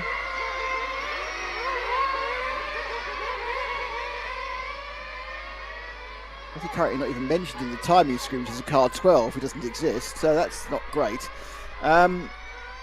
So Ongaro's gone. Engine issues not sorted out. 14 minutes to go. We have a few timing issues. I'm very confused. It's disappeared altogether from the timing. Well, Ongaro's broken down. Ongaro's broken down. I know, but usually they don't disappear from the timing. Yes, but because there are actually 12 cars in this race, but the timing block can only take 10 cars. So the bottom 2 don't exist anymore, which is Ongaro and Clive Connolly. I've now got RC timing, so I can tell you Vitaly Senesi is leading this by a few seconds from Herfried Pusher, Andrea Muscolino, Miguel Acosta, Adriano Tarragone's going past. So there were initially 2 more people, which is interesting because it means we get to the main final. Whoever is in 11th, we'll never know who they are on that screen, but on this screen I can tell you. Keep it clean. So Ongaro's European Championship is over. Senesi, in the meanwhile, looking a little bit more successful and about to lap someone already by the looks of it. Adriano Tarragone, though, has the fastest lap, but he's down in 4th. So the lead is currently 3 seconds for Senesi. He switched past and does them lapping. I say, one of the interesting things would be about this 15 minutes, can you do it on one stop? Can you do 7.5 minutes plus a lap on a tank? Most of them, yes, they somehow struggled at various times.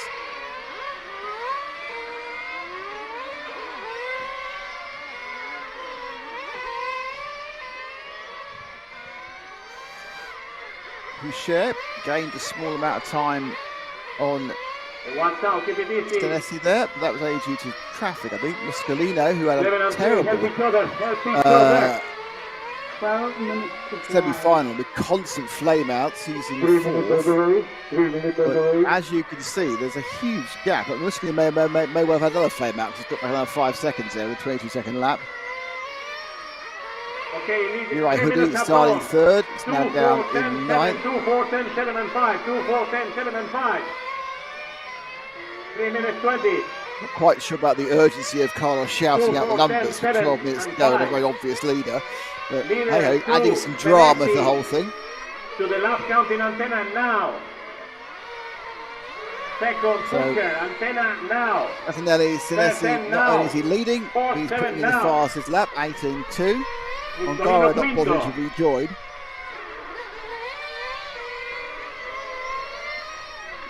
Oh, Filippo's got an 18. Car 3, give way. Leader behind you.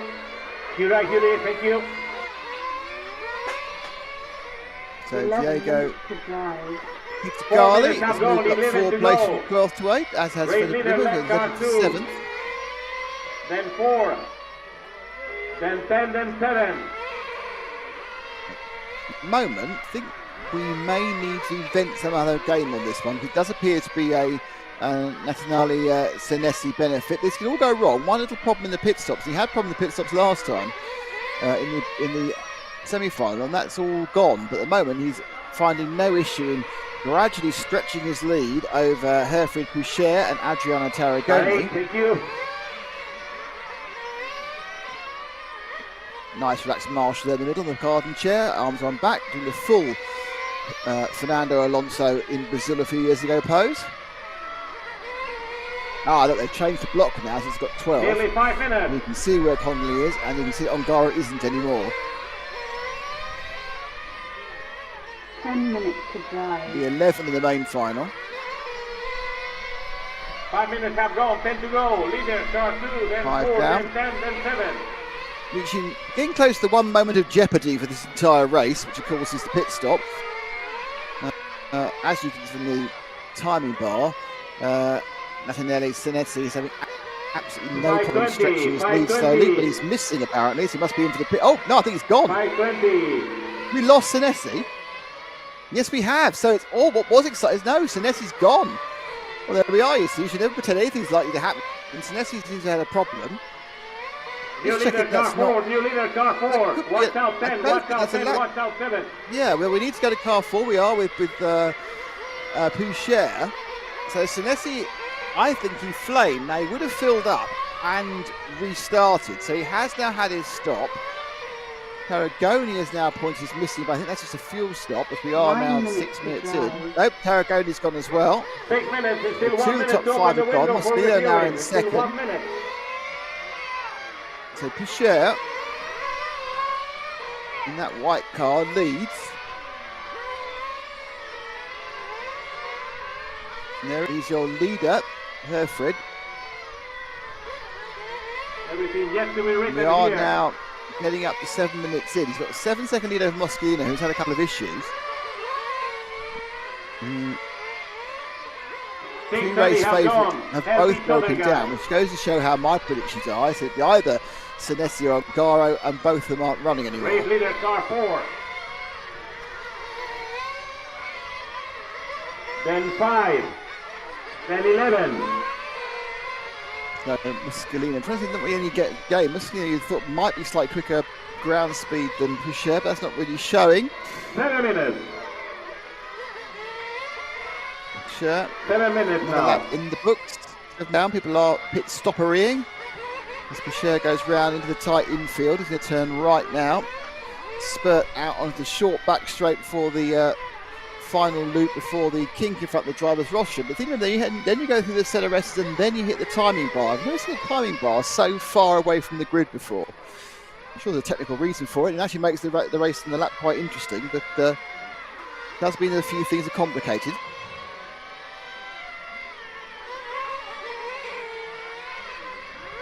Pouchet taking his fuel now. 4-5-11, 4-5-11.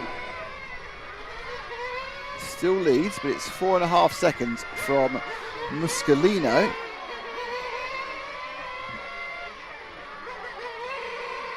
Pouchet. 7 minutes to drive. 4-5-11 and 7. 4-5-11 There he and goes 7. round the corner. Through the kink. Getting filmed by Frank down the bottom of the camera. You can see getting a bit of action on the side. Muscolino no close to that time, right away.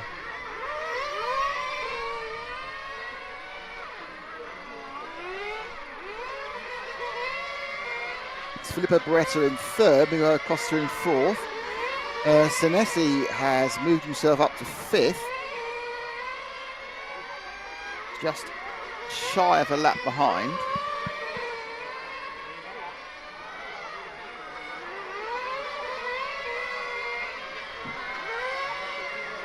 More problems in the pits there for some of the others. Senesi's 12 seconds back after his flame. Question is whether the fuel he took on at 6 minutes will get him to the end.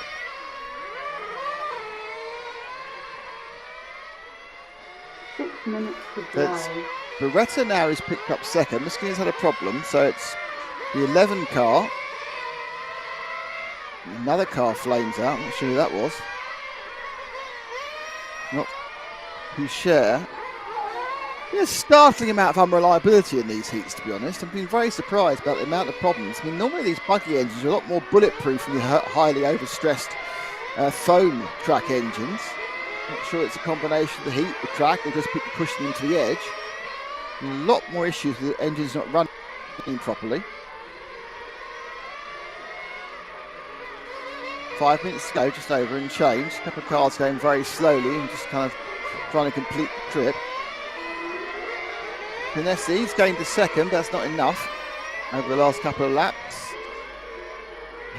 EFRA Poucher of Austria is fast enough to stay comfortably ahead of Filippo Beretta, 5.3. Costa comes in third. Muskelin's had another problem. Muskelin's just not really getting a roll on the run at all. Sensei gained a second.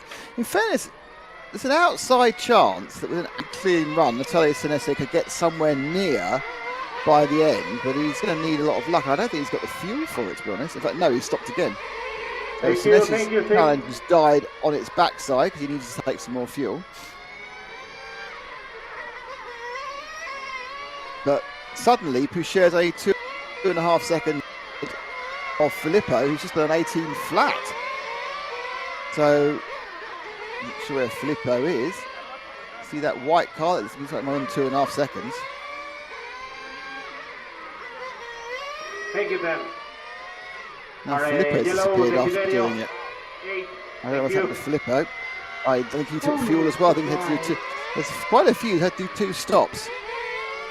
Both Filippo and Senesi have done 2 stops. I think Senesi had no choice. Costa now is in second place, 8 seconds back. Filippo back out on the high pace. Filippo 1.1 seconds faster than Poucher. Now has Poucher sort of lifting and coasting to make sure he can do it on 1 stop? Is he actually having to run a different fuel strategy? Car breaks down in front of us, not sure who that is, one of the white cars. Has stalled. Car 6, thank you. Poucher 19 flat. Costa's 18.4, 18.1 for Filippo, Natalia 18.3. It was Diego Pizzagalli you saw breaking down, I think. Thank you.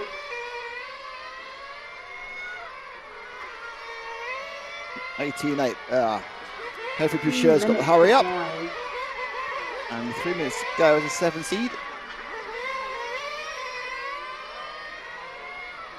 You may well do this basically on just driving around and not having any problems and actually doing the laps. So I don't think Poucher's got particular ground speed. Half second slower than Pereza's fastest lap, and 4/10 slower than Senesi's. But Poucher doing what you need to do on a last chance final, which is just finish first. Not about any other timing or anything else. Just getting over the line first. 2.5 minutes to go. Thank you. Watch up. Senesi again putting some speed in, but it's too little too late. 19.4 that time round, 19 first. Filippo Beretta 1.1 seconds faster, but he's too far back with 2 minutes to go. Watch out, 11A.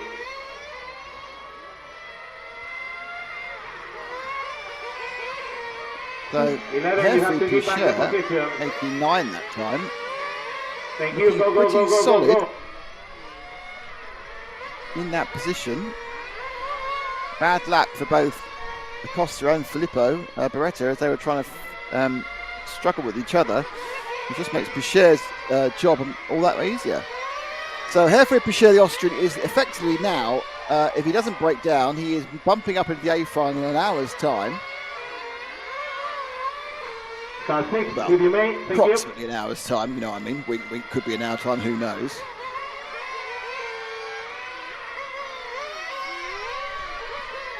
Just about 3 laps left. There he comes, down to the bottom sweeper, through the kink in front of the driver's rostrum, down to the NRS's. Sharp left, sharp right, power it on for the sweeper that goes into timing and scoring in the loop there. Now bashes it out for this long 1 turn minute 1, to I want to call it, drive. even though it's about turn 7. Through the switchback, and then back out the short straight for the 1 final minute to loop, go. final bend turn. Okay, the problem is, again, I've got this kind of final and first, based on the fact of where the timing loop should be and where it's not. So it's like, don't know. Anyway, you know what I'm saying. You're watching what we're doing. You can see the pictures as well. You know how we're doing this. Some of us broken down. Not sure it is car 3, I think that is. It was like Euro Hood, to be honest. But that's the car that got picked up by. 30 seconds to drive. Carragone's gone away. It was Clive Connolly, wasn't it? I'm not sure. No. Well, it was Miguel Acosta who broke down. Ooh, Filippo's got within 4 seconds with 17 seconds to go. Let's go show what sort of ground speed he's had. Oh, Poucher literally is on his last lap. So as long as he comes across the line, which he's just done. 4, 3, There 2, you go. 1. Time is over. Finish your lap. Poucher wins. Well, he doesn't actually. No, hang on. There's one more lap to go. It's 3 seconds to lead. Poucher Time needs is to finish over. this lap. Finish your lap. It's got very, very close in the end. Watch out. Fairness to Felipe Beretta, he's made Car he's 4 made a is the race out of it, isn't he, at winner. the end? There we go. And in the end, the result was much closer than it looked. It was just down to... Actually, yes, no. Felipe didn't finish his final lap. So that car I thought was close was actually a back Sorry, marker. 11 and 2. What it matters is car number 4. That's it. Hervé Poucher, well done, mate. He's got Thank you, himself everyone. pumped up. Car 4 to Singapore. Congratulations to Herfred Poucher, making his way to 11th place on the grid in the main final, which should be in approximately an hour from now. We are told we'll know very soon when they plan to run the main final, but tradition would dictate it be about an hour, but also they need some lunch. Thank you, driver. Thanks for watching along. Yeah.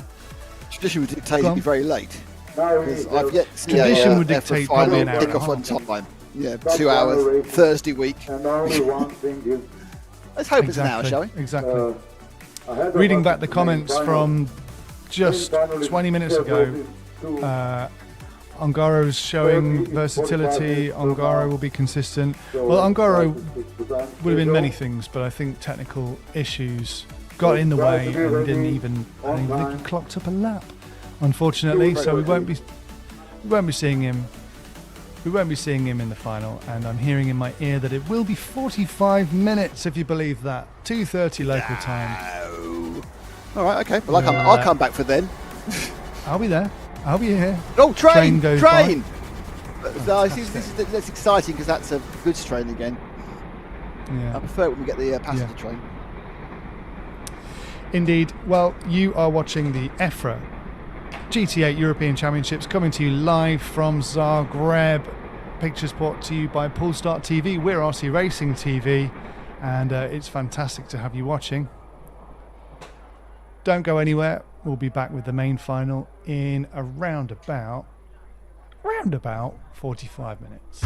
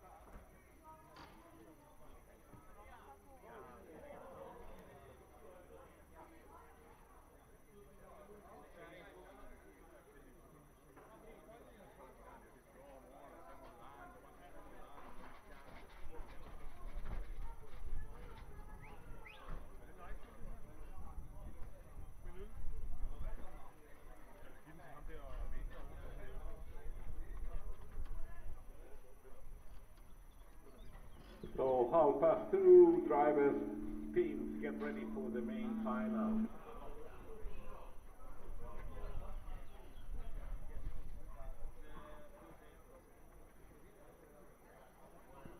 For a starting grid, going to be something like this. Car 11 from Austria, Sergio Scooter. Car 10 from Italy, Alessio Matteo. Car 9 from Spain, Raúl Vara. Raúl Vara. Car 8 from Italy, Attilio Daniel. Car 7 from Italy, Rory Green. Car 6 from Italy, Gianni Rosario. Car 5 from Italy, Gabriele Palossi. Car 4 from Patricio, Car 3 from Italy, Alex Manuel. Car 2 from Czech Republic, Martin Myers. Car 1 from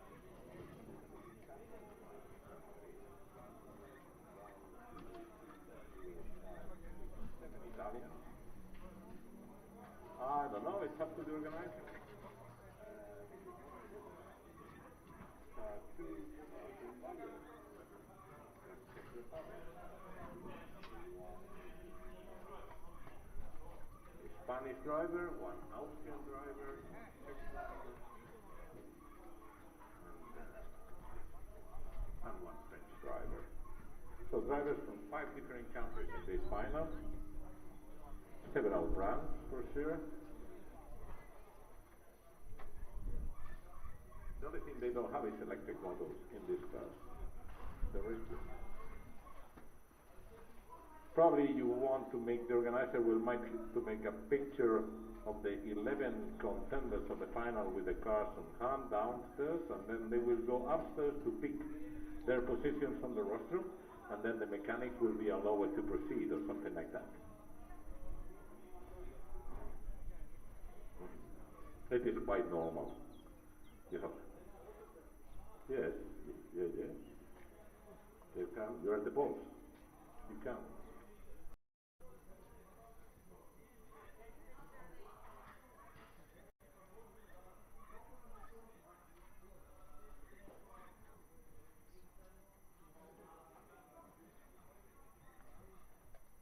Probably the marshals will need, remember you have to provide your marshal for your marshalling position, all cars but car 11. And most probably those guys for 45 minutes will need some water. Obviously replacement on the marshalling position is also valid, so it can be done by 2 guys, half one time, half another, or something like that.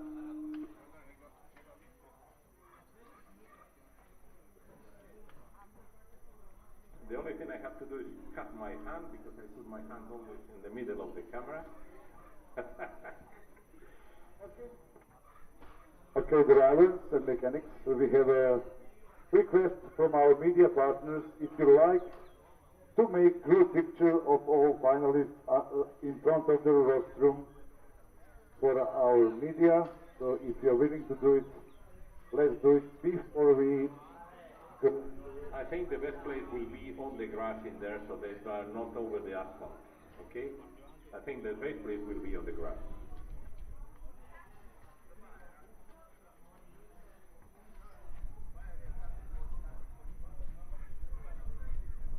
Okay, now cars, drivers of the final A, please line up here under the rostrum on the grass. Like a football team, 5 underneath, 6 in the upper. 11 car from Austria.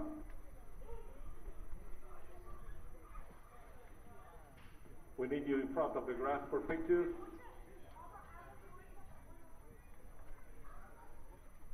The pictures, yeah, that's.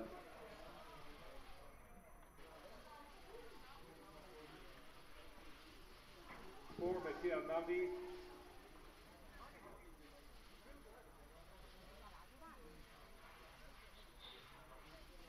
By Gabriele Palossi. Raúl Dara, te hace falta para la foto. Muy guapo.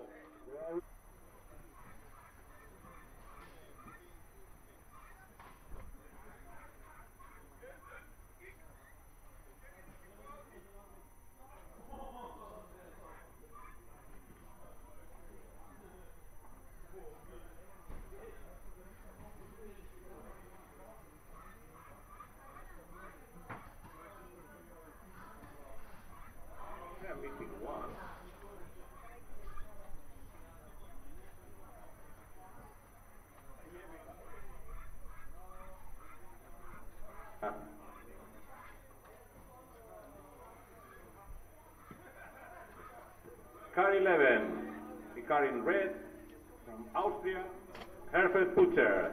You are there. 10 from Italy, Alessio Matteo. Raise your hand, thank you. 9 de España, Raúl Dara. Raulito, levanta la mano. 8 from Italy, Attilio D'Angelo. Gracias.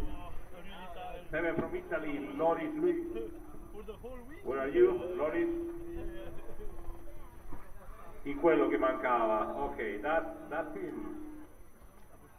Then 6, Iamo Rosario. Rivedo. 5, con la 5, Palossi. Gabriele. Grazie. 4, le cat con la Francia, Arnaldi. Ok, Isner. Alexangelo alla 3. Ok, grazie. Martin Bayer on the 2. And Andrea Catanzani con l'1. Ok. Can you gather for a picture all together? And the rest, they are like a football team, try to be a team. Media, can you go to the other side of the grass and then everyone can make properly pictures?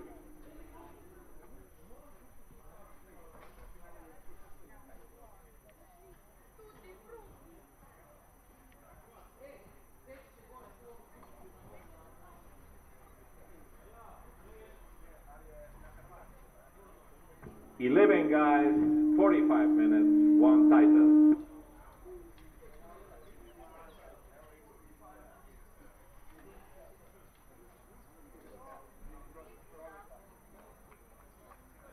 Good luck, everyone.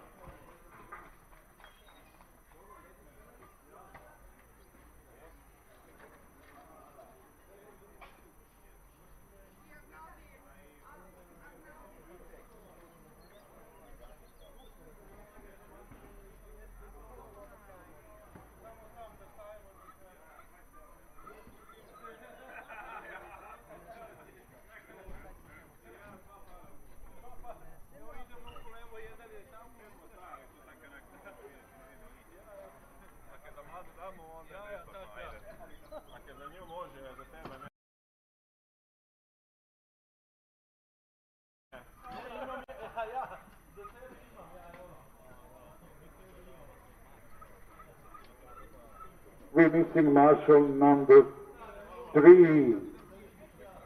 No, it's here. It's there. Okay. Number 6 is missing. Number 5 is here. 8 is there. 9. Who's 9? Nobody.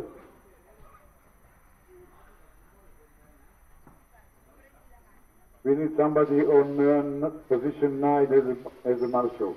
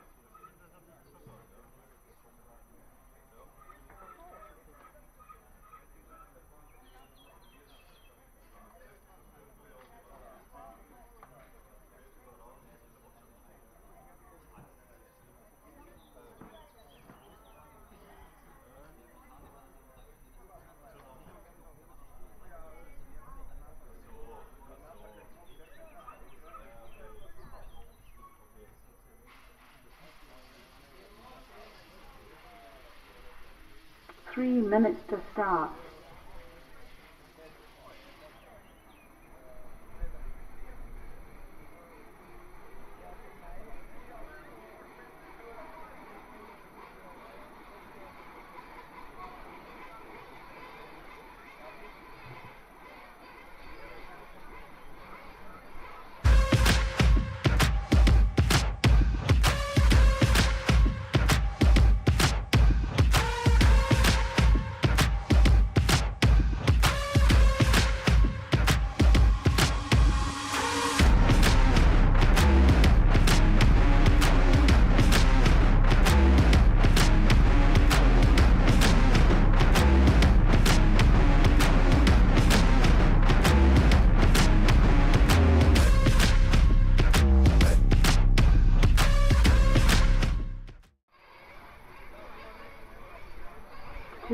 To start.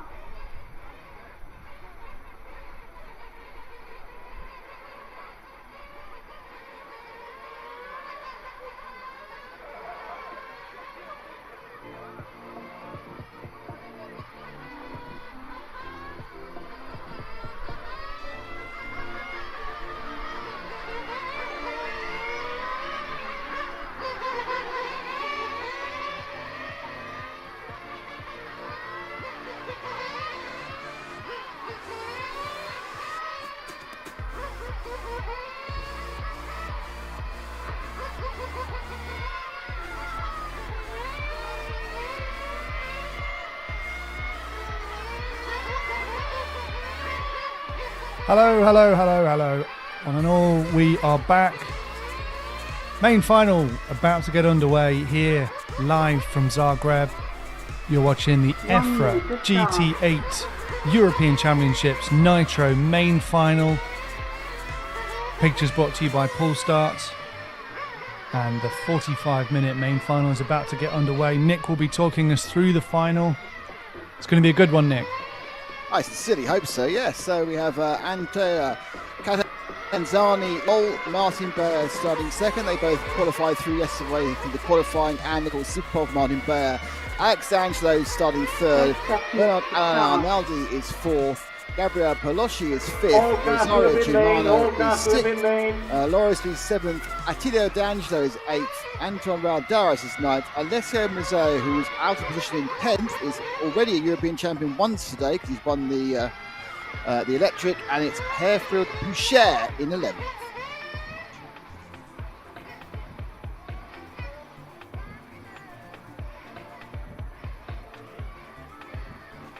So tension mounts. Any minute now for the 10-minute. You can cross to the line. One mechanic to the starting grid. One mechanic to the starting grid. And it's our last chance to say hello, Frank. He's down there in the bottom corner.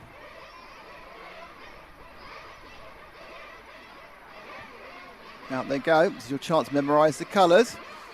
And Catanzani appears to have gone for a painting by that renowned Spanish painter Juan Can. And his white shell.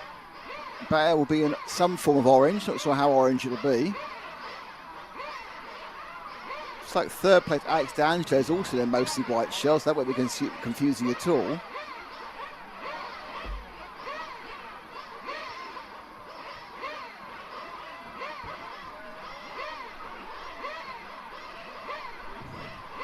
Ten, 9, 8. Last top up. 7, 6, 5, 4. Pass down. And they're away. And it's a clean start, certainly as far as 8th or 9th. The mechanics run off the ground, they cross the first lap, and it's going off pretty much in race order. Attilio D'Angelo dropped a couple of places there, but it's a nice early lead for Catanzani. More of a battle between Bayer and Alex D'Angelo at the moment. Oh, and they hit each other. So that was D'Angelo looking a little bit aggressive. But Bayer holds on in second, but already distancing himself a second and a half behind Catanzani in a clean start. Third now is Arnaldi in the spearmint coloured car. Around the bottom corner for the first time. Now through this first half of the DRSs.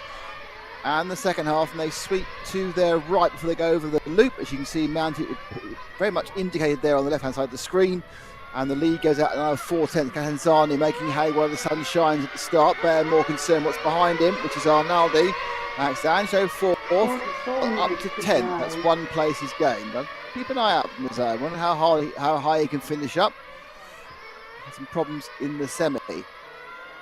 No 4/10 gained there by Catanzani. And they are now under quite a bit of pressure from the two behind him, Arnaldi and D'Angelo.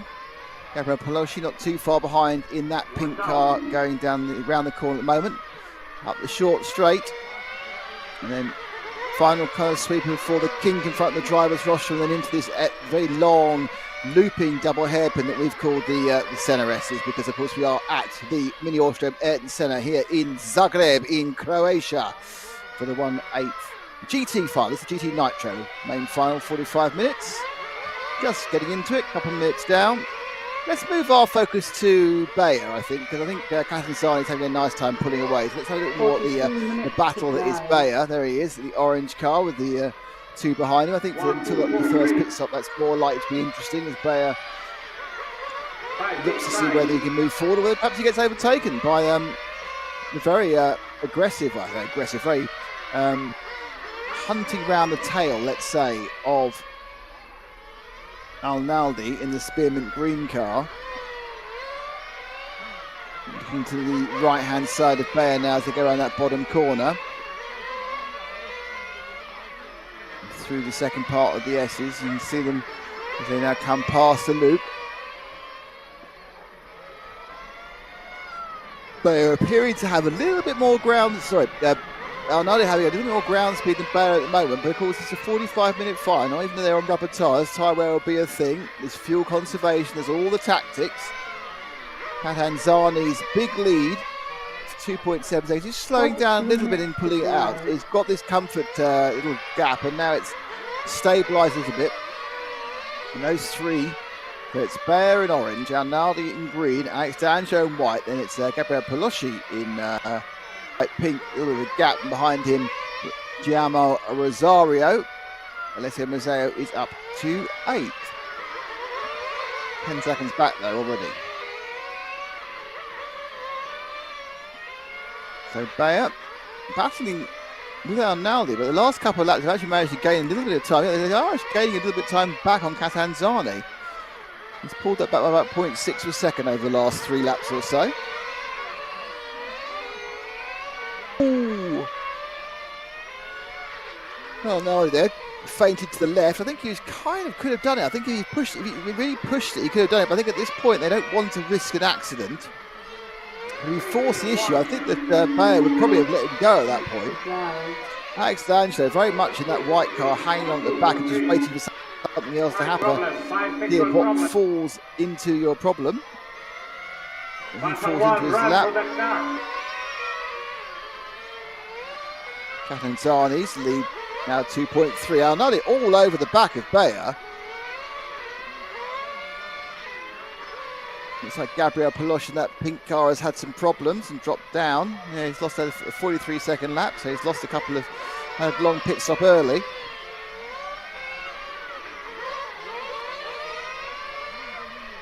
These three, again. Arnaldi's so tight on Bayer. He's looking left, he's looking right, he's looking both sides. This is obviously slowing them down. This is great news for Catanzani, whose lead goes out to 3 seconds.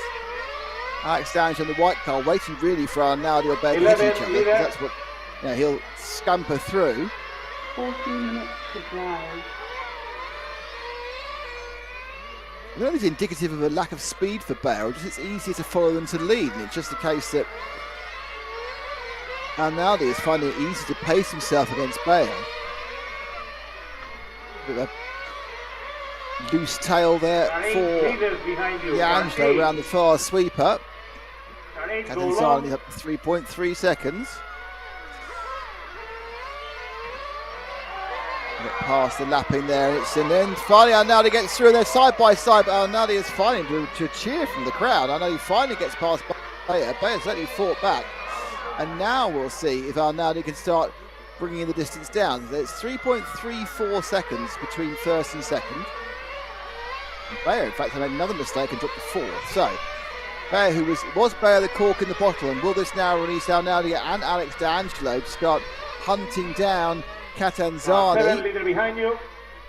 Well, in the first lap, it was a couple of tenths, so that doesn't really prove anything. That's just a good lap, bad lap. 7. Bayer definitely seems off the pace because he's now falling away from the seconds and thirds. Let's see if we can pick up Al-Naudi as our focus now. As he does pull half a second back, so so it's definitely BA Al-Naudi. They're looking to have the pace. Got a back marker in front of them just there. Not quite sure who that is. 11. But it's now Al-Naudi who's looking to move forward. We are getting close to first pit stops though. We are 6.5 minutes in. Down to 2.4 seconds. Al-Naudi's taken the second off. Al-Naudi has taken a second. We've got very wide there. He's taken the second off Catanzani already. And he's been followed all the way by Alex D'Angelo, whereas Bayer's been dropped quite quickly as the fuel stops do start. And that has put Al-Naudi into the lead. But just because, so Luis Law's got a penalty, but that's not really that important. Catanzani, 35 seconds for the stop. That's a long stop for Catanzani. That's not a good stop. And when Al-Naudi goes in, which was last lap, he just did something 26, D'Angelo 28. So, give way to the leader, whoever it is. Al-Naudi now is going to have a relatively large lead because Catanzani's had a bad pit stop. 25 seconds compared to, he's lost 7 seconds in the pit phase. Not sure if that was a flame or a problem. To Al-Naudi, so we can pick him up. And there he is, I think. He's now picked up a 4-second lead from Bayer. So what's happened to D'Angelo? D'Angelo's had a bad stop as well. So either Bernard Al-Naudi is the greatest pit stopper in the history of pit stoppers, but both Catalani and as D'Angelo's got problems. So Alexander D'Angelo's now missing. So D'Angelo, who's going so well in the early parts, is now missing. So we've lost D'Angelo. There's an error at the moment on 9, give way. You've got Alex D'Angelo and Attilio D'Angelo. There's 2 D'Angelos in this final, which is slightly confusing me. But Alex D'Angelo, the car 3, has dropped out. Attilio carries on. But it is Al-Naudi leading by 4 seconds from Bayer, who crosses the line now, 3.7 seconds. Catanzani in third. He's 6 seconds back, but more, obviously not because of any severe on-running problem, but a problem within the pit stops. 4, 2, 1, so we've already had 3 leaders in the first 10 minutes. Bayer, who was much quick, is in second. Mazzeo, the European champion electric, is in 5th, but not really showing the pace to be much better than that. He's 15 seconds off the leader. Mazzeo, best part of a lap down. So, Gianni Rosario. Catalani now really coming at it. And Catanzani really coming forward again. Alex D'Angelo has gone, pulled out, which is obviously bad news for him. There goes Al-Naudi. Is Bayer getting closer? So so second and third now right together. So Catanzani and Bayer are nose to tail, and they'll fly into the shot now at the back. In fact, Catanzani's got past Bayer, so Catanzani absolutely flying now. Now he's running again in pursuit of Al-Naudi. So 3.5 seconds. Bayer's got a basic lack of pace. And Martin Bayer's car isn't quick enough. Not Martin Bayer. Martin Bayer's quick enough, but Martin Bayer's car is not. Now the question really is, how quickly can Catanzani drive up to the back of BA Al-Naudi, the French large-scale European champion? And he gained 3/10 that time. Now the only question about that is we are going to have another pit stop soon. So you look at 14 or 15 minutes, about 3 or 4 minutes from the next stop. If we wait up Catanzani now 3/10 closer. There's traffic in front of our man here. Al-Naudi has to get past 2 bits of traffic. That white car now, that is Catanzani. One has been passed by Bayer. There's Catanzani going through the second part of the S, the Sennas. Now, I'm not quite sure who's in between them. Rosario's still in with it. Don't forget, Bayer's not out of this, and neither is Rosario. They're within 5 seconds of the lead, but at the moment, the major move is Catanzani closing down the gap on Arnaldi. Arnaldi was 5 seconds, well, 4.4 seconds ahead. Now that's gone down to 1.9. A little bit out of in traffic. So his lead's down to 2 seconds. He has been pretty much ensconced in traffic, in fairness. Everyone's very confused about who should go where. There goes Catanzani across the line now. 1.6. Another green car ahead of him is not Bayer. So we've got 3 green cars. 2 of them aren't very interesting, 1 in the middle. That's a white car in the middle that is interesting. Bayer back 3.6. GIMR, oh, there's a problem for car there. So I think that now means that Catanzani, yeah, he's lost some. No, Catanzani, it was Catanzani had the problem. Catanzani had the problem. Now, Catanzani was a car we saw kind of crawl to an embarrassing stop. And now probably the green car's upside down in front of the camera. It's all kicked off again here. Catanzani looks to be missing. Yep, Catanzani. We saw a white car roll in front of the driver's rostrum, come to stop. Now I thought it was just an error, but obviously it's been a flame out and more problems with Catanzani. So Catanzani is missing. Loris Luis is missing. Attilio D'Angelo is missing. Now, I think this is also the start of pit stops. But according to this, 3 of our 10 car 11 sing at the moment. Attilio D'Angelo's got going again. Catanzani's not got going. Loris Luis has got going. So it's bad news to Catanzani, our pole man. The fastest qualifier, even he is out of contention. When he comes back in, I don't know. But so we have Catanzani and Alex D'Angelo. 2 of the top 3 qualifiers are no longer running. But Arnaldi is leading. In second, it's Bayer. In third, it's Guillermo. And then fourth is Mazzeo, but Mazzeo is effectively a lap back. So, Arnaldi has Bayer, who doesn't look very quick behind him. That's Arnaldi now going around the last corner through the King. It's about now you'd stop for a second time. 14 minutes in about, actually 13 minutes and a few seconds, so it's not quite 14 minutes. Bayer just goes across the line, 4.6 seconds behind.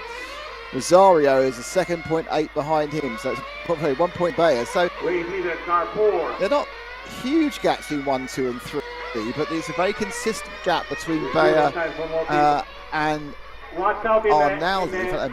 Maybe this has gone up, so I don't actually. Yeah, so you did go up between Rosario, Guillermo, as they begin to start looking at fuel stops.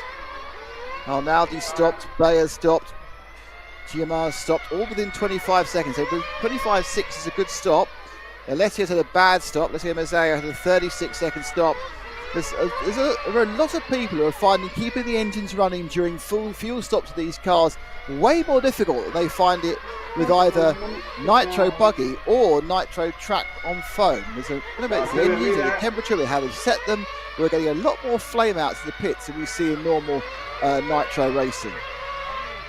So 2 stops down, just about a third the race gone in a minute's time, and Arnaldi on screen now is leading by 4.5 seconds from the orange car that's going to fly into your view now at the bottom of the screen.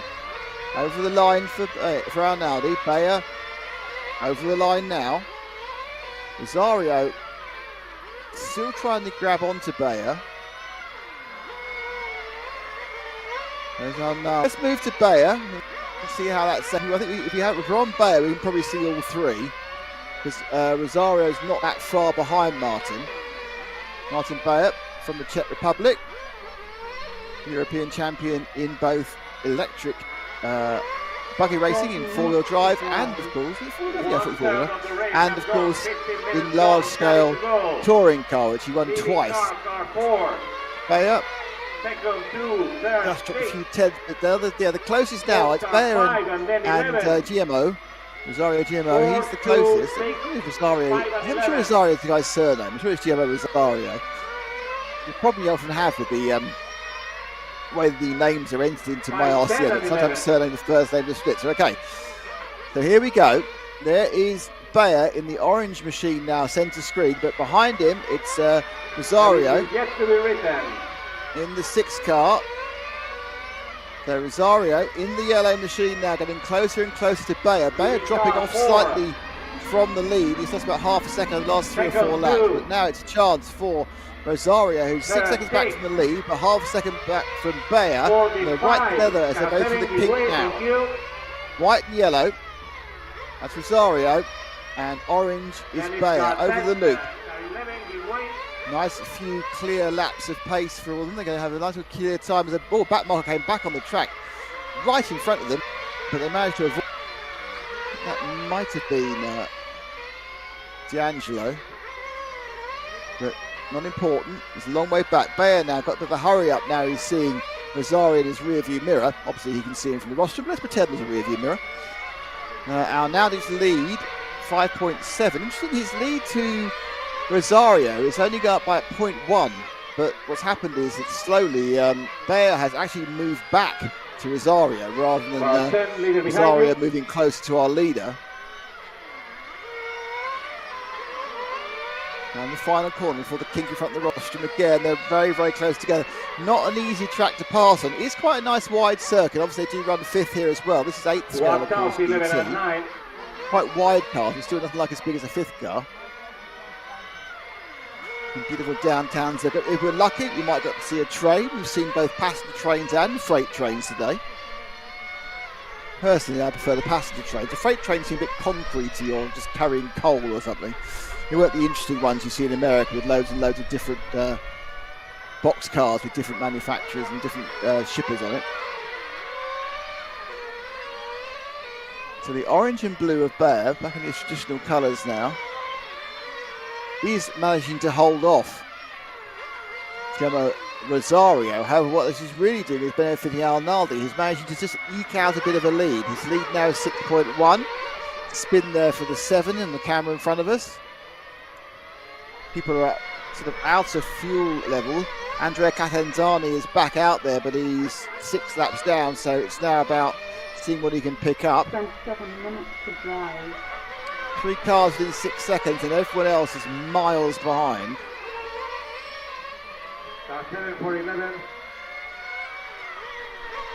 There's early attrition in this race, which has taken out a couple of our, Alex D'Angelo, Andrea Catanzani, who both on paper were in a really good shot of a win. We've also had our European champion Zagreb qualifying towards the back, which is kind of stymie his chances, but he also had a problem in the pit stop about 6 minutes ago. Okay, we're now running about 19 minutes. Now, it looks like Catanzani has unlapped himself. I don't think it's particularly helpful. He's managed to split up Bayer and Rosario. I think it's Catanzani. Yeah, it is. That's Catanzani now showing the speed he's got, but it's... Personally, if ever I've been in a race where I've come, and I have been in races where I've been quick, honestly, if you come back into a race and you're faster than the people ahead of you, you're so far behind, I think it's impolite to unlap yourself, but, you know, that's me. You know, because you're effectively... What he has done is he's whilst the net effectively been going past both Bayer and Rosario, that's Catanzani in the white car at the head of these 3, is that they're the same distance apart. What they have done is they've got further behind Arnaldi, and that gap now is 6.3 seconds. Line the leader behind you. Continue the leader. Bayer battling hard with Rosario. Into the pits comes Catanzani, so it was completely pointless to get in the way and then just refuel. Catanzani out of sequence, of course, because he had some problems. 20 minutes down. 25 to go, so we're looking at another set of fuel stops quite soon. In fact, we've had Bayer and Pilote in for fuel. 20 minutes. So Bayer's taken fuel, again 25 seconds, waiting for the first 2, which is Arnaldi taking fuel 26, and Rosario's taken fuel 25. So the top 4 all had pretty similar fuel stops, but the question is, has that in-lap and out-lap managed to get Rosario ahead of Bayer? And the answer is I don't know. I have to watch they go across in a second. Yep, Rosario's got past Bayer during the fuel stops. In fact, what happened is Bayer's got really mixed up there. Do you see him? Orange and blue. I think that's Catanzani getting in the way, and also I think that's Palosh as well back there. A number of the back markers are really not giving Bayer what he should get as a leader or a leading car. 5, 10, 11, 4, 6, 2, 5, 10, 11. Tremendous clumping then. I think there's 10 cars. 1, 2, 3, 4, 5, 6, 7, 8 are in a line at that point after 21 minutes. It's a really weird phenomenon where suddenly in a big class race everyone gets stuck together. Bayer lost a lot of time during this process. He's now 3 seconds or 2 seconds on Arnaldi and 3 seconds on Rosario. Rosario now 5 behind Arnaldi. He's the first of those 2 white cars there going round the second part of the CRS. There goes Arnaldi. Still Gabriel Palosci in 4th, Mazzeo in 5th. And it's 2 more laps back to Hyper Poucher. So really it's about 3 cars in this, but that's more than can sometimes be the case as we come up towards halfway of this A final of the 1/8 GT Nitro finals from Zagreb. We're RC Racing TV. My name is Nick Damon. I'm here with Matt McCallum. We're part of the EFRA live streaming, and obviously thanks to Paul Start TV for these pictures.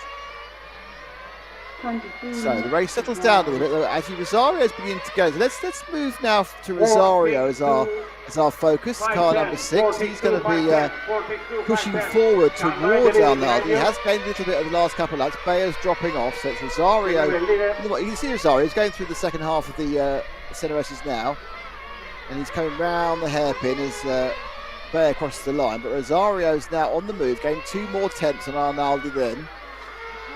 Then the young Italian against the experienced Frenchman. The experienced Czech is not driving well, Bayer, but I just don't think his car's got the speed at the point. So Rosario into the switchback, a little bit of a trepidation over the first part, and then goes down onto the short chute, into the big corner through the little kink, and now he comes back over and over the line again. So Arnaldi is only 4 seconds ahead. See Arnaldi.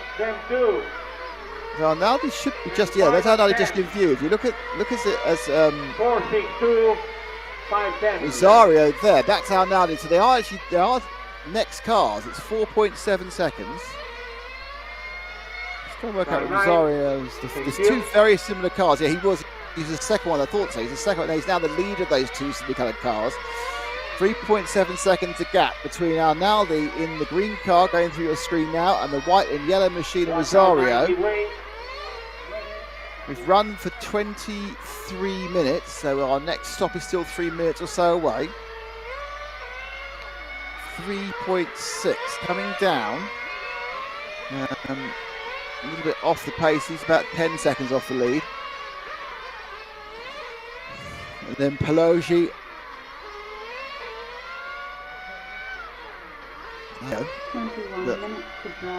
Coming now as we just go over halfway to a 2-horse race between BA and Arnaldi, who's really not had a lot of luck in the bits I've been watching. I certainly had no luck in the electric part of this championship, but he's out ahead and he's been chased by a man who only qualified 6th. 11. 7, please, thank you. 3.6, the lead stabilised.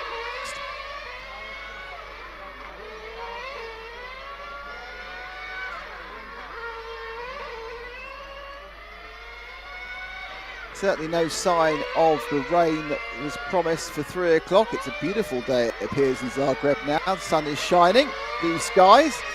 We could always get a late downpour. That will excite things up. Let's all start seeing what the rain gods can do. Rosario, a couple of tenths closer, but I think that may be a bit down to the traffic that Arnaldi's in. Huge traffic at the moment. Rosario did go in a 10th that time around. There's Arnaldi. And there's Rosario. He gets past. That's quite lucky for traffic-wise for Rosario there. The guy ahead of him in the pit. 25 and a bit gone, 20 to go. That's the lead stretch to 3.3 then, so Arnaldi got a nasty bit of oversteer, but I think he had it under control. This car's a 4-wheel drive, so it's not quite so bad when the tail sticks out, because the front wheels will drive you back in the correct direction again.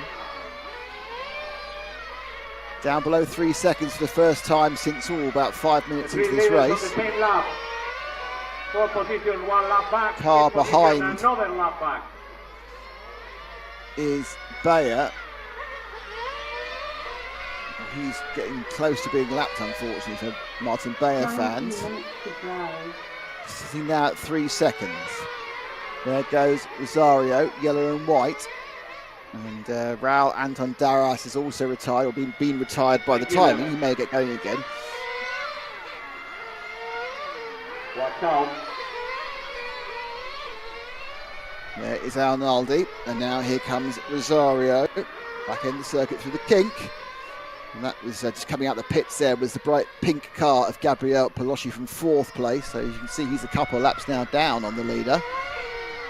Oh! Behind you.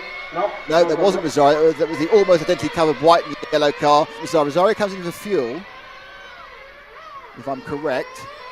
Pretty sure. Was that Arnaldi in for fuel as well? Yeah, done 27 minutes. So just running a little bit earlier than I expected to be. They both come in. Yep, 25 seconds for Arnaldi. Rosario's got a problem, I think. I think Rosario's got a problem. This could be the end of his challenge. Rosario has got a problem. Oh dear, oh dear, oh dear. These cars really do not like pit stoppery, do they? Rosario with a 52-second stop. Mazeo with a 51-second stop. There's just something about the way these cars run. They will just not carry on running when you stop them for pit stop.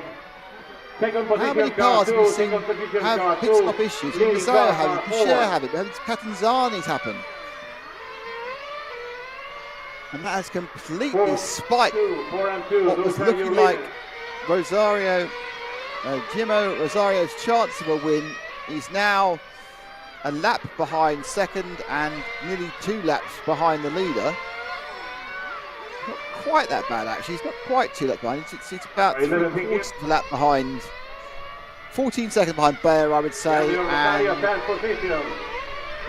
just shy of 2 laps behind Arnaldi, because Bayer's best part of a lap behind now. He's got 12 seconds back, crossing the line now is Bayer. He's 14 seconds back in the 17th lap, so Arnaldi looking to have his second championship. Things are going well, but as we've seen, it's not that simple. There's all sorts of issues. Now, I can tell you how there's all sorts of issues. Man in 5th place is 4 laps off the lead. Really, really weird how these cars just aren't running. And it's obviously not individual. Not one person trying too hard. Not one person spiking the guns. Not one person pushing too much.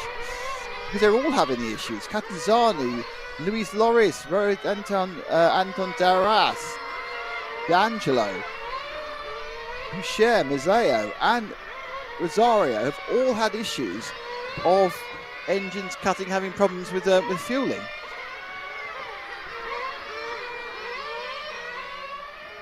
Sorry, leader behind you. Nothing new. But Arnaldi now on camera in the green has a very comprehensive lead. Bayer is the best part of a lap behind with 15 minutes to go. Watch out, 11, thank you. So, P.A. Bernard Alain Arnaldi.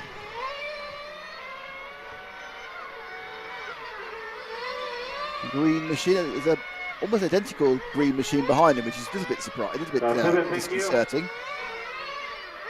Obviously, there was a can of spearmint paint knocking around in Zagreb, and they all attacked it. Now, my guess is, I haven't got this confirmed, my guess is that Arnaldi will be on the Genius chassis. I think that's what he runs in 1/5, so there's no reason he wouldn't be doing it in 1/8 as well. Obviously, the difference for Arnaldi is that these are Nitro engines, whereas, of course, the 1/5 large scale use standard 2-stroke engines. So they don't use nitromethane engines, they use a petrol and oil mix, whereas, of course, nitromethane is a mixture of castor oil and there's nitro in a night. So nitro engines have no petrol in them. It's nitromethane, castor oil, and all sorts of other things in there. Whereas, of course, when Arnaldi is racing his large scale, that is as we said, the motors originally were sort of chainsaw motors around 2-stroke, which of course is petrol with oil in it. They're significantly more advanced now, but it's a very different discipline. An 11.5 kilogram car with about 7.5 horsepower or these things, which are less than 3 kilograms, with about 3. But it's about driving, it's about how you work the car on the asphalt, it's about setting it up, and now they can do all those things. Also, because these are 4-wheel drive, and the 1/5 large scale is a 2-wheel drive. So, you know, it's not. Talent is talent. There is a big conversion to go from one to the other. So Arnaldi, not sure how close he is on lapping. He's actually done the lapping. He's coming up to lap Bayer. So Bayer is the car ahead of Arnaldi. This will be to put a lap on the orange car with the blue tail. You see being hunted down by our spearminty coloured leader. That is Bayer. And if Bayer gets past, then Arnaldi will have lapped the field. But that's been helped, A, by his, but also by the fact that both Yama Rosario and Andrea Catanzani, who both seem to show the speed to have at least taken the fight to Arnaldi, have had technical problems and dropped laps. So with 13 minutes to go, so 32 minutes have gone, here comes the point where Arnaldi puts a lap on the field. Bayer's not making it easy, and I'm not sure Arnaldi's pushing the case, because he's got so much in hand, and he now needs to think about what can I do to make sure my car continues running for 13 minutes, and I add the 1/8 GT Nitro European Championship to my, I think, 2, may even be 3 1/5 large scale championships. Still hunting down Bayer to lap him. I was thinking about it then, and Bayer's let him get past him. Well, let him get past him. Has been passed in the pits. Quite intelligent by Bayer that way. Stops him from losing too much time. Now Bayer is scored as missing because he's foul. Bayer's had a 39-second stop. The others are all coming in. That's Bayer leaving the pits. You can see that's a long stop from Bayer. So just looking to see where we are with the rest of the stops. Yeah, 27 for Arnaldi. I think Bayer's long stop has dropped into 4th. Don't quote me on that yet. I'm waiting for it to unwind. And I'm not quite sure whether Gianna Rosario and Gabriel Poloschi have actually been in yet. Yeah, Rosario's been in now. So I think they have all been in for that sort of stop with 12 to go, which is one more stop to the end, basically. So there's one more stop for everybody. You can take it when you want it, but they obviously need to take it in the last 7 minutes. And now Naldi's lead is now getting close to 2 laps, because Bayer lost the best part of a lap during his stop. Another problem. So every single driver, with the exception of our leader, has had some form of pit stop fuel issue. I say fuel issue, pit stop issue. I mean, I assume it's cars cutting. I don't think they've been having a tyre change or anything, or a single tyre change. We do.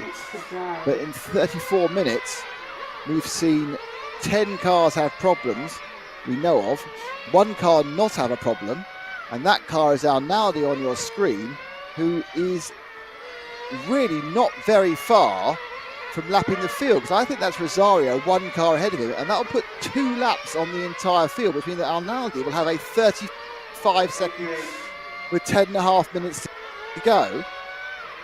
Bayer now in 4. Bayer's still in 5th, 4 laps back. Gabriel Poloschi, I think, has had only 1 small flame. The other has bigger flames, that makes sense. Is in 3rd and looking good for a podium. So it's France, Italy, Czech Republic, Italy. To me, Italy's probably then. Austria, Spain, Italy is your runners, but it's France, Italy, podium. But Arnaldi, with effectively having a car that is able to run the length of the race. And in fairness, prior to today, no one had done more than 7 minutes. And then it's only 45-minute territory at this event, with this sort of atmosphere, with this weather.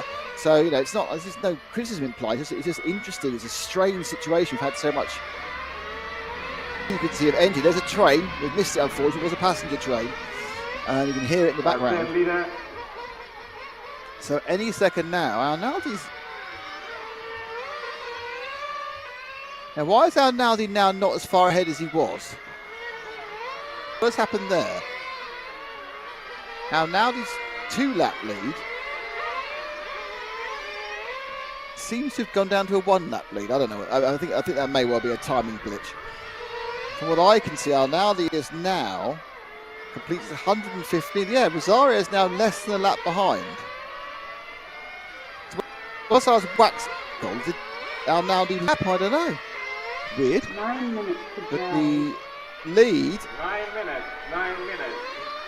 So Rosario is now 13 behind, and Rosario was about 35 behind. Okay, it happens occasionally. Timing screens, etc. So Arnaldi is running up. Apologies if I've missed something. I was looking at some other details, but it's just a bit weird. But anyway, it doesn't matter. It hasn't changed the overall effect. It just means that perhaps we have a slightly more exciting finish. Gabriel Poloschi now back to 2 laps down. Players having some slow laps. Now Arnaldi's fine. Ground speed rise, 18.5, 18.7. Rosario a little bit quicker that time round with 8 minutes to go. And let's see how far he is behind this time. Hasn't quite completed 118th lap, and now 12.17 seconds. And that is an 18.7. Now it's all going to be down what happens this last stop.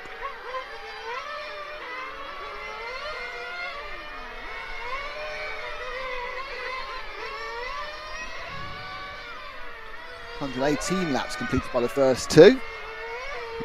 And 17 at the moment. And in the spearmint green car there, just coming out of shot now, coming back into shot. Back chasing Bayer down now to put him another lap down. I'm sure that probably put him 3 laps down if he gets past him. Okay, Bayer's obviously striking a little bit more. I put him 2 laps down, I see. So he's looking to put Bayer 2 complete laps down.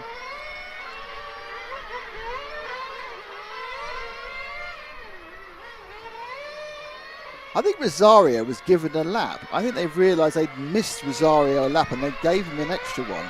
That's the only reason I can think of what I've seen in the timing screen. It doesn't make any sense, but I think that's what happened. Obviously, answer the postcard if I've got that horribly wrong. And there goes another lap on Bayer. So Bayer is 2 laps back. Yeah, I think Rosario was missed a lap and has been given it back. That makes sense. He had a 51-second stop. It was long for a problem. So Rosario, I think, was given it back that, which is why he suddenly ended up way closer to 40 points. Now he's 10.5 seconds behind Arnaldi. That's 1 stop more to make. It should be coming up soon. 6 and a bit to go. Your race leader is 4, then 6, then 5, then 2, 4, 6, 5, 2. Watch out, 1 and 11. Arnaldi now comes over the line. 6 minutes to drive. There he goes, driving. I think we'll see Arnaldi into the pits this time. Here comes the leader. There we go, into the last pit stop. Fuel is stabbed in and he's released. A bit of a blockage there by a car ahead of him, so he's going to lose a little bit of time during the pit stop. So he has made his pit stop as one of the other cars retires again with fuel problems coming out of the pits. Arnaldi continues going. He made a 26-second stop. Rosario, I think, had a 25-second stop. So he's gained a little bit. So Rosario now has 8.3 seconds to make up in 5.5 minutes. Let's see how that cracks out over the next. That 19.1 for Arnaldi, plus 8.1 seconds. Remember that, as Arnaldi has some traffic heading, a little sharp turn there. Not quite both on the same shot yet. We've lost 3 cars now. Attilio D'Angelo's gone into this weird race of attrition. 5, 2 and 10. 4, 6, 5, 2 and 10. 5. And there's Arnaldi. He has 4 minutes 46 seconds away from his first multi-class European champion. He'll have a championship in more than one class, joining a number of other races, joining other races on this track. Alessio Mazzeo, who did it today. Martin Bayer, who did it many years ago when he won the Electric Off-Road Championship. So Rosario now 7.5 seconds behind, getting closer, but only has 4 minutes to make up that difference. What will it be this time round? It was 7.5, 6.9. So about 6/10 of a second each time is being gained. But Rosario really putting a sprint in to catch Arnaldi. Let's see how soon it is before we can see him on the same frame. I think that's Arnaldi. I think that's Rosario going across the line now. Just the shot changes. We saw him going through. He gained 6.0, so he gained another 9/10. Rosario's really coming now. He's coming so quickly. And we're getting to the back end of a race. You wonder whether Arnaldi is either pacing himself or perhaps this is as fast as he can go with his engine tune. This is as fast as he can go with his tyre prep. And he has gone past some traffic, but that goes down to 5.3. Rosario is getting closer, and he's getting closer quicker. Arnaldi round the outside. The indicator, there is Rosario. There, look at him coming right back into Rosario. Arnaldi, who was just cruising to a championship, 5.0. He's losing 5 or 6 tenths, and I'm pretty sure it's just the state of the cars as they are. 3 minutes 14 to go. There's 7 laps left, perhaps even 8 laps left. There's plenty of time for Rosario to catch him up. He's 5 seconds behind. How far is it this time? He can't afford to make a mistake, and he goes down to 4.4 seconds. So a final looked like it was going nowhere is building up to a massive crescendo here at the GT Nitro Championship. I think it was because Rosario has missed a lap and we all thought it was all over. They got the lap back and suddenly it's all back game on again. But Rosario has a problem. He has lots of traffic ahead of him. The lead is now 3.9 seconds. It's 3.9 seconds and 3 back markers. Now, what's happening is that Carlos is trying to clear those back markers. Last time round, 3.9 seconds. Up he goes the inside. That's him there in the background. Now he comes across the line and the lead he gained half a second despite having to go through the traffic. There, across the sweeper, is Arnaldi. There, that Mario. I think he's got one more car to get past, which he does now. So it's now the two are together. 3.5 seconds, 2 minutes to go. Normally, that'd be not going to happen. 3.2, so he didn't have a chance of a clean run. Now, with a clean run, how close can Rosario get next round is the question. 2 minutes to drive, 4 laps, 5 laps, 6 laps probably. The 17-second lap. They're going to get 6 laps. 2 minutes, 2 minutes.